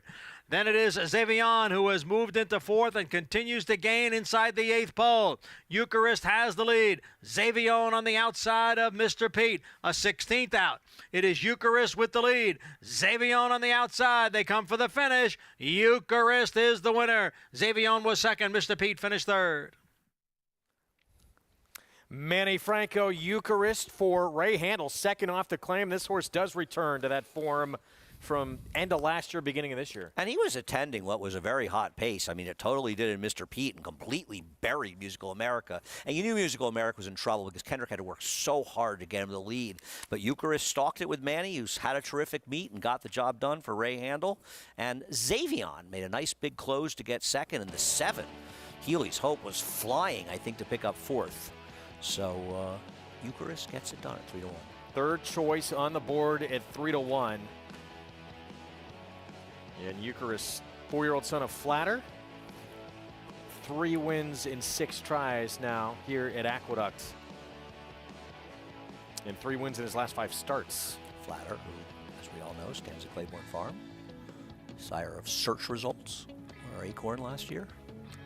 Gaining ground racing, winning ownership group. And just nothing left in the stretch for either the 1 or 3. No, I mean, the 3 ran out. I mean, look at the pace, right? I mean, 22 and 4, 46, 3. They came the last 3 ace in almost 40 seconds flat. So they were gasping at the end, and that's why the 7 and the 6 were able to make up ground. Actually, the 2 held on. Joyce has Pizzazz. I'm sorry, finished 4th. 5, 6, 3, 2. And the 6th at Aqueduct. So we'll bring you those prices, 3-1 on your winner. When we return here, it's back to Oaklawn and race 5, $8,000 claiming race. 6 furlongs in here. Press Snooze, the 10, ran a big race last time out from off the pace. I agree. The problem is, as I turn to it, he won at 31-1 last time, and taking 3-1 on horses that won at 30-1 the time before, it's just not for me. Here's Cabot's going to break from both 3. Yeah, I mean, Cabot's supposed to be forwardly placed in here. Didn't think it was impossible. The 2 gets the rail, tapping for a dance. He's another horse that's supposed to be forwardly placed in here, but this pace could get kind of quick. Now, the 1A is out in this race, by the way. Here's the 3, American Joey. I don't want horses claimed from the bottom level, moving up even 1 rung.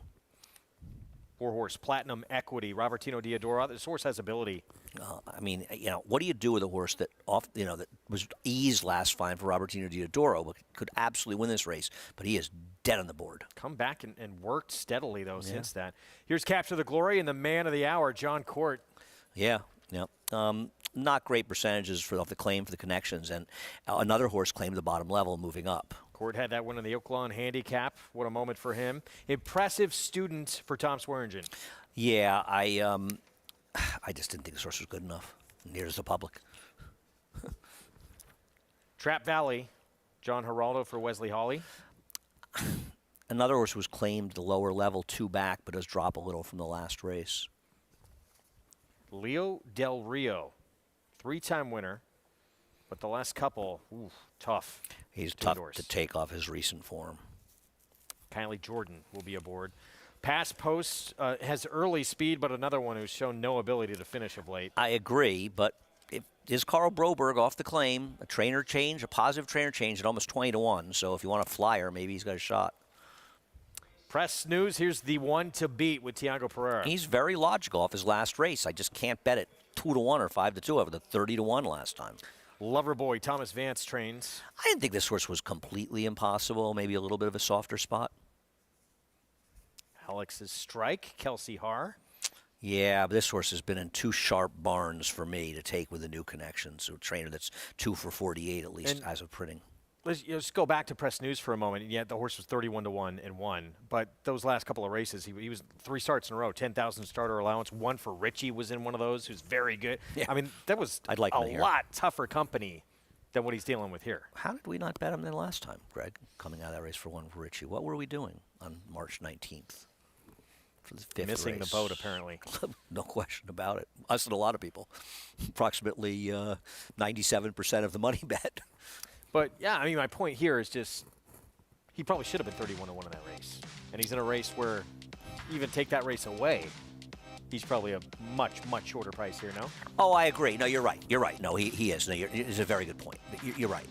Even, like, let's say he didn't have his last race. It's not like he was going to be 30-1 in here. Eucharist looks pretty good to win it from here, and he did. At Aqueduct, You start liked the him late here? pick 4. I did. Good call. Wish I could make all my wagers from there. Ray Handle, Manny Franco, gaining ground racing as we talk about. This one now 4 for 12 lifetime, 3 for 6 at Aqueduct. Yeah, and Ray Handle's got 2 wins in the day, winning the first race with the heavy favorite, Fast and Furious. But Dylan Davis is going to say to him, how come I didn't get to ride that one? I could have been tied with Kendrick. See if, you know what? I'm going to say right now the best it's going to be is a tie. It's going to be fun down to the wire, I'm sure, for these guys. It's their competitive juices are flowing. It's fun. $8.80 for the win on Eucharist. Xavier, Mr. Pete, second and third. And we'll get to the 7th here in just a moment. Let's take a look at this late pick 5 follow along. $332,000 in the pool and a $13.80 horse to start it. Yeah, so you got $14. You got about 60-something dollars. The parlay for $2 so far. 7th race, New York bred first allowance condition, 6 furlong sprint. Favorite right now, Hot Rod Rummel, who beat first to win the New York Stallion Stakes Statue of Liberty division yesterday. He is the inside speed. Kendrick's not, Trevor McCarty's not going to look to give it up. But between looking for trouble and big brown shoes, they could be moving a little bit up front in this race. So we'll see. I'm hoping for a closer. I'm taking Mike Luzzy on the outside with Taco Bean. I'm going to need a collapse. 5-1 right now. Yeah, that race where Hot Rod Rumble had beat Kaz Mike, that's the race where he lost his shoe, but still battled with that horse early and put him away. I bet Kaz obviously Mike flatters his form. I bet Kaz Mike in that race at 5-1. I'm bitter. It was a maiden yesterday, came back and won that stake. Yes, he did. Back to Oaklawn we go. And still, well, down to 2-1 now on Press News in this spot. I thought that 4 for Platinum Equity. I realize didn't finish the race, vanned off, but the fact that he's come back, worked steadily, wouldn't be in the race if he wasn't up to it, obviously. You look at some of those races out at Del Mar, Santa Anita, Los Al. Oh, he's a contender. Oh, he absolutely is, and he's Robertino Diodoro, and he's a price. So is he a price because he got eased last time and people were scared about him, or is he a price because they don't kind of dead in the board? I don't know, but I agree. I mean, he's kind of the one you sort of want if you want to take a shot against the favorite, because you know he's got races that can win this race for sure. Meanwhile, in terms of who's going to be forward in this race, the 2 has a little bit of speed. The 1 has the 5 plain has a little 1. bit of speed. Yeah, the 9. The 9's supposed to be forward, right? I mean, I feel like they're going to be moving up front in this race, which, by the way, helps the 10. No, it does indeed. Yeah, so, I mean, I'm not against the 10. I just can't stomach the, in fact, I think he's the horse to beat, as you do. I just can't stomach the idea of betting a horse at 2-1 that was 30-1 last week. But as you accurately said, even if he didn't have last race, he would be a shorter price here. I wouldn't say he'd be 2-1, but he'd probably be 9-2 or 5-1. Yeah, I mean, even Wobberjod, who we faced a few back, that's a horse I believe started 3 for 3. He's pretty talented on this circuit. There's the favorite, moving on by. So Tiago Pereira will be aboard, 4-year-old son. Congrats, looking for his 3rd win of the meet. Won back on January 2nd, win last time out on March 19th. Trying to collect another one. He has at a busy Oaklawn. 5th start of the meet. Got to get it while you can. The purses are good, and guys are running their horses there. They only have, what, 2 more weeks, right? 6 more days of racing? Yep. See if he can get it done here. Another shot to collect a win. 5th from Oaklawn. Starts a pick 5. Vic Stauffer with a call. Capture the Glory goes in. Here comes Loverboy. Last to load, Alex's Strike.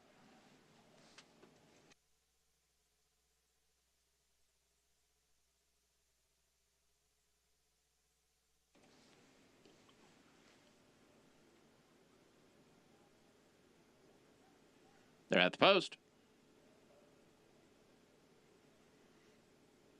They're off.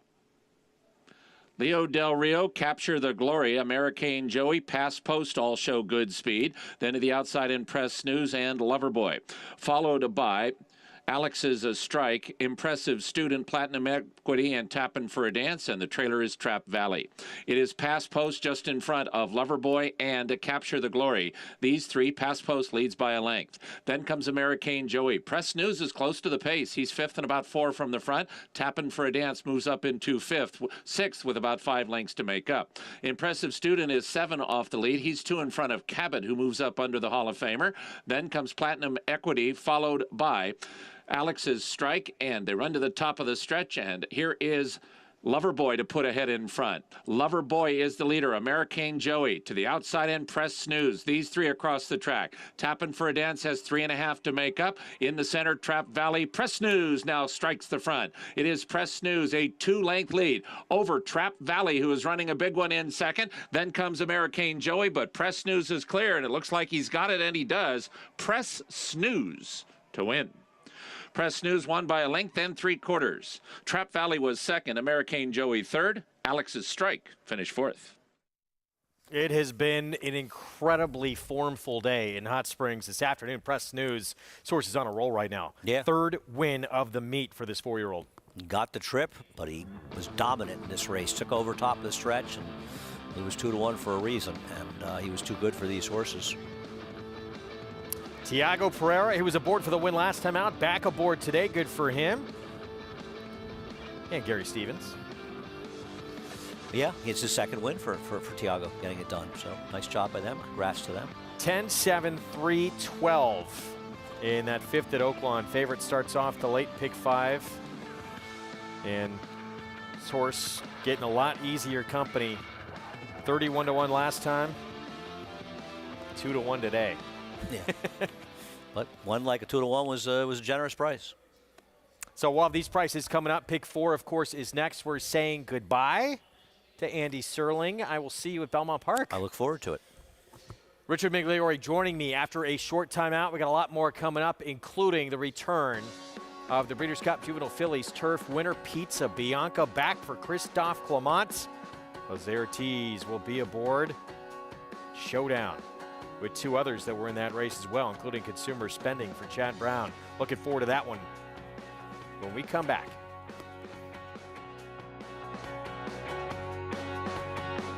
Catholic Boy, one of only 3 American 3-year-old colts in history to win Grade 1s on both dirt and turf, including the immortal Secretariat. A 6-time graded stakes winner from ages 2 to 4, he was the fastest 3-year-old of his crop over 10 furlongs. Now his progeny are bringing top dollar in the sales ring. Dual surface Grade 1 winner Catholic Boy, standing at Claiborne Farm.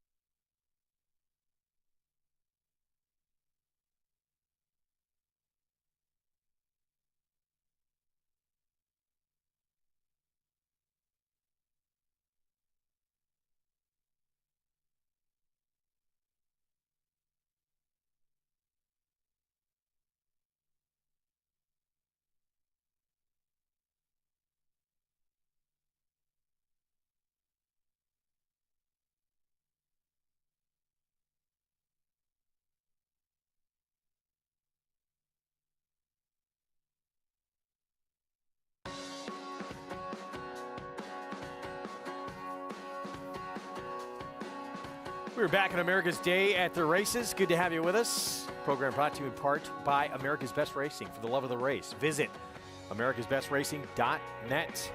Today I got a new partner. We swapped out on set. Richard Migliori, winningest rider in the history of this racetrack, with me now as we get set for a fun feature. Memories of Silver is still to come on the lawn, and Pizza Bianca getting ready for her 3-year-old debut for Christophe Clement. One of the great Breeders' Cup memories I'll always have is watching that jockey cam view of her knifing her way through a field. An outstanding ride by Jose Ortiz, who retains the mount here. And what a turn of foot. For her to be able to make every gap without stopping, that's a horse that not only has ability, but also is like a ballet dancer. They can stop and start and maneuver. Those are the best kind of ride on the turf. She cornered just unbelievably in that race. Jose Ortiz must have felt like he was on a Maserati. He just did whatever he wanted. It was an incredible ride, and of course it ended that over streak for Christophe Clement in the Breeders' Cup. So we're going to see her back in action. 2 rivals she faced in that race as well going to line up, including Consumer Spending. That is still to come. That is the 8th on our card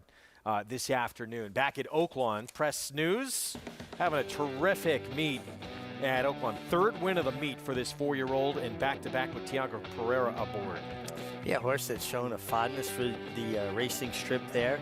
And it seems to me like that track at Oaklawn yesterday and a little bit today, horses kind of finding that little bit of an outside path and coming down more towards the middle of the track and having the best of it. Tiago Pereira put together a nice Oaklawn meet with Gary Stevens handling his hook. And well, this horse finished powerfully, too. He really finished with his legs up underneath him. He's just in terrific form right now. And again, getting quite a bit of work in at this meet. This was his 5th start at this Oaklawn meeting, 3rd win. $6.80 for the victory. Trap Valley, American Joey, 2nd and 3rd. 10-7-3 finish in the 5th. We got the pick 4 coming up next. You see how formful it has been today. That pick 5, wow. Started off with a 1-5 shot. There was a 1-9 shot. Greeley and Ben in there as well. I believe all favorites in that sequence. 7th at at Aqueduct is next as we're back here in South Ozone Park. 6 furlongs, New York bred, first allowance condition. And that's me. It's going to be the 3-year-old debut coming up for a horse who broke his maiden at Belmont. Tried the Sleepy Hollow, then went into the Grade 2 Remsen briefly on that Triple Crown trail. Now the comeback race. Yeah, they took a swing in the Remsen, obviously getting back to much more realistic company here. And, you know, he's won at 6 furlongs. He's starting again at 6 furlongs. And if he just made that natural maturation from 2 to 3 that you expect, you look at that gaudy 84 speed figure he got in the Sleepy Hollow. Boy, he's supposed to be pretty tough here, isn't he? On a wet track, I question that a little bit. Big figure here and there. We have not seen it since. He was building to that, I guess. And then you can certainly make an excuse for the Remsen. The competition was just way too tough. We shall see. Dylan Davis aboard again. A win here. Draws even with Kendrick Carmouche. Getting set for the 7th. Let's head downstairs to Liza. Greg, one that I'm really liking in the paddock in this race is the number 4, Looking for Trouble by Into Mischief. Clever name, but he's just a big, beautiful horse, very well muscled, strong neck, just really looks fit and ready to go today for trainer Mike Maker. The favorite, number 1, Hot Rod Rumble, looks physically well. He's coming off of a win with Trevor McCarthy back aboard. He started off his career very green in the paddock, but from what I'm seeing from him today, he's acting very professional, very well muscled. That strong hindquarters, what you want to see from a sprinter. And he should have that early speed. Greg?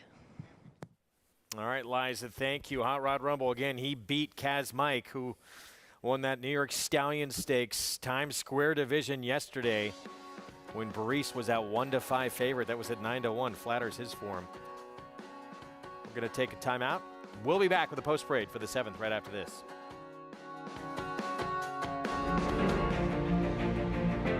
Idle, perfectly timed. Idle gets up under Joel Del Rosario to win the big gap. It's known agenda for St. Elias Stable. Race Adler, a scintillating performance in the TVG Del Mar debutant. And Clariere will win the cotillion. Down to the wire. Who's going to win it? It's Mara by a neck. Curling, the classic sire. Who you betting on? How about an app created specifically for horse racing? Naira Bets. We specialize in thundering hooves, fist pumping, and boosting your bankroll with robust weekly promotions.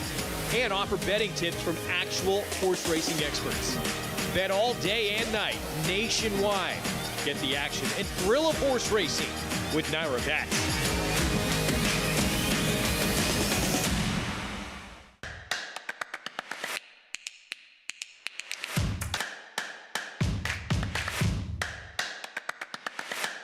Cyber Knife, here comes Secret Oath. Cyber Knife, Secret Oath is not going to get by. The Arkansas Derby winner, Cyber Knife. From the outside, and here's Taba getting the upper hand in the final stages. Santa Anita Derby goes to Taba. Echo Zulu. Gun runners on top of the world. Belmont Park Thursday. Great racing kicks off on opening day at beautiful Belmont Park. Watch America's Day at the Races live on FS2 and bet at NairaBets.com. Belmont Park Racing, Thursday through Sunday, 1 p.m. Eastern, 10 a.m. Pacific.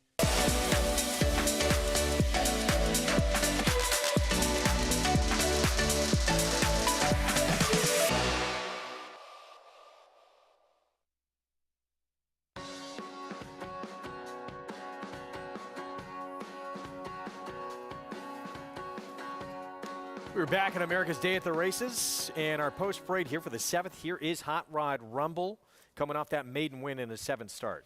Very game, fought it out, and held off Kaz Mike, who did win that Stallion Stakes yesterday at a big price. Here's Bourbon's Hope. Charlie Baker, Jorge Vargas Jr.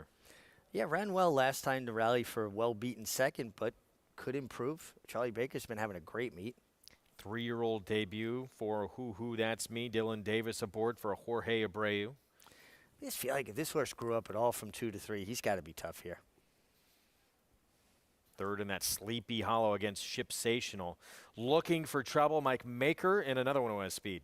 Yeah, could add speed to the fair. That could affect how things go for the one Hot Rod Rumble, who is basically committed from the rail. Big Brown Shoes, 6-1. Jose Ortiz rides. Jeffrey Engelhart trains. Another horse that could lay up close, certainly a part of the pace. My Last Mission, this is the biggest number on the board, 31-1 for trainer Juan Vasquez. Yeah, a horse that broke his maiden for 25 has been well beaten recently. Skip to the 7, actually. Here's Jumpster. Jumpster should be stalking from the outside, turning back in distance. 7-1. Javier Castellano rides. Coming off that third race that was taken off the turf. They tried to get him on the lawn last start.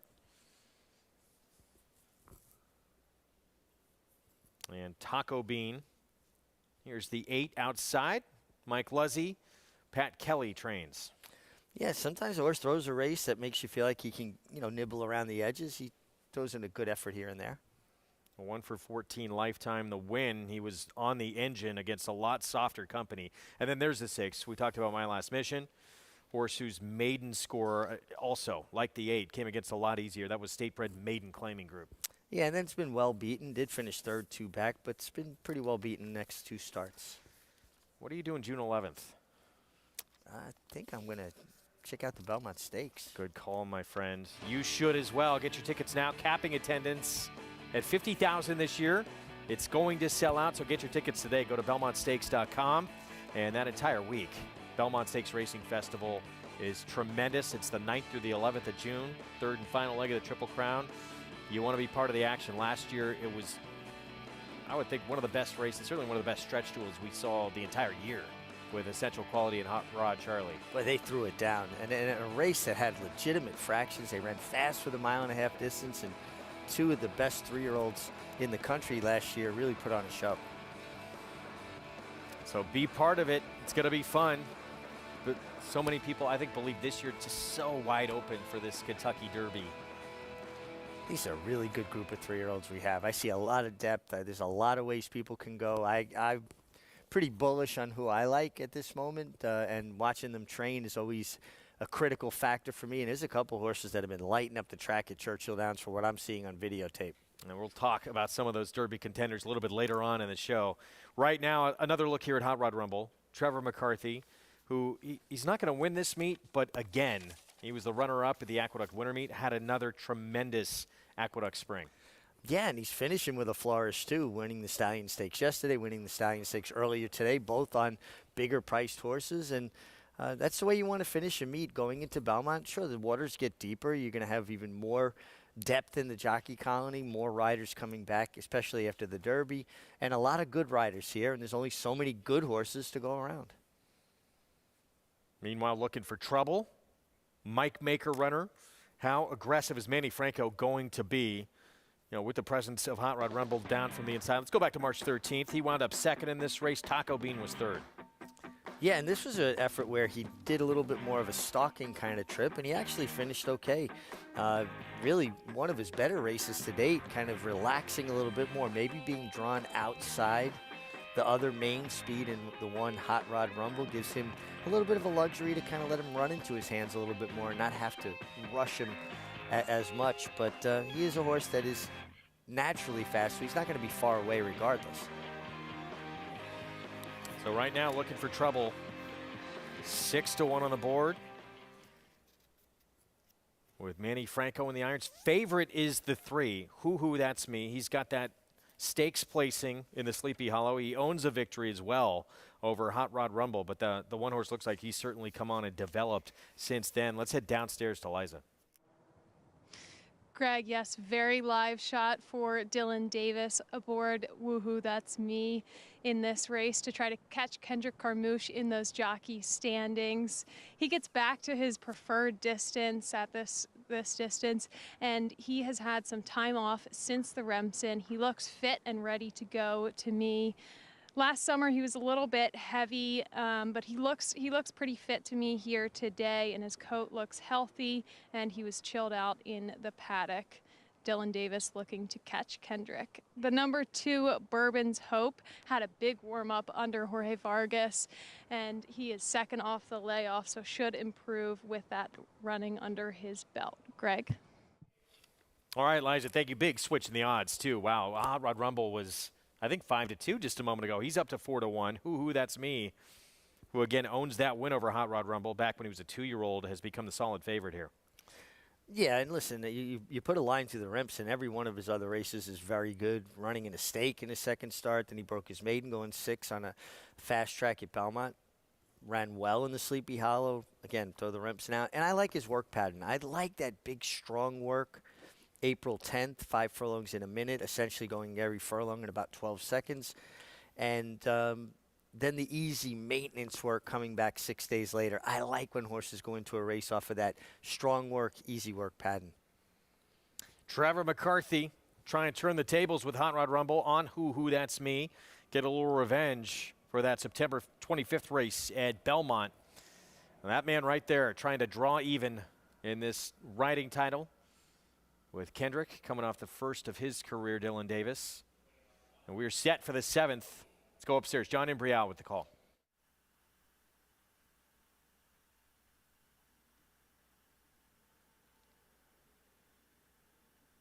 They're in the gate.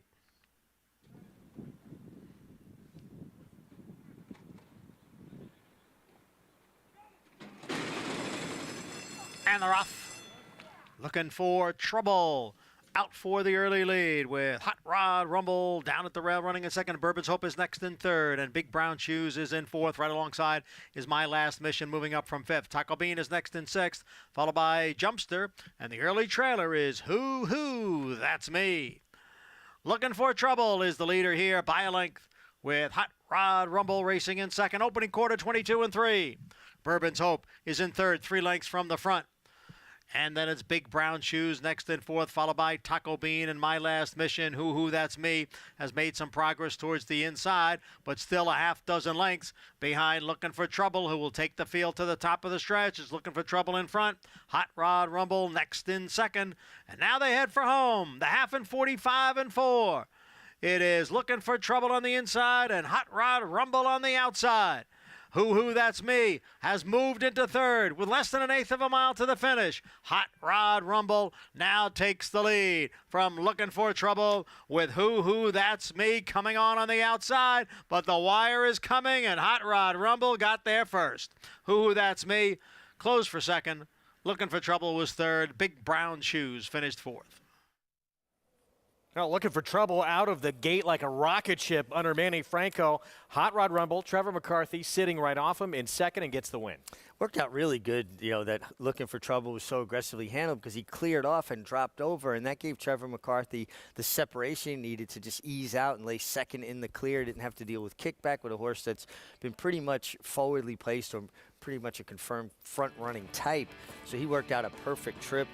Hoo, That's Me, a little bit slow early.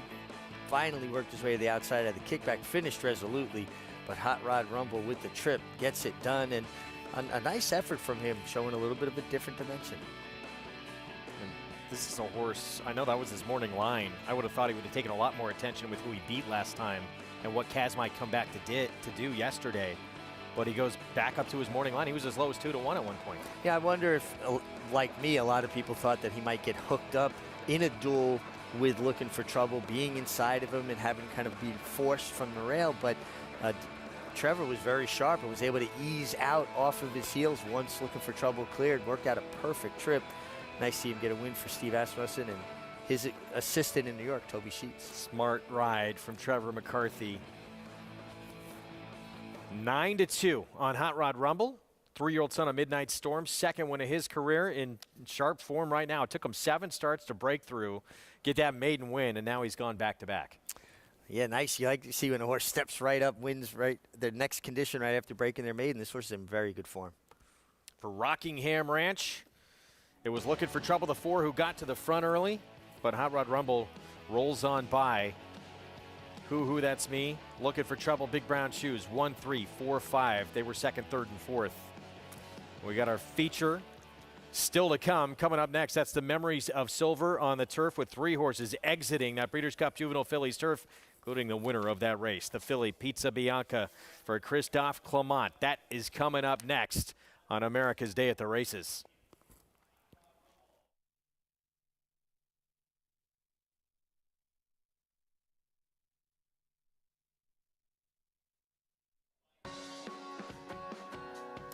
Welcome to those just joining us on SNY and those already with us on this Sunday afternoon, closing day of this Aqueduct meet, and also action from Hot Springs, Arkansas at Oaklawn. Greg Wolf alongside Richard Migliori. We got more of the team as well out on the grounds here. Just saw the 7th race here at Aqueduct. We'll get to that in just a second. Feature is this Memories of Silver with our Breeders' Cup Juvenile Fillies turf winner Pizza Bianca, coming back for owner Bobby Flay and trainer Christophe Clement.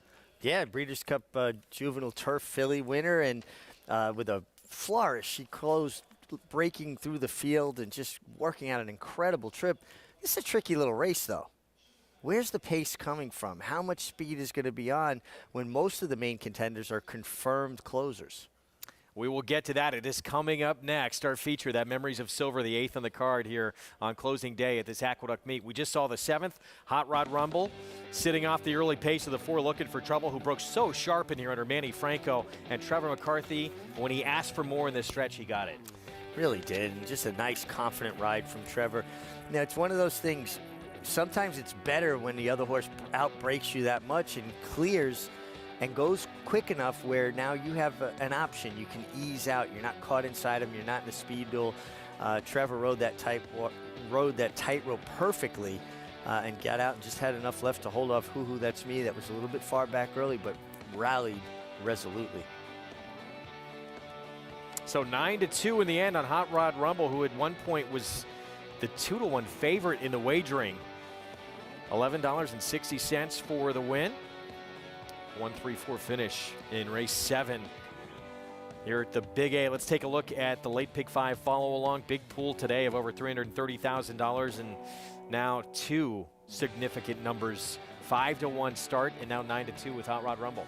Yeah, and this mandatory payout too. Nice closing day of the meet. And even though good prices, not an impossible horses to come up with at all. Yeah. Feature coming up next. We just alluded to it. It's the Memories of Silver. Mile and a 16th on the turf. 3-year-old fillies, including the 3-5 favorite, Pizza Bianca, Christophe Clement, owned by Bobby Flay, winner of that Breeders' Cup Juvenile Fillies turf with a tremendous ride from Jose Ortiz, but showing, too, as you've talked about all week long, her amazing athleticism on display. Yeah, when a horse can negotiate their way through a field and basically have to stop and start and pivot and keep going forward, it just talks about their athleticism and just how light on her feet she is, how athletic. I just really think that was an incredible run. But she also got pace to run that day. I don't see the race shaping up quite the same way this time. Yeah, there's not much pace at all in this group. A little Love and Luck, the 4, is probably going to be the one in front. She's not that quick either. Has been on the lead. It's Kendrick Carmouche, but not going to get a hot pace by any means. Pizza Bianca this afternoon, but she might just be too good. Yeah, very well, maybe could be. What about the 7-horse Consumer Spending? I mean, she was only a length and 3/4 behind her, and maybe didn't have as smooth a journey. But I also believe horses create those kind of trips when they have that acceleration and that athletic prowess that they can kind of pounce on opportunities. Chad Brown, Klarovich, you expect that horse, that filly, to improve big time for her 3-year-old debut. I was surprisingly 5-1 right now. We get back to Oaklawn Race 6. It's the start of their pick 4 on this Sunday card. 6 furlong sprint, 20,000 claiming race. Runners who've not won 3 lifetime on the resume in this group. The 8 is favored right now, Marvin, Steve Asmussen, and a rider he's been using a lot, Isaac Castillo. We'll get to that one in a moment. We start with long shot Speak Unity. Making the first start off the claim, broke sharply last time and really just didn't have anything when it's needed. Speed with Incorruptible, Giovanni Franco rides. Add speed to the affair along with the one Speak Unity who showed that good speed last time. Violent Gigi comes in off a win. Comes in off a win, also was claimed, and horse that's been a bit popular recently at the claim box. Here's Captain Dawn, has 2 wins. It's 6 seconds from 17 starts. Yeah, a lot of chances, every chance last time, and this is an Arkansas bred facing Open Company this time. 5 Dreams, big price, 27-1, Calvin Burrell. Yeah, big price. Calvin Burrell, 3-time Kentucky Derby winner, 0 for 52 at Oaklawn. Been a tough meet for Calvin. Charlie Can Do, second off the claim. Yeah, finished with good interest last time. Would like to see things heat up on the front end. Special Price, just claimed to one of the best claiming trainers in the country, Robertino Diodoro. Yeah, strong combination there. Robertino Diodoro and jockey David Cohen. 25-1 on that barn. I don't know if we've ever seen that in the history of this meet with those connections. And M&M Racing, they claim horses because they have a particular idea about what could improve a horse with Diodoro. That's a big price. Wow. Marvin, Steve Asmussen, and Isaac Castillo. Yeah, big for a young rider to get a shot with Steve Asmussen, get a foot in that door. And seen a couple horses with those one-person names win lately. And it was back to the 6 quickly there, Charlie Can Do. Here's the 9. Wipe the slate. Speed from this horse, a West Coast shipper. Yeah, he has California kind of speed. He could be the speed of the speed in here. Diodoro Barn as well. Yeah, he could be tough in here. O-Dog, the 10, 8-1. Yeah, O-Dog, another one that probably is hoping that they go real quick on the front end. Hope things set up late for him. More pace. Outside, Espionage. Carl Broberg off the claim. More pace. A horse that's kind of forced to go forward because from that post, you can't just take for granted and be hung out there 5-6 wide throughout the entire race. Quite a few that look like they want to go to the front in here. Could set it up for someone to sit and stalk and pounce. 6th race here at Oaklawn is coming up. Steve Asmussen, what a meet for the all-time leading trainer in the history of this sport here in North America. 53 victories, 12 back to Robertino Diodoro, who's usually in contention here. As we get set for the 6th coming up, let's check in with our Hall of Famer, Gary Stevens. Yeah, guys, and one reason that he's really asserted himself, Steve, is because of his balance, his depth, and his numbers at this meet. When he loses a horse via the claim box, he claims one right back. By the way, in the last race, he claimed a horse for $8,000. He's got that depth. That's what I talk about. You need that if you want to be at the top of the trainer standings, and he's got the numbers. He's got barns and a lot of different racetracks, over 500 head of horses that he's keeping track of. How he does it, I don't know. Whether he's got a lot of good staff, and he loves playing the game, and he plays at the highest level, and he plays at the lowest level. The lowest level being $8,000 claimers, or $66,250 claimers here at this meet, and he's not afraid to dip in, claim him. When he loses one, he replaces them with something else, and he can do that. He's made a number of claims at this meet. He continues to do it with a number of claims already today. Guys, back to you. All right, Gary, thank you. Who do you think best poised to pick up the pieces here if there's a hot tool up front? I like the 6 and the 7 a little bit at some big prices. Fix stop for the call. Here's race 6, Oaklawn.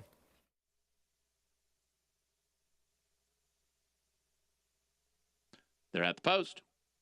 They're off. Wipe the Slate and Captain Don break well. Espionage in the center. Violent Gigi, Incorruptible, and Marvin close to the pace. Then Special Price and O-Dog, followed by 5 Dreams and At the Rail Speak Unity, and the trailer is Charlie Can Do. Marvin puts ahead in front of Wipe the Slate and a 4-wide Espionage. These 3 across the track. Captain Don is 4th and less than a length and a half from the lead. Special Price and Incorruptible have 4 lengths to make up. O-Dog is 5 from the front. He's a length in front of 5 Dreams. Then it's 2 lengths to Violent Gigi, another 3.5 to Speak Unity, and Charlie Can Do has 12 lengths to make up, and Marvin's ahead in front. Marvin and Espionage are 1-2 at the top of the stretch. Here's the Arkansas bred Captain Don up into 3rd. O-Dog is on the outside, and they run to the top of the stretch. Espionage is now a half length in front of Marvin. It's Espionage in front. Captain Don threatens to run a big one, and here he comes in the center of the racetrack, and Captain Don's trying to beat Open Company. Espionage, Marvin at the rail, Captain Don to the outside, and here's Captain Don to claim the front. Marvin tries to battle back for second, but Captain Don will win it. Captain Don won by 2. Marvin did get second. It's close for third between Espionage and Violent Gigi. 5-year-old son of Flat Out for Don Von Hemel, John Geraldo. Captain Don picks up the 3rd win of his career. Arkansas bred gets it done. Wasn't far off of a contentious pace and just was best. Kept coming. Wasn't, on top of that pace, but close, but really just was the best. I mean, really ran a big race here. How game was Marvin? Looked like he fought back along the inside to get his nose down in front for second after being passed from the outside. Yeah, that's that young rider, Isaac Castillo, getting an opportunity for the Asmussen barn on the 8, down on the fence in that white cap. I think you're right. I think he did get second. Win, though, Captain Don, best of the bunch here. The Arkansas bred taking it to Open Company. Yeah, stepped out of Arkansas bred company into Open Company and said, "You're in my town. Hot Springs is in Arkansas." And he got it done. He did indeed. We'll have those prices coming up for you. We have our feature next on this Sunday card here at Aqueduct. Memories of Silver and Pizza Bianca. Breeders' Cup Juvenile Fillies Turf winner. Brilliant ride, showing off her incredible athleticism for that man there, Bobby Flay. Bred her as well. What a moment for him on the big stage with this filly getting ready for her 3-year-old comeback next.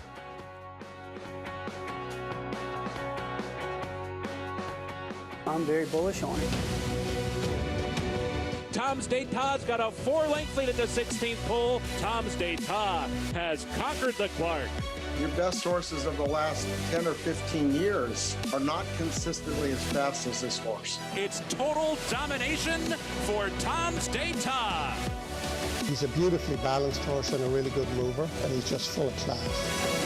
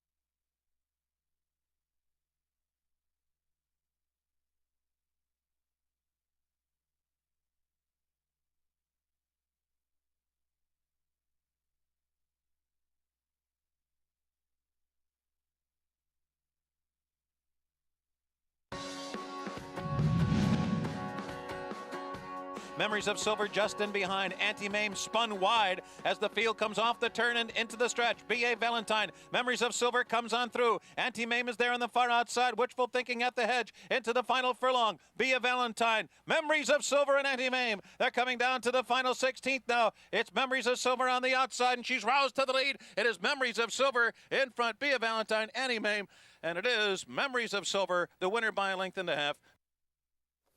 Jerry Bailey for Jimmy Toner, and the great Memories of Silver in that Diana victory in 1998. Yeah, I got that really nice trip that Jerry Bailey used to deliver on such a consistent basis on the turf. Save ground, find room when you need it.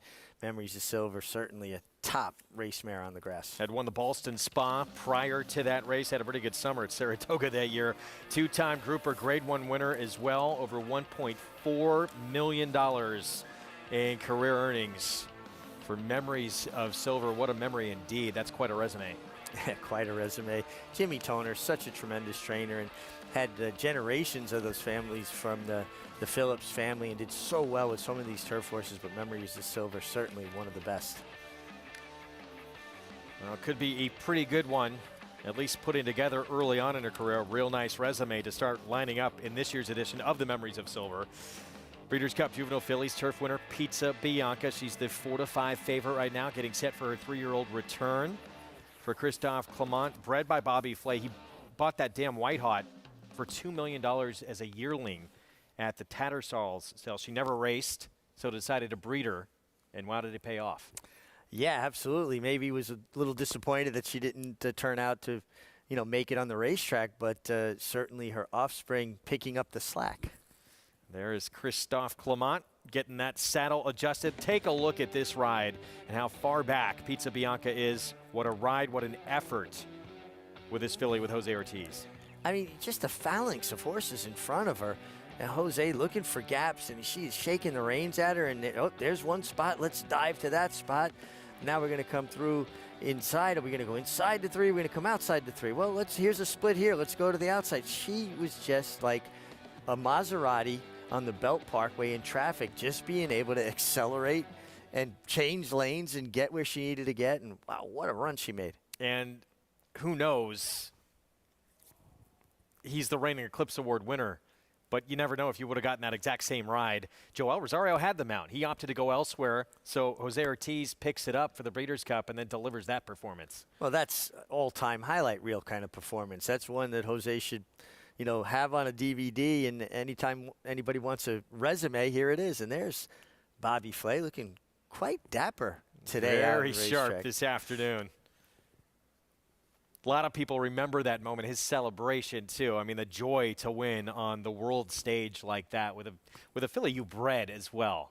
It's got to mean even more. I think it just adds to it. Like, it's great to win, but to be in on the planning of the mating, to send this mare to this stallion, to be in through the whole process while this baby grows up, and to be rewarded with that kind of victory. And I go back a long way with Bobby, and I love his enthusiasm within the game. I rode his first winner ever, Faraway Legend, trained by Jimmy Toner, who trained Memories of Silver. She won by a nose right here at Aqueduct, and unfortunately, he couldn't be here that day. He was at his daughter's birthday. Well, he decided to show up this afternoon. That's got to be a good sign. Let's head downstairs to Liza for more. Greg, so exciting to see this talented group of fillies, many of them making their 3-year-old debut here at Aqueduct, and Breeders' Cup caliber fillies as well. Pizza Bianca is clearly the one to beat. She looks great today, well dappled, well muscled.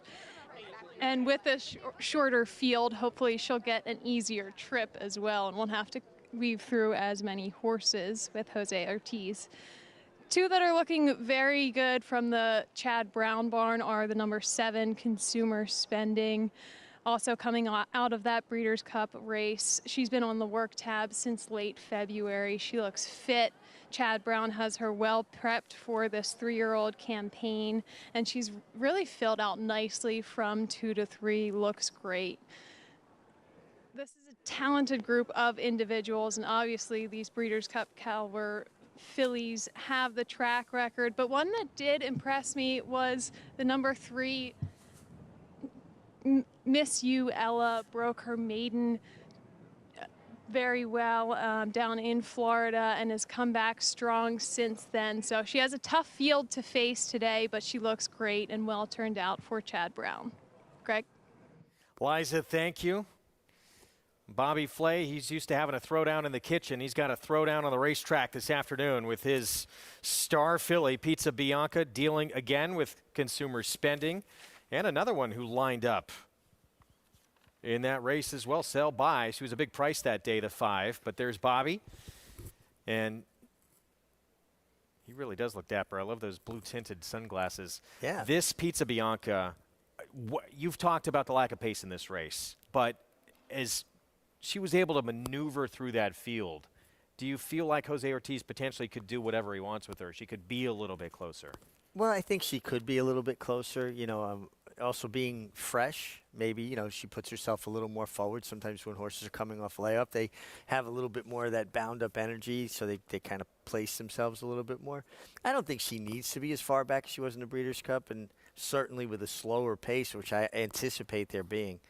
Maybe Miss Shuella with Kendrick, A Little Love and Luck with Kendrick Carmouche. Maybe tries to take the running, make the running, if you will. And Sail By's not slow. Sail By can attend the pace and kind of keep things honest up front there. I like Sail By's, I'm sorry, Greg, that mile workout. You know, Leah Giamatti worked for Alan Jerkins for a long time. You look at this work pattern, it's a lot of Alan Jerkins' signature on it with those long stamina building kind of works. There's Christophe Clement. He was giving instructions, or at least talking strategy, with Jose Ortiz. And it looks like he's giving a replay. Say, do what you did back at the Breeders' Cup. I love watching trainers give instructions in their hands, and it looks like they got their hands on the reins at one point, and they're telling you where to duck and dodge. And I like when trainers train and riders ride. And Christophe Clement is usually a guy who leaves it up, would you say, to the rider? But he has very specific ideas, I think, and he trains his horses a certain way. A lot of his horses in the morning work in company. They work with cover. They'll put horses behind other horses to switch them off and then ease them out in the clear, and that's when they ask them to produce their best. So I think he does like his horses, particularly on the turf, to race with cover, have horses in front of them. Not that they have to be last or out the back, but usually he likes them with something in front of them. There's one that can attend the pace, as Mig talked about, Jose Lezcano on Sail By. We haven't even touched on consumer spending, really, who is a very formidable opponent in this Memories of Silver. You can play this race with Naira Bets. Download the app or go to nairabets.com and take advantage of that offer with that code right there, Derby25. There's consumer spending. Klarovich Stables, Manny Franco will be aboard. In the end, wound up 6 in that Breeders' Cup Juvenile Fillies turf, was only beat a length in 3/4. Well, it's kind of interesting when you watch the replay, too. She had the position that Pizza Bianca wound up taking over when Flavian Pratt angled out, and then it presented Jose with the room to duck in. Here is On Alert coming out of a third-place finish in the Grade 3 Florida Oaks on the grass. And Shug McGahee, we talk about a lot. His horses get better with age and racing. Miss Uella only win did come on synthetic, but is graded stakes place on grass. Yeah, closed well last time, but had pace in the Swedish Chant at Gulfstream. Chad Brown, by the way, being dismissed a bit at 7-1. Beware. A Little Love and Luck could be leading the way. I think with an aggressive rider like Kendrick and a horse that has natural speed in a race that's crying out for someone to take control, and she looks like she's really on edge on the track. Can Sail By pressure the 4? She was in that Breeders' Cup Juvenile Fillies turf. She was a long way back. Yeah, she was a long way back, but kind of got shuffled out of it early. I think she's better when she's allowed to lay up a bit close, and she should get that kind of trip today. Bobby Flay's Pizza Bianca for Christophe Clement, the 3-year-old debut coming up. She's so talented, and what she did in the Breeders' Cup was so eye-catching. I understand why she's such a short price. And consumer spending, Chad Brown, Klarovich, and Manny Franco aboard her 3-year-old debut as well. Not as much separates Pizza Bianca and consumer spending as the board would indicate, right? I agree. And I think that tactically consumer spending projects to get first run or be a little bit more forwardly placed. And both these trainers, tremendous at what they do, but off the bench, off a layoff, Would you give an edge to Chad Brown? I would. You know, Christophe is a tremendous horseman, tremendous trainer. He's on the Hall of Fame ballot this year. But it seems to me like he builds his horses into races more than honing them in the mornings to a race. Let's go back down to Liza. Greg, it's not every day we get a celebrity at the Big A. We have celebrity chef Bobby Flay here. Bobby, Pizza Bianca coming back, making her 3-year-old debut. What has this filly meant to you? Well, I mean, she's the most important horse I've ever had, for sure. You know, being able to breed a Breeders' Cup winner is something like you can only dream of. And it was an amazing moment in November at Del Mar that was just incredible. I will tell you that I have watched the replay more than a couple of times, more than 100 times. It's such an amazing race. It's actually, I mean, I'm a little biased, but it's one of the greatest rides I've ever seen. If you haven't watched it, take a few minutes and watch this ride that Jose gives Pizza Bianca in the Breeders' Cup. It was amazing. But other than that, I mean, she was electrifying that day. It was an amazing day. She was dead last at the top of the stretch, 14 out of 14, and she somehow got to the wire. So, Christophe gave her, 60 days off, and then has slowly brought her back, and this is her, her opening season as a 3-year-old, and so just excited to see her run. And being a homebred, it can take so many years to get them to the track and get those rewards. What gives you the patience to be in that breeding side of the industry? No idea, because I am not a patient person. But for some reason, I think I've been taught by the horses that if you don't, J.J. Pletcher, Todd Pletcher's dad, told me once, if you're not patient with them, they'll teach you how to be patient. And that's basically the way it is. I mean, these horses will tell you when they're ready to go and when they're not, and you just have to listen to them. And breeding is the same way. I love the whole part of the breeding industry, picking the matings, watching the sires, deciding who goes with what, etc. And obviously there's no real science to it. I mean you can make some educated guess, but basically you need a lot of luck. And so far this family's been lucky for me. And depending on how the race goes today, and if she tells you and Christophe if she's ready to go, would Ascot still be in the cards? She's going to have to really get used to eating fish and chips if she's right, because running in Ascot in the Coronation Stakes, which is a 3-year-old filly grass race, it's a mile. I've done it once before with More Than Real when she won the Breeders' Cup in 2010. That would be like my Derby dreams. For the most part, I race fillies. A lot of them are grass horses. And a race like the Coronation at Ascot, I mean, you get to put on top hat and tails. It's one of the great things about this game is a horse like this can take you anywhere in the world. And so, if she has an opportunity to participate in a race like that, why wouldn't you do it? You get to bring your friends, your family. Hopefully she runs well. And it's an experience. I mean, that's what it's all about. Good luck in here. Thanks so much. Greg, hopefully we get to see Bobby Flay over at Ascot in a top hat. That would be something, and if she does run big here and is able to get to Ascot in that Coronation, I imagine he would whip up a menu that includes something a little more than fish and chips. Yeah, absolutely. You brought up throwdown. I mean, the guy can cook under pressure. Kind of like how Jose Ortiz delivered under pressure with Pizza Bianca. He talked about that ride, and if I were Bobby Flay, I'd have that on a continual loop in my place, because it's just so thrilling. And what a moment to have bred this filly and have it pan out like that. I mean, Jose Ortiz, that whole weekend, he rode tremendous. Like that kind of ride, I mean, that was a Hall of Fame ride. Absolutely, and believe me, that's a ride that catches people's attention internationally. That's the kind of ride that you could get tapped to go ride horses at Royal Ascot or over in Dubai or any one of the European classics. I mean, that was a sensational ride. Now, you talked about it, and now the odds are getting closer together with Pizza Bianca and consumer spending, as they should, because again, not a whole lot separates these two. What does Manny Franco need to do with consumer spending? Well, if I'm Manny, I'm keying on Pizza Bianca. I'm going to be aware of where she is every step of the way. That doesn't mean to take back and be next to her. But if she's inside, I'm going to make sure I put myself in a position to keep the other horses that are in front of her tight. Don't allow them to drift. Don't allow them to create the gaps that she was able to exploit in the Breeders' Cup as a 2-year-old. And then if she's going to make a move outside her, don't let her get first run on you.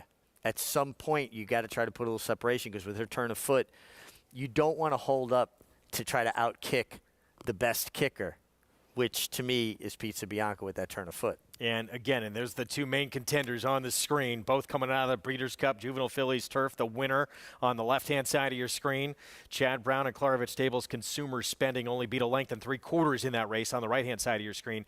If you're Pizza Bianca and Jose Ortiz, is everyone trying to make life more difficult for you in this race? Well, I think anytime you're on a favorite, you have a bit of an X on your back, and people are going to try to key on you or try to make your trip as uncomfortable as possible. That's a part of a jockey's job, to basically inhibit your rivals within the boundaries of the rules. And when a horse is a big favorite, it's even more forefront in your mind. Now, when she won on Breeders' Cup Day, she was 9-1. No longer after that performance. Odds-on favorite for the 3-year-old comeback. And, you know, back to that point we talked about, who do you give the edge to off the bench? Not that Christophe Clement is any less of a trainer bringing horses back off last. We saw Plum Ali come back and win off the bench. But you think it's just a more patient approach in what he does, right? I think it's just a little bit different approaches. And listen, Christophe is on the Hall of Fame ballot. He will be in the Hall of Fame, if not this year, before too long. Chad Brown is certainly a first ballot Hall of Famer when he becomes eligible. So we're talking about world-class horsemen, the best of the best. But if you look at statistics, Chad Brown's numbers are a bit stronger coming off of layoffs. And the filly's just a bit more forward. Not that she's a front-running type, but she's got a little bit more natural early Consumer speed. Spending the 7. Consumer She'll Spending have first run. Than the 6 Pizza Bianca. That's the way it appears to me. 4-5, 5-2 on the top two main contenders in this group. And, you know, the third choice on the board right now, that's 6-1 on the rail as they get onto the turf right now. On alert, Shug McGahee, and a horse who's graded stakes placed. We haven't talked a lot, too. There's another Chad Brown runner in this race. That's the 3, Miss Uella. Do you give her any kind of a chance in here? You know, it just appears to me that she's the less thought of the two. Not that she's impossible. No, there's no Chad Brown horse that's impossible. And, you know, talking Hall of Fame, Shug McGahee's already in the Hall of Fame with the 1 on alert. But Miss Uella has never won on turf. She won on synthetic. I mean, she ran well last time on turf, but got a lot of pace to run at in that Swedish Chant, where she was a rallying third. There's Bobby Flay, anxiously awaiting this 3-year-old debut of his Breeders' Cup Juvenile Fillies Turf winner, Pizza Bianca. She'll break from post 5 as the 6th filly in this field. There she is with Jose Ortiz aboard. What kind of ride will he deliver today? And Consumer Spending stepping in. Let's go upstairs. It's our feature on the closing day of the meet, the Memories of Silver. Here's John Imbrial. Set for the start of the Memories of Silver Stakes.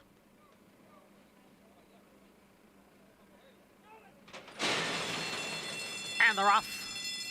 A little love and a luck and a Miss You Ella. Now moving up is Sail By. A little love and luck and Sail By, and the two of them are right together going into the clubhouse turn, with Pizza Bianca sitting just off of them in third. As they go around the clubhouse turn, a little love and luck, joined now by Sail By. Sail By goes by and takes the lead. A little love and luck is racing in second. Miss You Ella, Pizza Bianca, they're right together third and fourth, with Consumer Spending rating in fifth, and at the back is On Alert. First quarter in 24-1. They're moving up the backstretch. And it is Sail By, the long shot leader here by almost 2. A little love and luck is in second, with Miss You Ella in third. Then the Breeders' Cup winner, Pizza Bianca, in fourth, 3.5 from the front. She's followed by Consumer Spending and On Alert. It is still Sail By who has the lead here. Sail By in front, 3/4 of a length. The half mile in 50-1. A little love and luck is running in second as Pizza Bianca now moves up on the outside. Her move is followed by Consumer Spending. Down at the rail is Miss You Ella. It is a little love and luck and Pizza Bianca. Sail By Now towards the rail, back in third. On the far outside, it's Consumer Spending who's coming on. It's Pizza Bianca and Consumer Spending, and the two of them hook up here. Sail By is in third. It's Pizza Bianca and Consumer Spending on the outside. Consumer Spending has the lead, and Consumer Spending will win her 3-year-old debut in the Memories of Silver Stakes. She turns the tables on Pizza Bianca. Consumer Spending a little revenge here against the Breeders' Cup Juvenile Fillies turf winner Pizza Bianca, Chad Brown, Klarovich, Manny Franco. I'm not surprised that Consumer Spending got it the best of Pizza Bianca today. I'm a little surprised at the tactics. I mean, she was further back than I thought she'd be. I thought she'd beat Pizza Bianca, flip-flop the script a little bit, but Pizza Bianca was attending that slow pace, was caught pretty much about 3 wide throughout. And here came Consumer Spending with a big turn of foot. These are really two very, very good fillies, and we're going to hear a lot from them throughout the season. A budding rivalry, it seems. Pizza Bianca a lot closer than we've ever seen her in a race. Yeah, and I think sometimes when you're a big favorite, the tendency is to ride them a little bit safe. Don't get in a compromising position. Don't put yourself where you're not going to be able to let them run. Maybe she's better when she's held up a little bit more and finishes with the flourish that Consumer Spending did today. A good race. I think a good starting point for Pizza Bianca. I don't think she lost anything in defeat, but I think it also underscores that just that this filly wasn't that far behind her as far as talent coming into the day, and you know, Chad's got better numbers off of the layoff. Slow fractions in this race too. Do you slow. think? But with Pizza Bianca, do you think they were intent to try and be a little bit closer, or it was just circumstances of such a slow pace? I think it was circumstance. I mean, it wasn't like Jose sent her. She was carrying him into the race. She was pulling. I mean, and she had her chance. She had her opportunity. She got run down by a filly that just outkicked her today. Consumer Spending. She wins her 3-year-old debut, beating the Breeders' Cup Juvenile Fillies turf winner in the process. They're 1-2 in here in the rematch. We'll have the prices for you from the Memories of Silver. When we come back, Nightcap still to come as well. Stay with us. More America's Day at the Races coming up.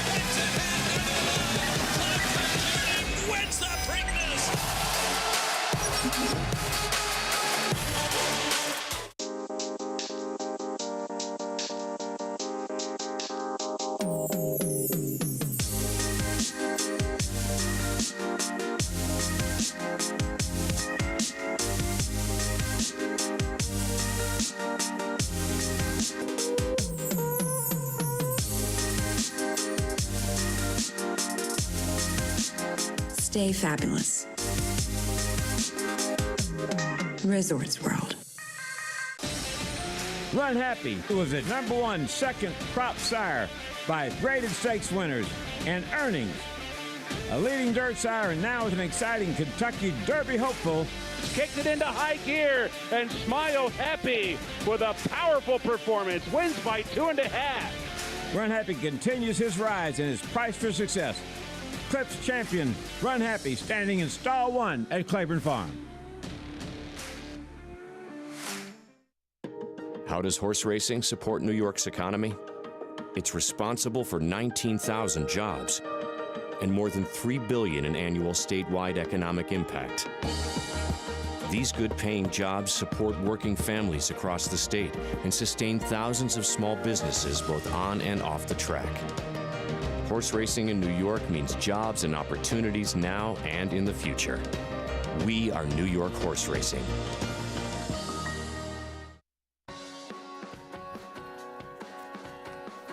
We're back on America's Day at the Races. Got more coming up, including the feature on this Sunday card from Oaklawn. Our program brought to you in part by America's Best Racing. For the love of the race, visit americasbestracing.net today. 7th maiden claiming group, $75,000 claiming tax, 6 furlong sprint. Redefinition, Steve Asmussen. CJ Thoroughbreds. And using, again, Isaac Castillo. This one coming in from Sam Houston. Actually favored right now. We start with Sweet Beauty for the Asmussen barn as well. Making her second start off the Steve Asmussen claim. Stays at that maiden 75 level. Sign of confidence? Yeah, potentially. Struggled at this level last start. Jog at 11-1 for Don Von Hemel.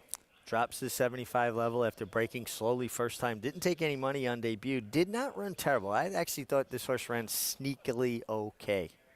Daughter of Nyquist we'll see next here at 9-1, who will cut back in distance. Turning back in distance. Did show some late run sprinting in her first two starts. Monet at 6-1. Rye Eichelberry aboard. Another one that chased the pace. Did take some money on debut. Now drops down a little bit. Here's the 9-5 favorite, Sam Houston Form. Will it hold here? Looks like could play out to be the speed here. Has some speed right outside of her. Depends if they get hooked up or not. Yeah, with this one here, Giovanni Franco on the speedster. And when you have two speed horses hooked, side by side, that's when they have a tendency to really get hooked up. 16-1, Romantic Comedy just claimed. His claim for 30 moves up, would have to improve off of her form. It's an interesting move. He's shown very little in those first two starts. First-time starter, America's Pride. Brad Coxbarn sends out. The 8 is out. I did not have that. The 9, Kayla, blinkers on. Blinkers on for a horse that was favored on debut. That was at Prairie Meadows, June of 2021, so quite a long layoff, too. Yep. Almost a year's time away. Let's go to Gary Stevens for more. Yeah, guys, the 8 horse was scratched, actually, a late scratch in the paddock. There was an accident in there, very tight quarters. Just for safety reasons, they took her out.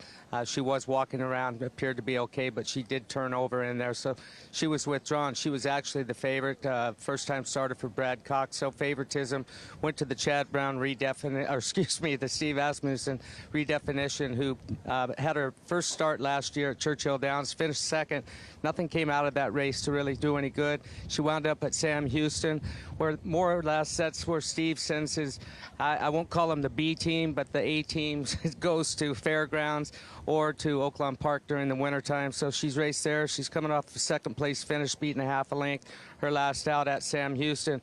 Mitty, she was second, and in her first start, that was for maiden 40. She showed good speed. She's a little tiny filly. There's not much to her, but the thing I noticed when she walked out on the racetrack and she jogged off in the post parade, she'd grown about 2 sizes. She had bowed up, and I think Richie knows what I'm talking about. Sometimes she walked over nice and peaceful, and she about the size, maybe just over 15 hands, not a lot to her. She's well put together, even better put together after she walked out on the racetrack, because she swelled up and was walking with authority and with purpose. So she's my pick in here. Redefinition, this is wide open. I mean, there's a lot of horses that are dropping out of maiden special that really hadn't shown anything. Monet, the 4 horse, she was bet a little bit in her first start, but she showed nothing. Also, I'm looking Jog, the number 2 horse, looked good walking over here. One to keep an eye out for Donnie Van Hemel. She wasn't bet on a lot her first out, but Louis Quinones comes back after riding the first time after a slow start. So Mitty is my pick in here, guys. Well, his rider looking to get another win, Giovanni Franco. We wish him the best. But again, the 5, the 6 look like they're both going to try and go and be forward in this race. We'll see who can grab the lead. Yeah, it's interesting what Gary talked about, though. Some horses in the paddock, they're nondescript. They don't look particularly puffed up. They get on the track, and they do. They get wider. Their neck gets bigger. Their shoulders get bigger. Their blood gets up, and they really kind of rise to the occasion, if you will. So keep your eyes early on the 5 and 6, who can take command early. 7th here from Oaklawn. Vic Stauffer, the call.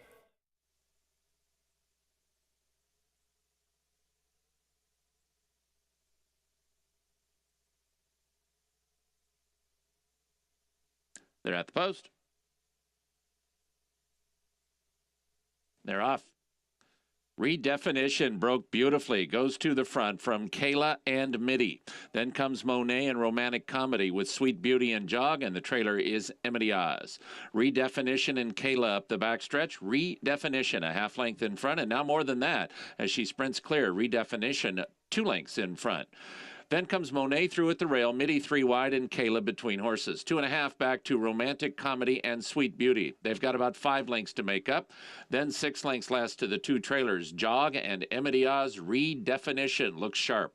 Redefinition around the far turn, a 2.5 length lead over Kayla and Mitty. Romantic Comedy is 4 deep in 4th, then 1.5 lengths to Monet, followed by Sweet Beauty. No excuses today for Redefinition as she's traveling well. Redefinition, top of the stretch, now a 4-length advantage over Romantic Comedy. Kayla's between horses, Sweet Beauty at the rail. Emadia's is gathering momentum, but the best she'll do is second as Redefinition is far in front. Redefinition has built up almost a 10-length lead. Romantic Comedy and Kayla battle for second. Redefinition. Geared down at the wire, she won by about 9. It is desperately close between Kayla and Romantic Comedy for second. Sweet Beauty finished 4th.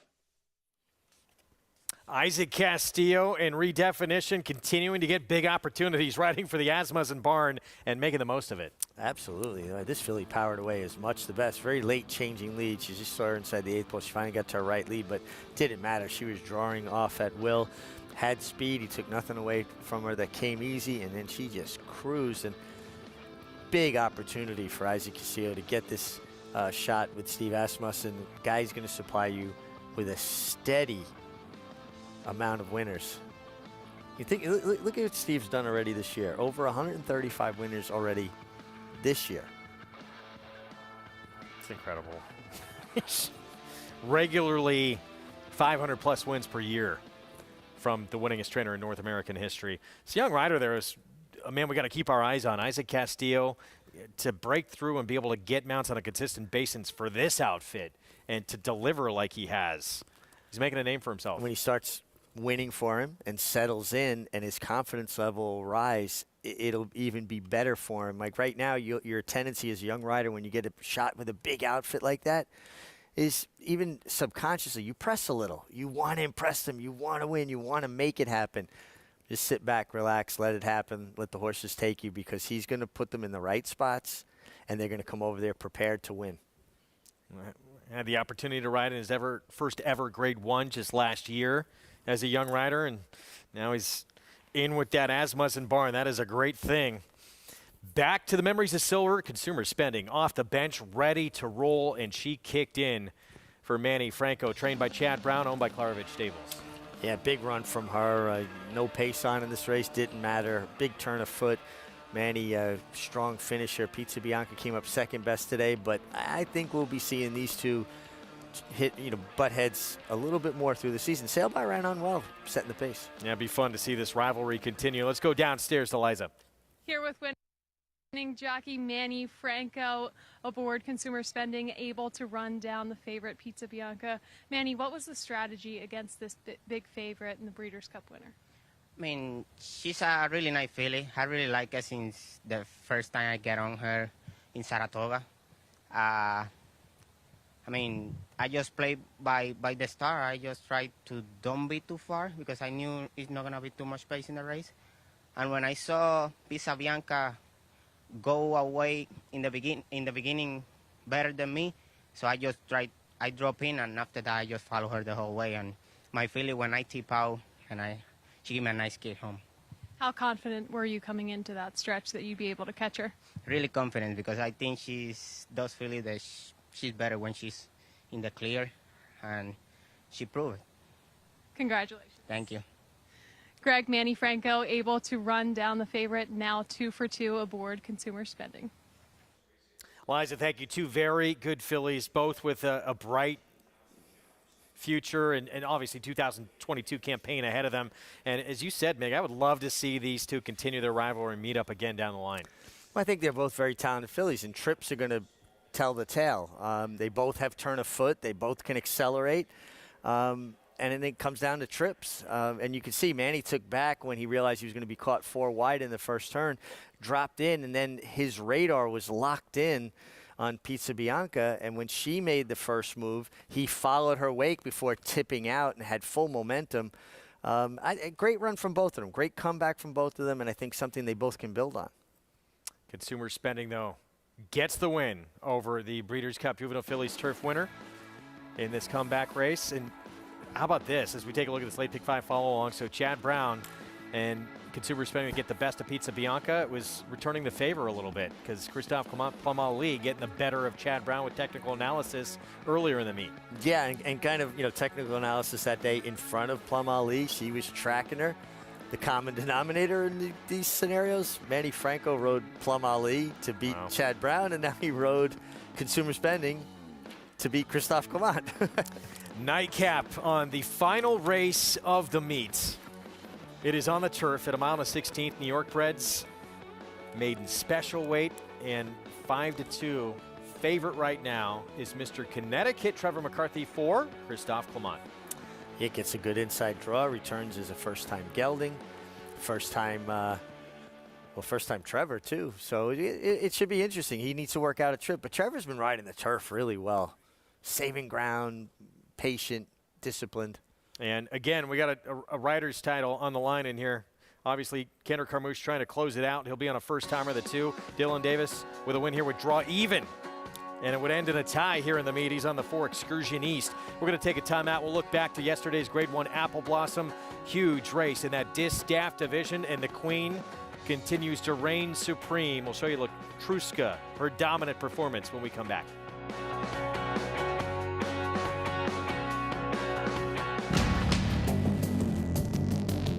Whether it's Division 1 or Grade 1, top athletes have certain traits in common. Speed, strength, class, versatility, and most of all, willpower.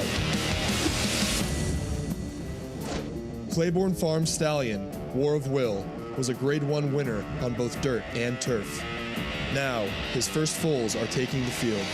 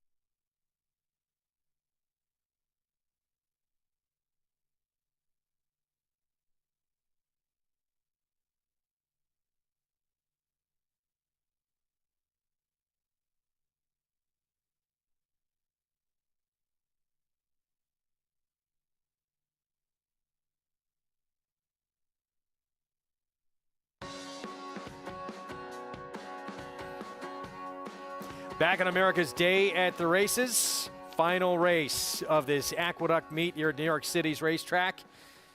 And it's brought to you in part by Naira Bets, where you can play this finale, all the action we have coming up at the Triple Crown and all summer long and beyond with Naira Bets. Download the app or go to nairabets.com. Finale on the turf, mile and 16th. Maidens, New York Breds, trying to get the first win of their career. This is a major player right here, this 10 Highgate Road for Catherine Day Phillips. Start number 2, the debut came at Tampa. Yeah, and a good debut, too. Didn't break particularly sharp. Was back in the pack. Showed courage coming up the inside and rallied well. And, you know, some horses have a hard time. They've never been amongst these many horses. So for him to cut the corner the way he did before he came out, he's lingering on his left lead here. And that's always difficult. I just don't think horses finish as well when they don't get to their right lead. So that's something that hopefully shake off a little of that greenness, gets to his right lead today. Should finish a bit better. This horse bred by Alfred. It's Buttonwood Farm over in Rhinebeck. He's a New York bred, ran against Open first time. Now he's owned by Newtown Anner Stud, who purchased him. Newtown Anner Stud just 2 miles through the woods from my house. I got a lot of connections to this horse. Yes, you do. 3-1 right now, and Jose Ortiz will be aboard Highgate Road. Let's head downstairs to Liza. Thanks, Greg, and hoping that Jose Ortiz will be able to switch him over to that right lead in the lane, as you guys were mentioning. And I think if he does that, he'll be able to kick into that second gear and really get there, as he wasn't in his last start. But I think he got a lot of experience out of that start, and we'll be looking for a big run from him today.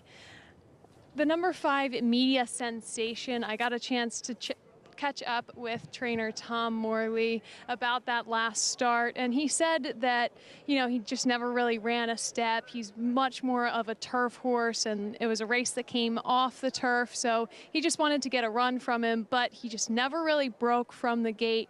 He said since then he's done some gate schooling with him and broken him out of the gate, worked him out of the gate, so he's hoping that he'll break a bit sharper today, but he does think it is a tough field. Greg? All right, Liza, thank you. Post parade is coming up in a moment.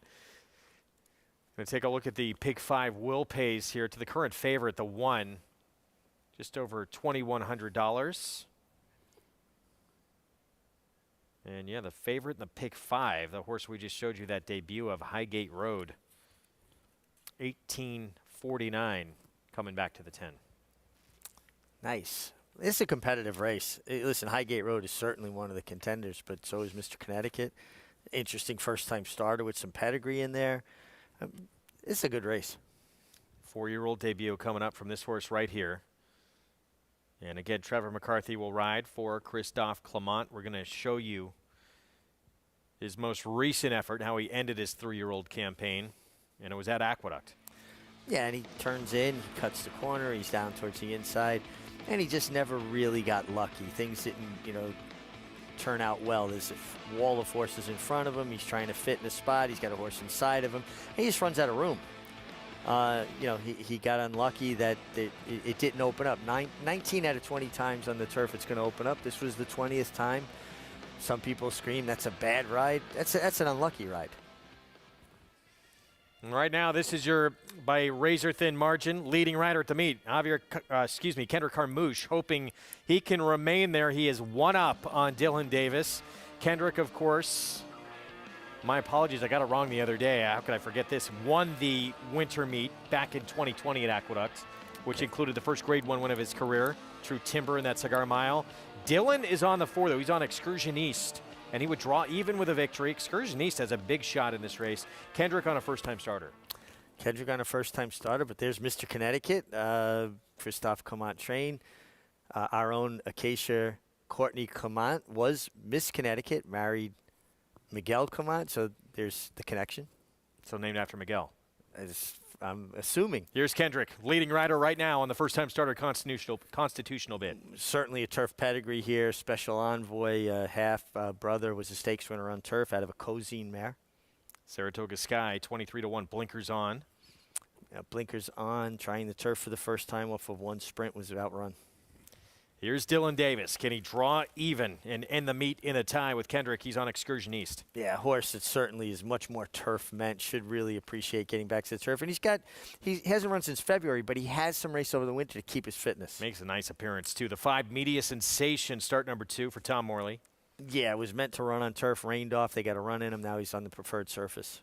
Biondi at 9-1. He showed ability in his first start last year. Ran okay first time, only beating a half a length to Excursioniste, and that was his first start. Here's Touch of a Buzz, trained by Kelly Breen. Yeah, really outruns sprinting. Now gets to the turf. Dream Point, the 8 has had a lot of opportunities, 8 on the grass, and some good efforts that figure against this group. Yeah, some of the efforts on the turf certainly could see this horse getting a check. The apprentice, Jose Gomez, he's had a terrific meet. He'll ride the 8. Laws, trained by George Weaver. Yeah, George Weaver put together a real nice meet at this spring meet, and this horse gets on the turf out of a mare that's by Kitten's Joy. Kitten's Joy, certainly turf influence. Here's the favorite. We showed you that debut at Tampa, Highgate Road for Catherine Day Phillips. Yeah, a horse that makes a lot of sense. Ran an open company, negotiated traffic, ran on, stayed on the left lead. Would like to see a little bit more energy level in the post parade. Trying to find Tyrannosaurus Rex out there, the 11, who is a first-time starter. There's the 11. And Dylan Davis' sister Jackie on board at 23-1. For her brother Eddie Davis, and if you don't find Tyrannosaurus Rex, I bet he'll find you. Beware. Barrel of Quest. David Donk, the 12. Last we'll look at Luis Cardenas, 7-1. Yeah, it was nice to see Luis Cardenas get a winner earlier in the card for trainer Dave Dunk. Had a really tough injury last summer at Saratoga. He just came back recently. That was his first win coming back off of that injury, and nice to see Luis Cardenas. And as nice a kid as you're ever going to meet. Tough post. You're going to have to figure out a trip from there, but the horse did show really good speed last time. David Dunk, Luis Cardenas, they began this pick 5 way back when with One Track Mind. We'll see if they can close it out with a 7-1 shot here again. Get signed up with Naira Bets. Derby 25, that promo code. Download the app or go to nairabets.com. Favorites, the 10. Highgate Road, start number 2.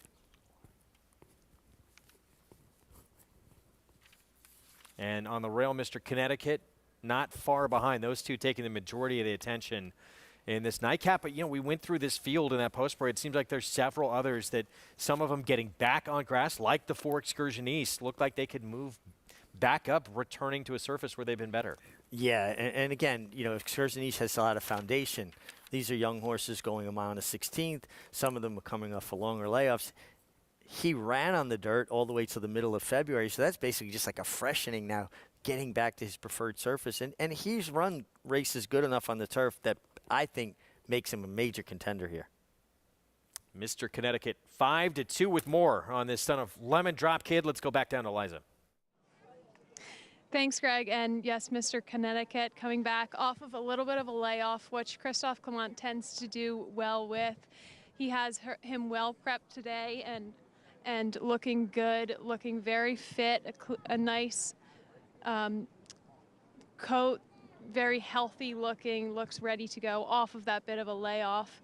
There are a couple of first-time starters in here as well, so always interesting to see how they look and to lay eyes on them, since you don't get much to go off of on paper. The number 2 Constitutional Bid, a first-time starter for Kate DeMassey, shipping up here from Parks with Kendrick Carmouche aboard, who is one ahead in the jockey standings, so hoping to pull away in those standings. And he gave Constitutional Bid a big warm-up today, and Kate DeMassey typically does well with first-time starters, but those stats can tend to be at Parks, which are against a little bit of weaker company. So we'll see how he can handle this tougher company up here in New York. Greg. All right, Liza, thank you. Kendrick on that first-time starter. There's the T-Rex first-timer as well with Jackie Davis. I don't know if that guy with those short arms would do too well in this race. I know some guys like that, like when the dinner check comes, they got arms like that. Why are you looking at me? I wasn't looking at you. I was just talking. Mig. That one shot through the heart right there. I wasn't talking about you. All right, I'll step up my game at Belmont, I promise. Where is that? Yeah, I bet, you know, probably not that fast, but he could just eat the competition. So that one, 34-1. We only really saw that Tyrannosaurus Rex from behind. I thought the horse actually made an okay appearance. Eddie Davis does a good job. He just needs, you know, an opportunity with better stock. But T-Rex, maybe he's the horse. I mean, he's by Temple City. What's the connection, T-Rex and Temple City? Is that where the T-Rex originated from, or did they find one? Or? Well, we'll see if this horse runs big. We'll try and get the answer for you. Oh, there we go. You know who he's rooting for. Money on the 11. Youngster's a T-Rex fan. Has to be part of the connections, right? Has to be part of the connections. It's too strange to just show up with a T-Rex. That's awesome. Good luck to the first-timer here. Windhorse Thoroughbreds, owners of Tyrannosaurus Rex. And, you know, Jackie Davis, a rider that she's had a pretty good meet as well. Doesn't get a ton of opportunities. She tries so hard, and her enthusiasm is infectious. And listen, she's got the pedigree, doesn't she? You know, her dad Robbie, one of the best riders I ever rode with. Her brother Dylan and her sister Jackie. Someone who you can count on too. If a horse has ability to be forward, that horse will be there with Jackie Davis. No doubt. I mean, she tries so hard. She leaves it all out there. Easy to root for somebody who puts as much into it as she does. I'll see if her brother can draw even with Kendrick Carmouche. Dylan on the 4 Excursion East, trying to get his 19th winner of this meet. Kendrick Carmouche, the 2, he's leading the way right now in the first-time starter constitutional bid. We're set for this final race of this Aqueduct meet. It's been a fun one. Shifting to Belmont next week. Let's go upstairs. John Imbrial with the finale.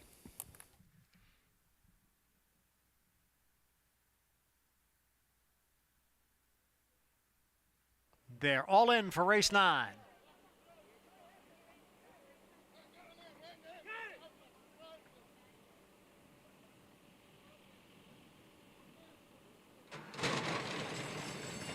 And they're off. From mid-pack, there goes Biondi out for the lead, quickly joined by Dream Point. Biondi and Dream Point. Laz on the outside runs in 3rd. Barrel of Quest is next in 4th. And then comes Media Sensation in 5th. At the rail is Mr. Connecticut in 6th position. And then it is the duo of Excursion East. And on his outside is Highgate Road. It's another 3 lengths or so. And a hard to handle there, very hard to handle, is Saratoga Sky.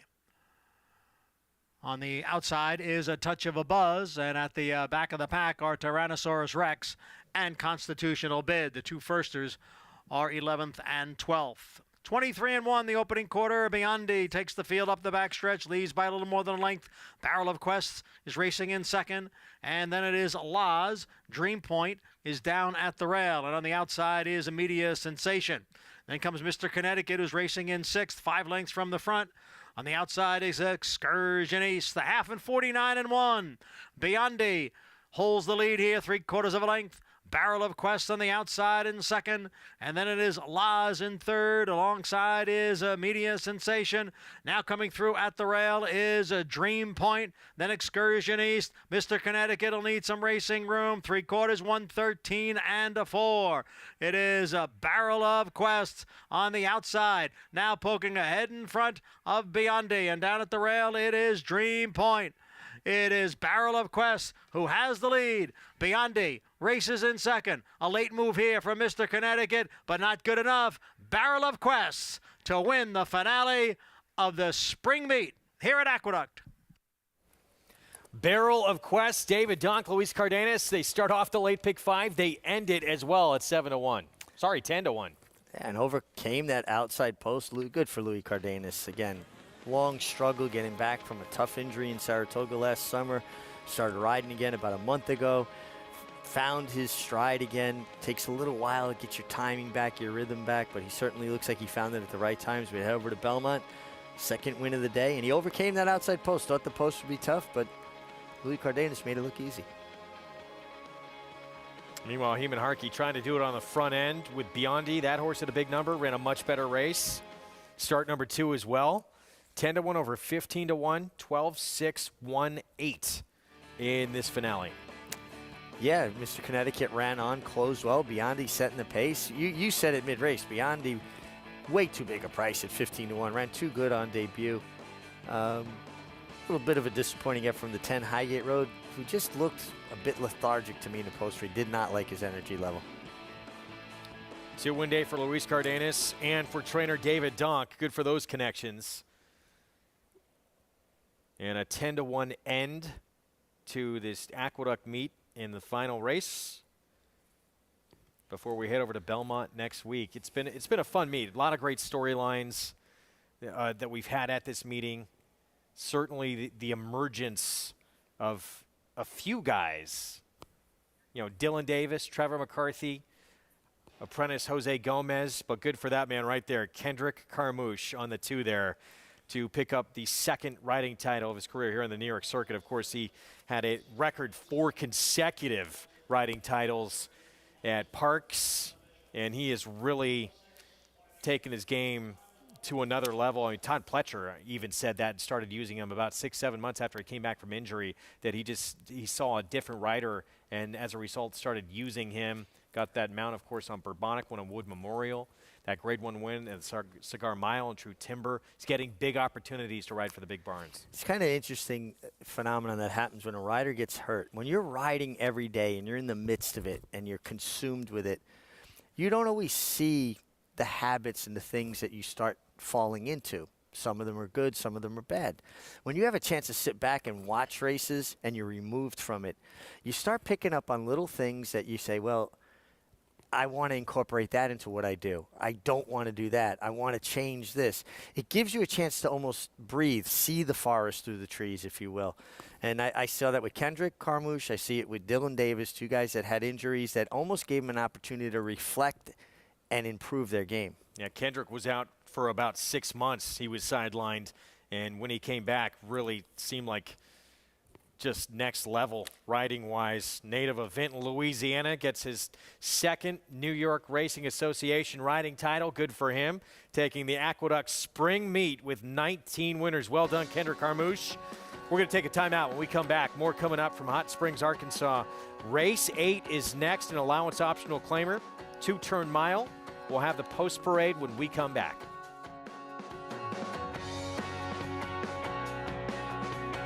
The sun shines bright on Caraconti. His first crops of racing age are showing brilliance on the racetrack with a high percentage of stakes winners. His versatility is evidenced by winners on all surfaces across the globe. And his offspring are lighting up the sales ring. With his biggest and best quality of books in the pipeline, the sun shines bright on this value sire. Caraconti, standing at Gainesway. The Fasig-Tipton Mid-Atlantic 2-year-olds in training sale, showcasing more than 600 juveniles, all on a dirt racetrack. Recent Grade 1 winners include Beyond Brilliant, Gamine, Got Stormy, and Switzerland. Graded stakes winners Informative and Morello, plus stakes winners from coast to coast. Among the nation's top juvenile sales by Grade 1 wins. Join us after the Preakness, May 23rd and 24th in Timonium, Maryland. Where will you be? Who you betting on? How about an app created specifically for horse racing? Naira Bets. We specialize in thundering hooves, fist pumping, and boosting your bankroll with robust weekly promotions. And offer betting tips from actual horse racing experts. Bet all day and night, nationwide. Get the action and thrill of horse racing with Naira Bets. Racetrack Television Network brings you every race, from every track, on every screen, every day. With monthly packages starting as low as $5, RTN gives you great value and access to more live HD streaming and race replays than anyone. Visit RTN.tv today to sign up and watch on almost any device, including Roku and Amazon Fire. RTN has packages that start at $5 per month.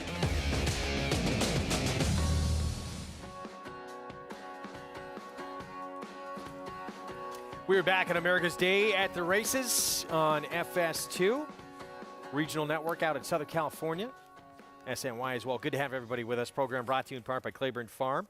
100 years of doing the usual, unusually well. Feature coming up next in Hot Springs, 2-turn mile in this allowance optional claiming field. Even money on Let's Cruise, the 3, who is trying to win her 3rd in a row. Yeah, in very good form. Stretched out nicely last time. Just basically, when horse got to it, took off again. Well, we begin with Melting Snow. She's going to stretch out in distance for Renee Amescua. Yeah, and this horse actually ran a mile once before at Oaklawn, was second best that day, stretched it back out.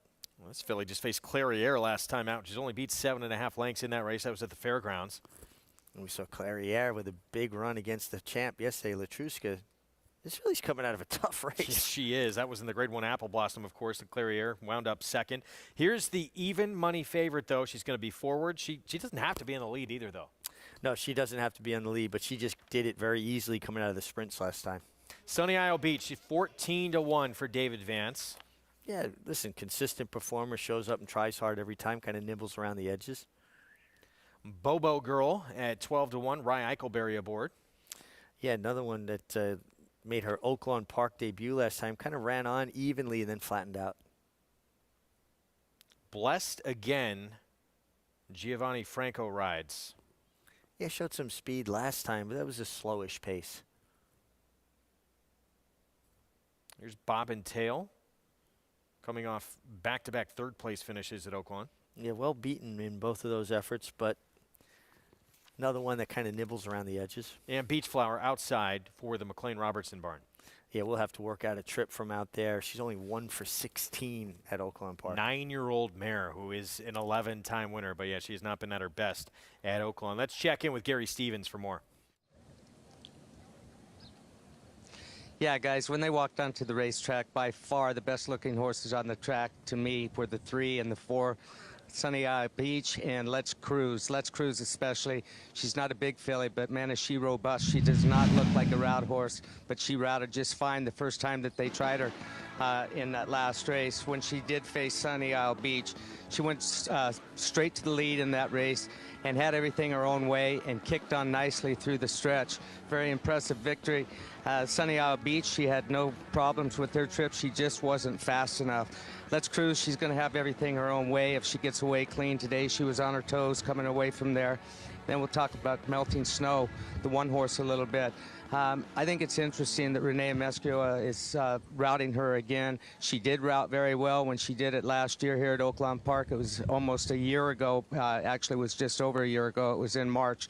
And she attended the pace, was just off the pace, but she doesn't have the type of speed that Let's Cruise does, but she should find a nice position down inside. I will say she was pretty washed out when she came out onto the racetrack. It was that dried sweat on her and was drying up, as I say, but she wasn't nervous at all, just sort of a nervous sweat, but she looks great out on the racetrack right now. So, I think it's going to be very difficult to beat Let's Cruise today. She deserves to be 4-5, but if you want to take a little bit of a flyer, bet on that 4 horse again, Sunny Isle Beach. She's going to get there one day, guys. Gary, thanks. Making their way to the gate coming up. Can Let's Cruise the 3 make it 3 in a row? Obviously, very strong form the last couple of starts. She's won those last 2 by 9 lengths combined. I thought this was a tougher group than seeing her at 4-5. Well, I mean, Melting Snow has beaten her previously, but she wasn't the same filly then. It seems like she's kind of improved and found her form. There she is. Can she continue her roll? She has had a tremendous meet, trying to make it 3 straight here in Hot Springs. The 3 Let's Cruise. Vic Stauffer with the call on this Sunday feature from Oaklawn.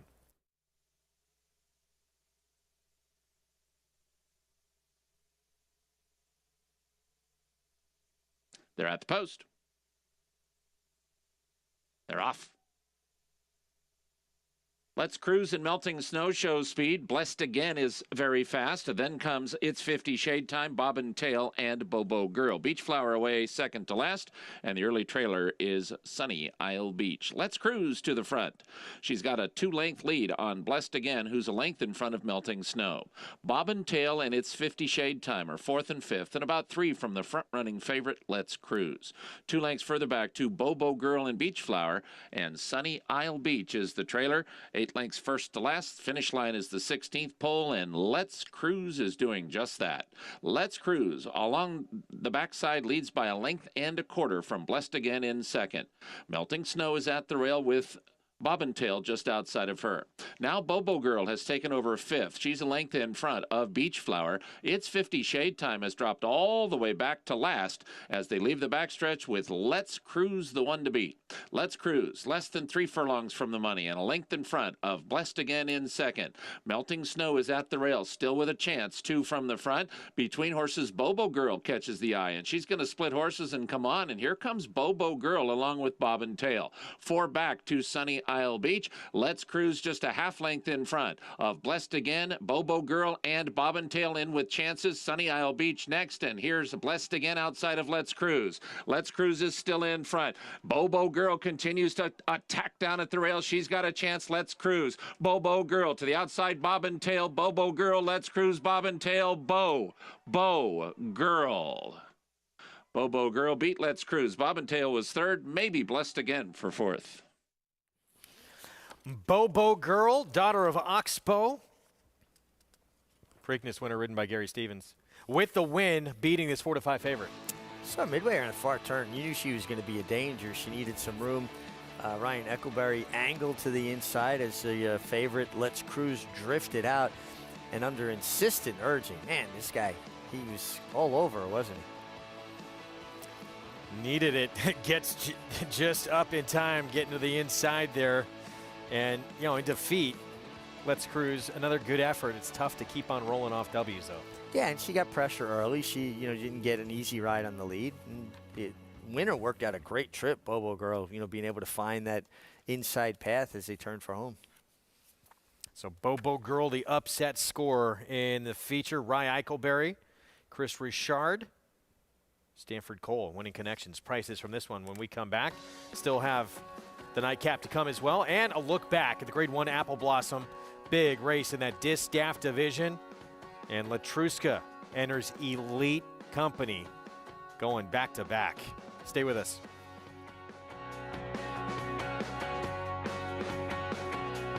Introducing Gift Box, winner of the Grade 1 Santa Anita Handicap.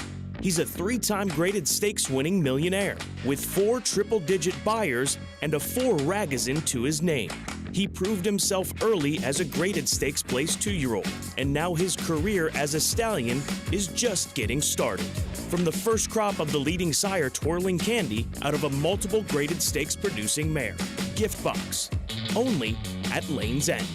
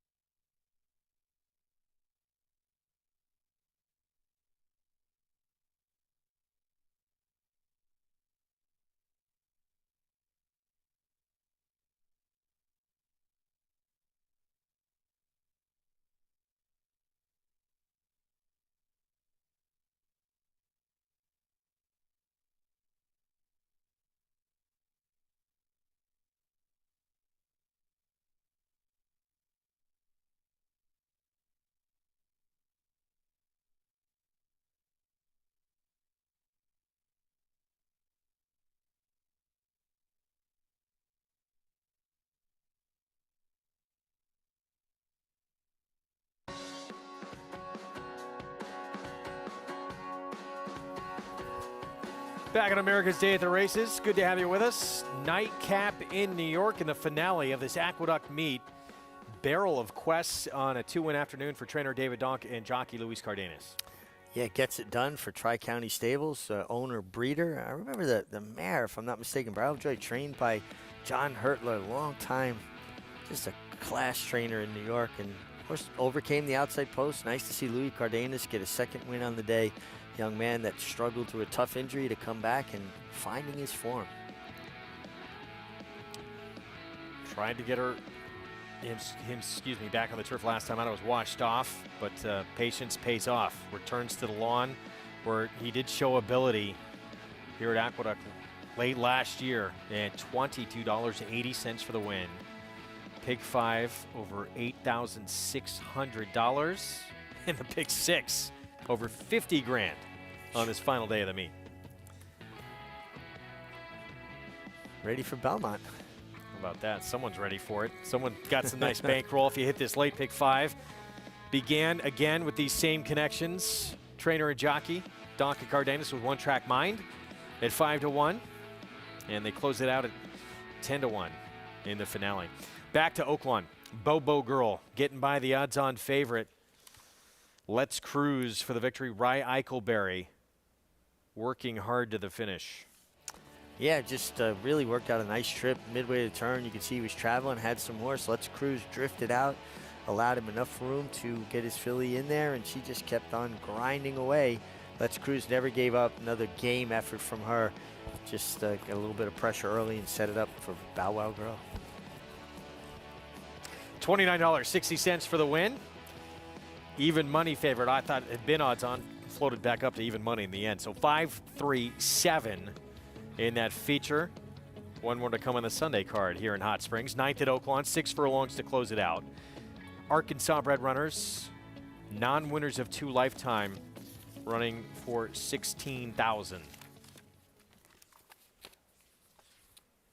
And in this group, Mig, Olivian, the 4, slight drop down in class. Now 8-5 favor right now. Definitely a major contender. Yeah, absolutely. And you get John Court, won the Oaklawn Park Handicap yesterday.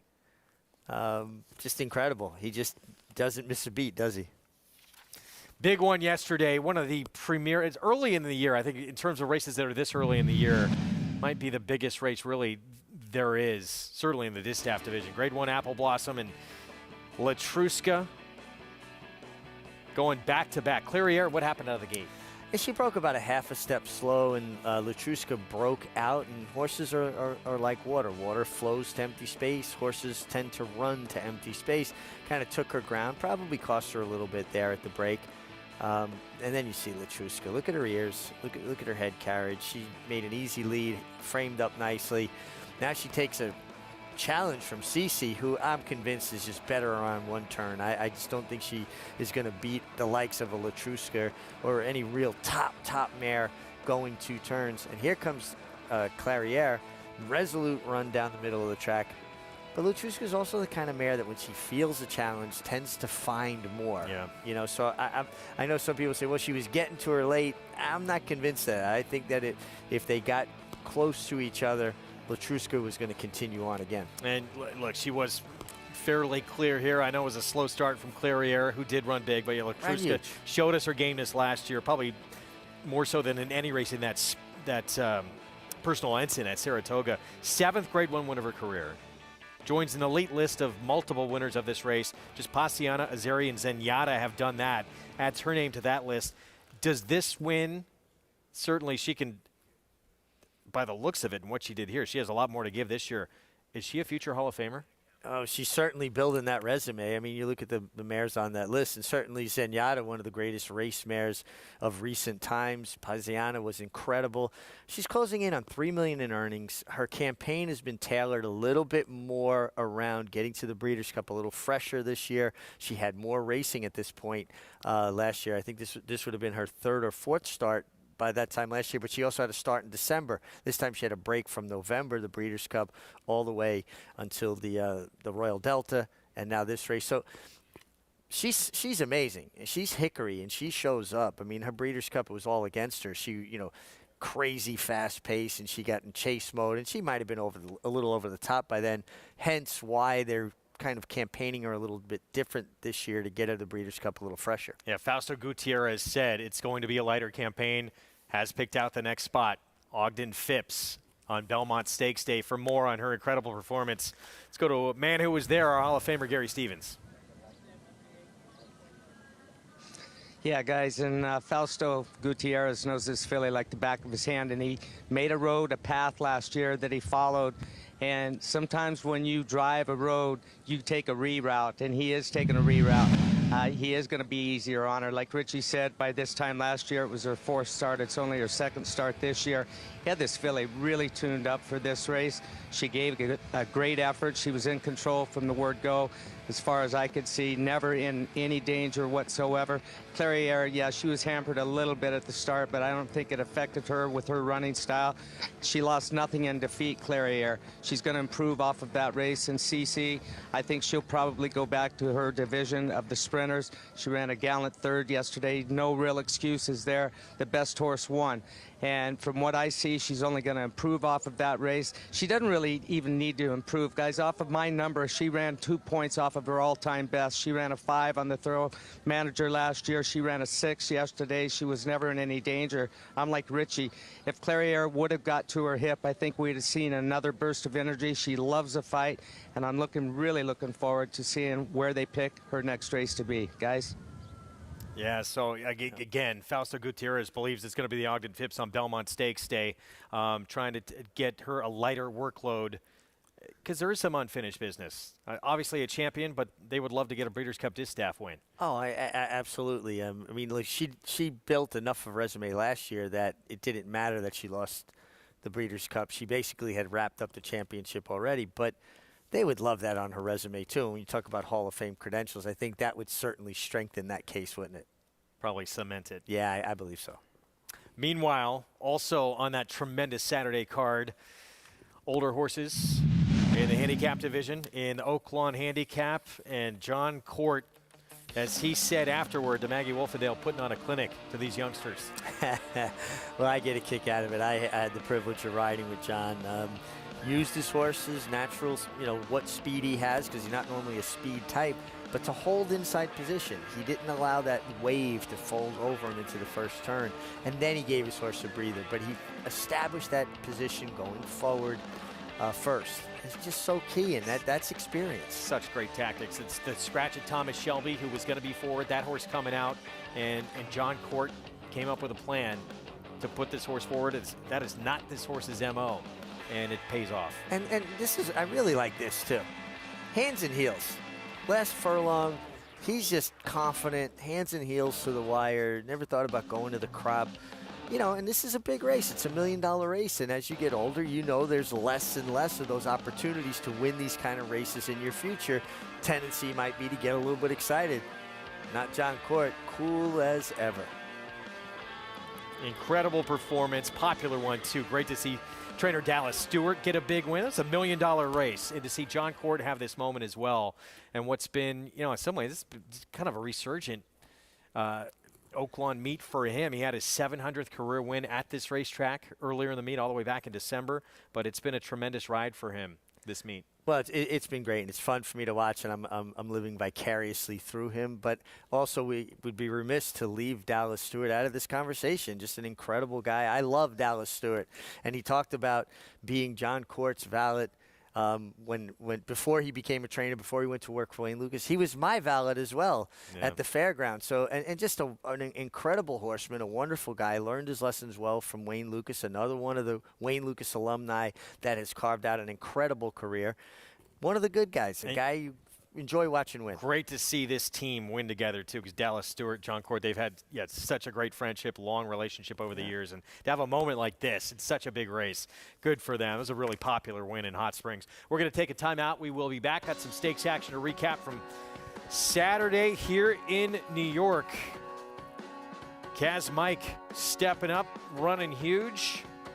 We'll take a look at the Woodhaven as well. Chad Brown with another emerging star on the lawn. Stay with us.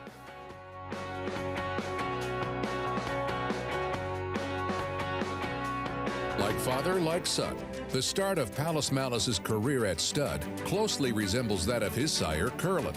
Curlin was the sire of 2 first crop graded stakes winners, while Palace Malice was the sire of 3 first crop graded stakes winners. Subsequent to Structer's Breeders' Cup victory, he attracted a stellar group of 200 outstanding mares who will shape the future of this promising young son of Curlin. With his best crop of yearlings to date, now is the time to breed. This season at Oaklawn, we've got more of everything. More of the top thoroughbreds in the world. More days of live racing. And the largest purses in our history.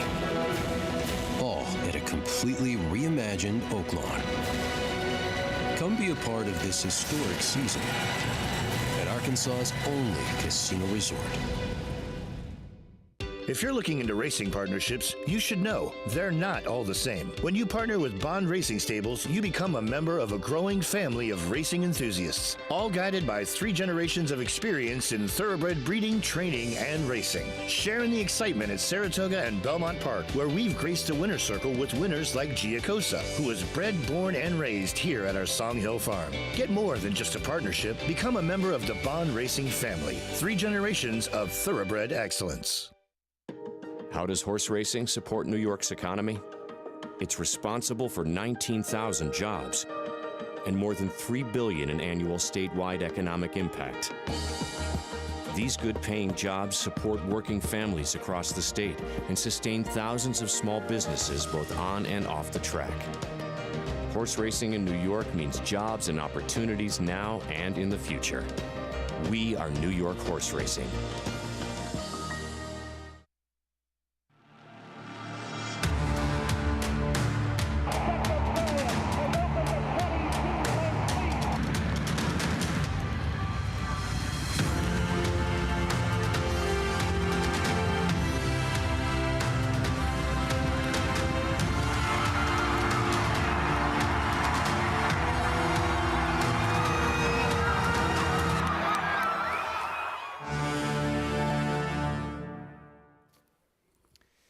We're back on America's Day at the Races here on FS2, other networks across the country. Good to have you with us. Greg Wolf, Richard Migliori. We had a big Saturday of stakes action here in New York, the final Saturday of the meet. Some interesting performances. Chad Brown, Klarovich Stables, unanimous consent, came into this race 2 for 2 in the Woodhaven. And this was sort of his coming out party. This was a big effort. Yeah, you know, it's funny. I was under the impression that possibly was he a little dressed up coming into this. He broke his maiden at Monmouth. Then he won at Tampa. What was he beating? Well, he wasn't dressed up. He was just getting ready to step up to the big time, and he did in a big way in the Woodhaven. He certainly, the way he finished, it looks like a horse with a future. Woodhaven was a listed stake. He's got graded stakes in his future. That quick turn of foot. And reaches, yeah. And then he geared down even the last 70 yards. This was impressive. To put this much separation on horses this quickly on the turf speaks to a horse's turn of foot, that acceleration that we talk about. Now watch his ears come up as he comes to the wire, starts gearing down again. I mean, this is really a good effort. As you said, I mean, look, he made up a lot of ground in a very short burst. That's how devastating that turn of foot was to really put this field away pretty easily in the stretch. Really easily, and when horses can pick horses up like that, you know, basically within 100 yards, a 16th of a mile, all good turf horses have what we call a turn of foot. It's acceleration. He has it squared. I mean, he really threw in an 1/8 of a mile there that was devastating. Pennine Ridge sounds like it's the potential next spot for unanimous consent, now 3 for 3. Yeah, certainly it looks like, you know, a logical step, and then on to the Belmont Derby. And, you know, I mean, he certainly looks poised to be a major player in this division. Meanwhile, New York Stallion Stakes, Times Square division. Key for Kaz Mike was to keep his shoes on. Connections felt if he could do that, he's going to be really tough. He was, and he did. Oh, he's so fast, he runs right out of his shoes. But Kaz Mike got the lead under Trevor McCarthy. And did it well, like made the lead the right way. He saved some horse. It looked like he got headed just about the 16th pole, and that's when Trevor really set him down. He found more. He kicked on again. The other story out of this, Kaz Mike was very good. Barrace turning back in distance off a disappointing Wood Memorial. He just looked flat. He just looked like a horse that, you know, maybe on the turn back and the fact that he had run just 2 weeks previous, he wound up third, a well-beaten third, but Kaz Mike had tipped his hand. He had ability in his first start. He was beating a nose, came back and kind of ran a little bit flat, but I guess maybe it had something to do with the shoe issues. He was very good to win a $200,000 race to break his maiden. Trevor McCarthy put him on the front end, and he goes gate to wire for the win. And, you know, back to Barrace for a moment and give this horse all the credit. Tremendous performance. I think we all expect to see a better Barrace next time. Yeah, and I'm sure he'll get a little bit of a break. I mean, they packed a lot of racing in a short period of time. You understand the reasoning to try the Wood Memorial to see if you have a Derby horse, but then the timing of the Stallion Stakes coming back in 2 weeks, probably a little too attractive to pass up a $200,000 race where you're going to be a very short price favorite and hope that maybe you don't have to be at your best to win it. He just looked a little bit flat to me. He's a much better horse, and he will get back to that. That was the Saturday Stakes action from here in New York, and horses were, I would think, going to hear a lot more from at the Belmont Park meet that begins, of course, next week. We still have the Nightcap coming up at Oaklawn, race 9. Close it out. Their Sunday card, Arkansas bred runners who have not won 2 lifetime, sprinting 6 furlongs. That 4 who just left your screen, Olivian, might be the one to beat, dropping down in class. We'll have the post parade when we come back. The ultimate accolade for a racehorse is to be named Horse of the Year.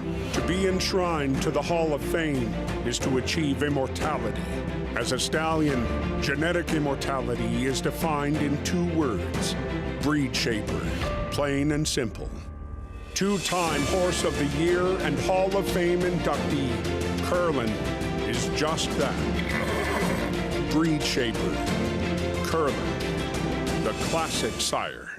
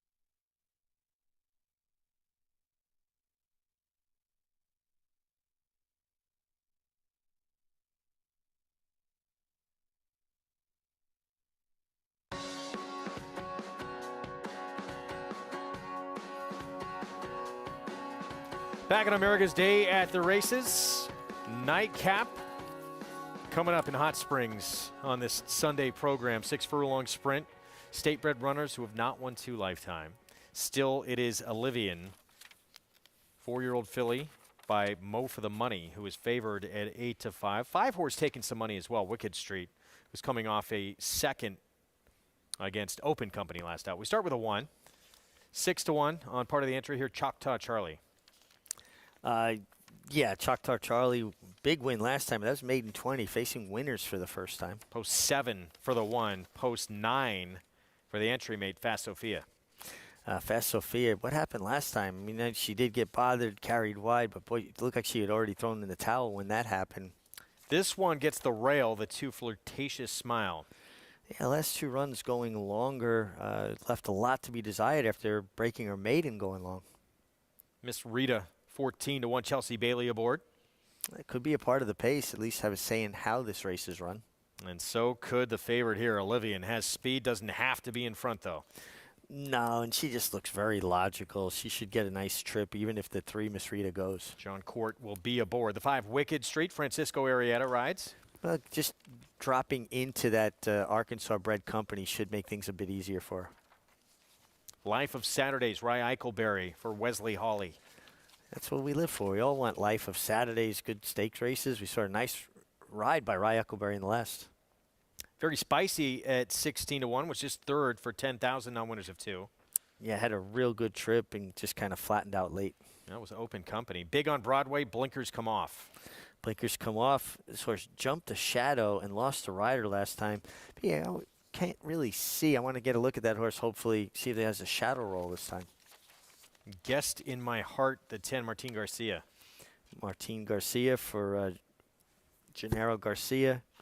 Horse doesn't have much speed. Hoping a fast pace. Here's the 11, Epworth. Randy Morse comes in off a state-bred maiden claiming win. Yeah, for maiden 10, now steps to 16 against winners. Always tough for a horse to break their maiden. And the next start against winners, a big test. Yeah, the 8 big on Broadway is a scratch. Here's the favorite, Olivian. Second beetle length in a level higher than what she's running in against today. Let's go back to March 27th. Was forward throughout, sitting just off the pace. Went off at 9-2 in this race. Yeah, you know, and that's her strength. She has enough speed to put herself in a good position. Hanging on her left lead here, that's never a great sign. You know, you'd like horse to switch over to their proper lead, their right lead, get a little bit more energy. And this is the result. Horse comes and just nips her out of the cloud. So hopefully today she changes to her right lead. Maybe it's a perpetual habit with her. I don't know. But she's still going to be forwardly placed. And John Court now having some experience with her should help. Let's go back to Gary Stevens.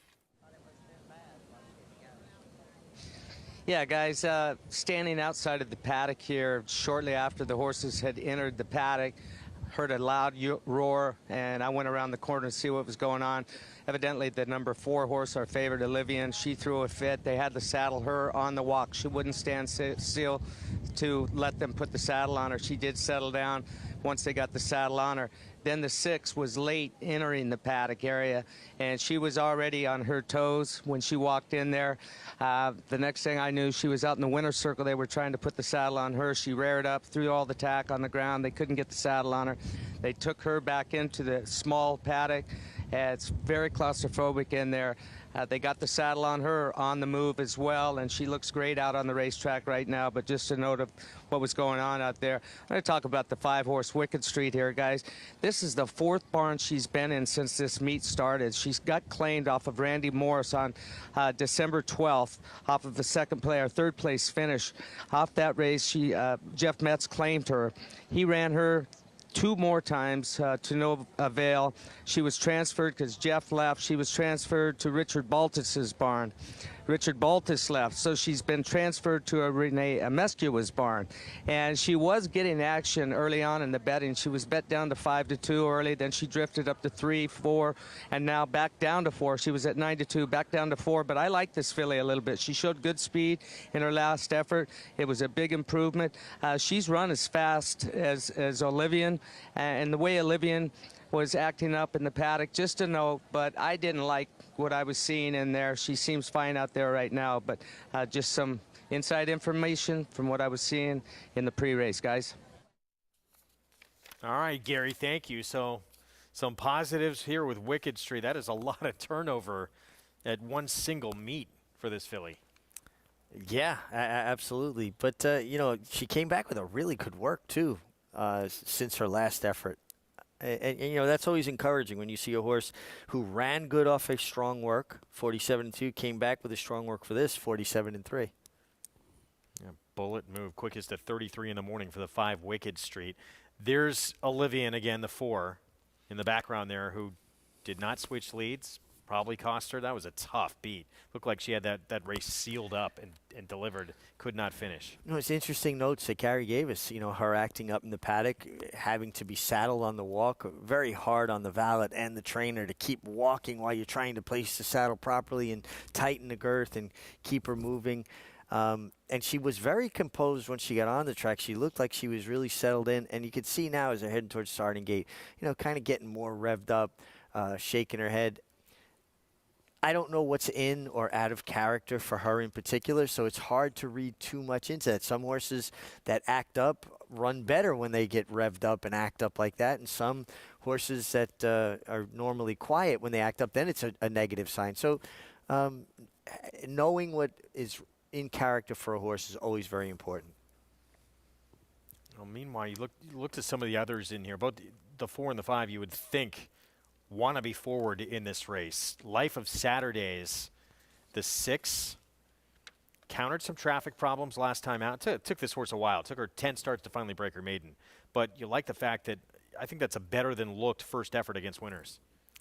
Yeah, well, especially, when you talk about, encountering traffic. And when you've got horses, all right, so you got the 4, 7-5, Olivian. Then you've got the 5, Wicked Street, 4-1. First and second choice, basically. Drawn side by side, they both have speed. They have to respect each other. You can't take for granted that, I'll let that horse go and I'll pick her up later. That's when horses really engage and you get a speed duel. And that's when it could set up for a runner like Life of Saturdays or somebody else that you might find that you think's a decent closer. 7-5 on a filly on a heartbreaker last time out. Can she finish this time around? Olivian with John Court. There she is stepping into the gate. It's the Sunday finale here in Hot Springs. Let's go to Vic Stauffer. Wicked Street. Life of Saturdays and Guest in My Heart. There's one more left to load. Epworth.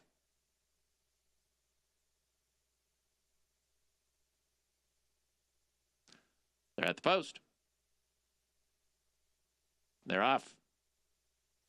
Slow start for Guest in My Heart.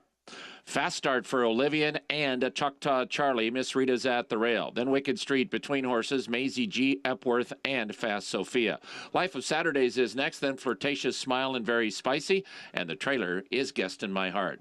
The leader is Olivian up the backstretch, and she's got a half-length lead on Wicked Street, who splits horses. Choctaw Charlie is 3 deep. Then it's 2.5 back to Epworth, Maisie G, Miss Rita at the rail, and Life of Saturdays. A length to Fast Sophia. Flirtatious Smile has 9 lengths to make up, and she's a length in front of both Guest in My Heart and Very Spicy, and the leader is Olivian. Olivian at the top of the stretch, still a short lead from Choctaw Charlie in second.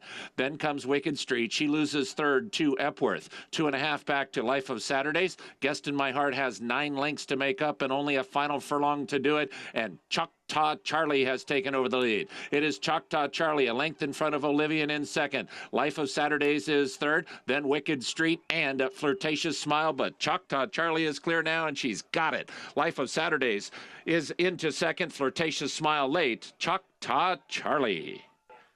Choctaw Charlie won by 2. Life of Saturdays was second, Flirtatious Smile third, and Wicked Street might have been fourth.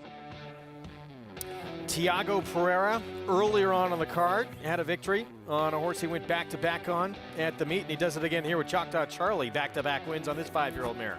Always tough to go into a new racing circuit without, knowing all the players, all the horsemen, and put together a good meet. And Tiago Pereira has put together a good meet. He must have a good agent. We'll try and find out who that is. Doing a real nice job. Gary Stevens. Well done, Gary. He's done well with both these, with both Giovanni Franco and Tiago Pereira. Tiago, multiple win day today on Sunday. And this mare took 13 starts to finally get that first win. Kept dropping down the class ladder, trying to find the right spot. And wheels right back against winners and wins again. Well, she decided she liked getting her picture taken. She liked the atmosphere, the fanfare. Everybody was happy with her in the winner's circle. She said, I think I'll do that again. And Olivian, we heard, some negatives from Gary, and certainly looking at that last race a bit of a negative, and no punch in the stretch. No punch in the stretch, and made the lead fairly comfortably. If she was attended by Choctaw Charlie, they were together. Choctaw Charlie just put her away and was best. We'll have these prices for you when we come back. Tiago Pereira, 5-year-old mare by Laurie's Rocket, picks up the second win of her career. We'll talk Kentucky Derby when we come back, and some of the top contenders putting in some works for the first Saturday in May. Stick with us. Derby preview when we come back. Start spreading the news. If you're looking to win in New York, then breed in New York. To War Dancer, the millionaire son of Warfront, and New York's #1 sire of 3-year-olds. Breed to a proven performer, the #1 second crop sire at the Saratoga meet with multiple winners at Belmont and Aqueduct. Earn double the New York Breeders' Awards and participate in the New York Stallion Series with $2 million in purses. War Dancer, proud to stand in New York. Visit wardancerstud.com. The Thoroughbred Owner Conference is back in person for the first time in 3 years and is being held in the new 1863 Club at Saratoga Racecourse, July 25th and 26th. Attendees enjoy 9 ownership topics with an impressive list of speakers, along with social events to meet other owners and network, an opening reception at the National Museum of Racing and Hall of Fame, a conference dinner, and an afternoon of racing at Saratoga. It's the 2022 Thoroughbred Owner Conference, July 25th and 26th. See you in Saratoga. Run Happy was the #1 second crop sire by graded stakes winners and earnings. A leading dirt sire and now is an exciting Kentucky Derby hopeful. Kicked it into high gear, and Smile Happy with a powerful performance wins by 2.5. Run Happy continues his rise and is priced for success. Clips champion Run Happy standing in stall 1 at Claiborne Farm. Racetrack Television Network brings you every race, from every track, on every screen, every day. With monthly packages starting as low as $5, RTN gives you great value and access to more live HD streaming and race replays than anyone. Visit RTN.tv today to sign up and watch on almost any device, including Roku and Amazon Fire. RTN has packages that start at $5 per month.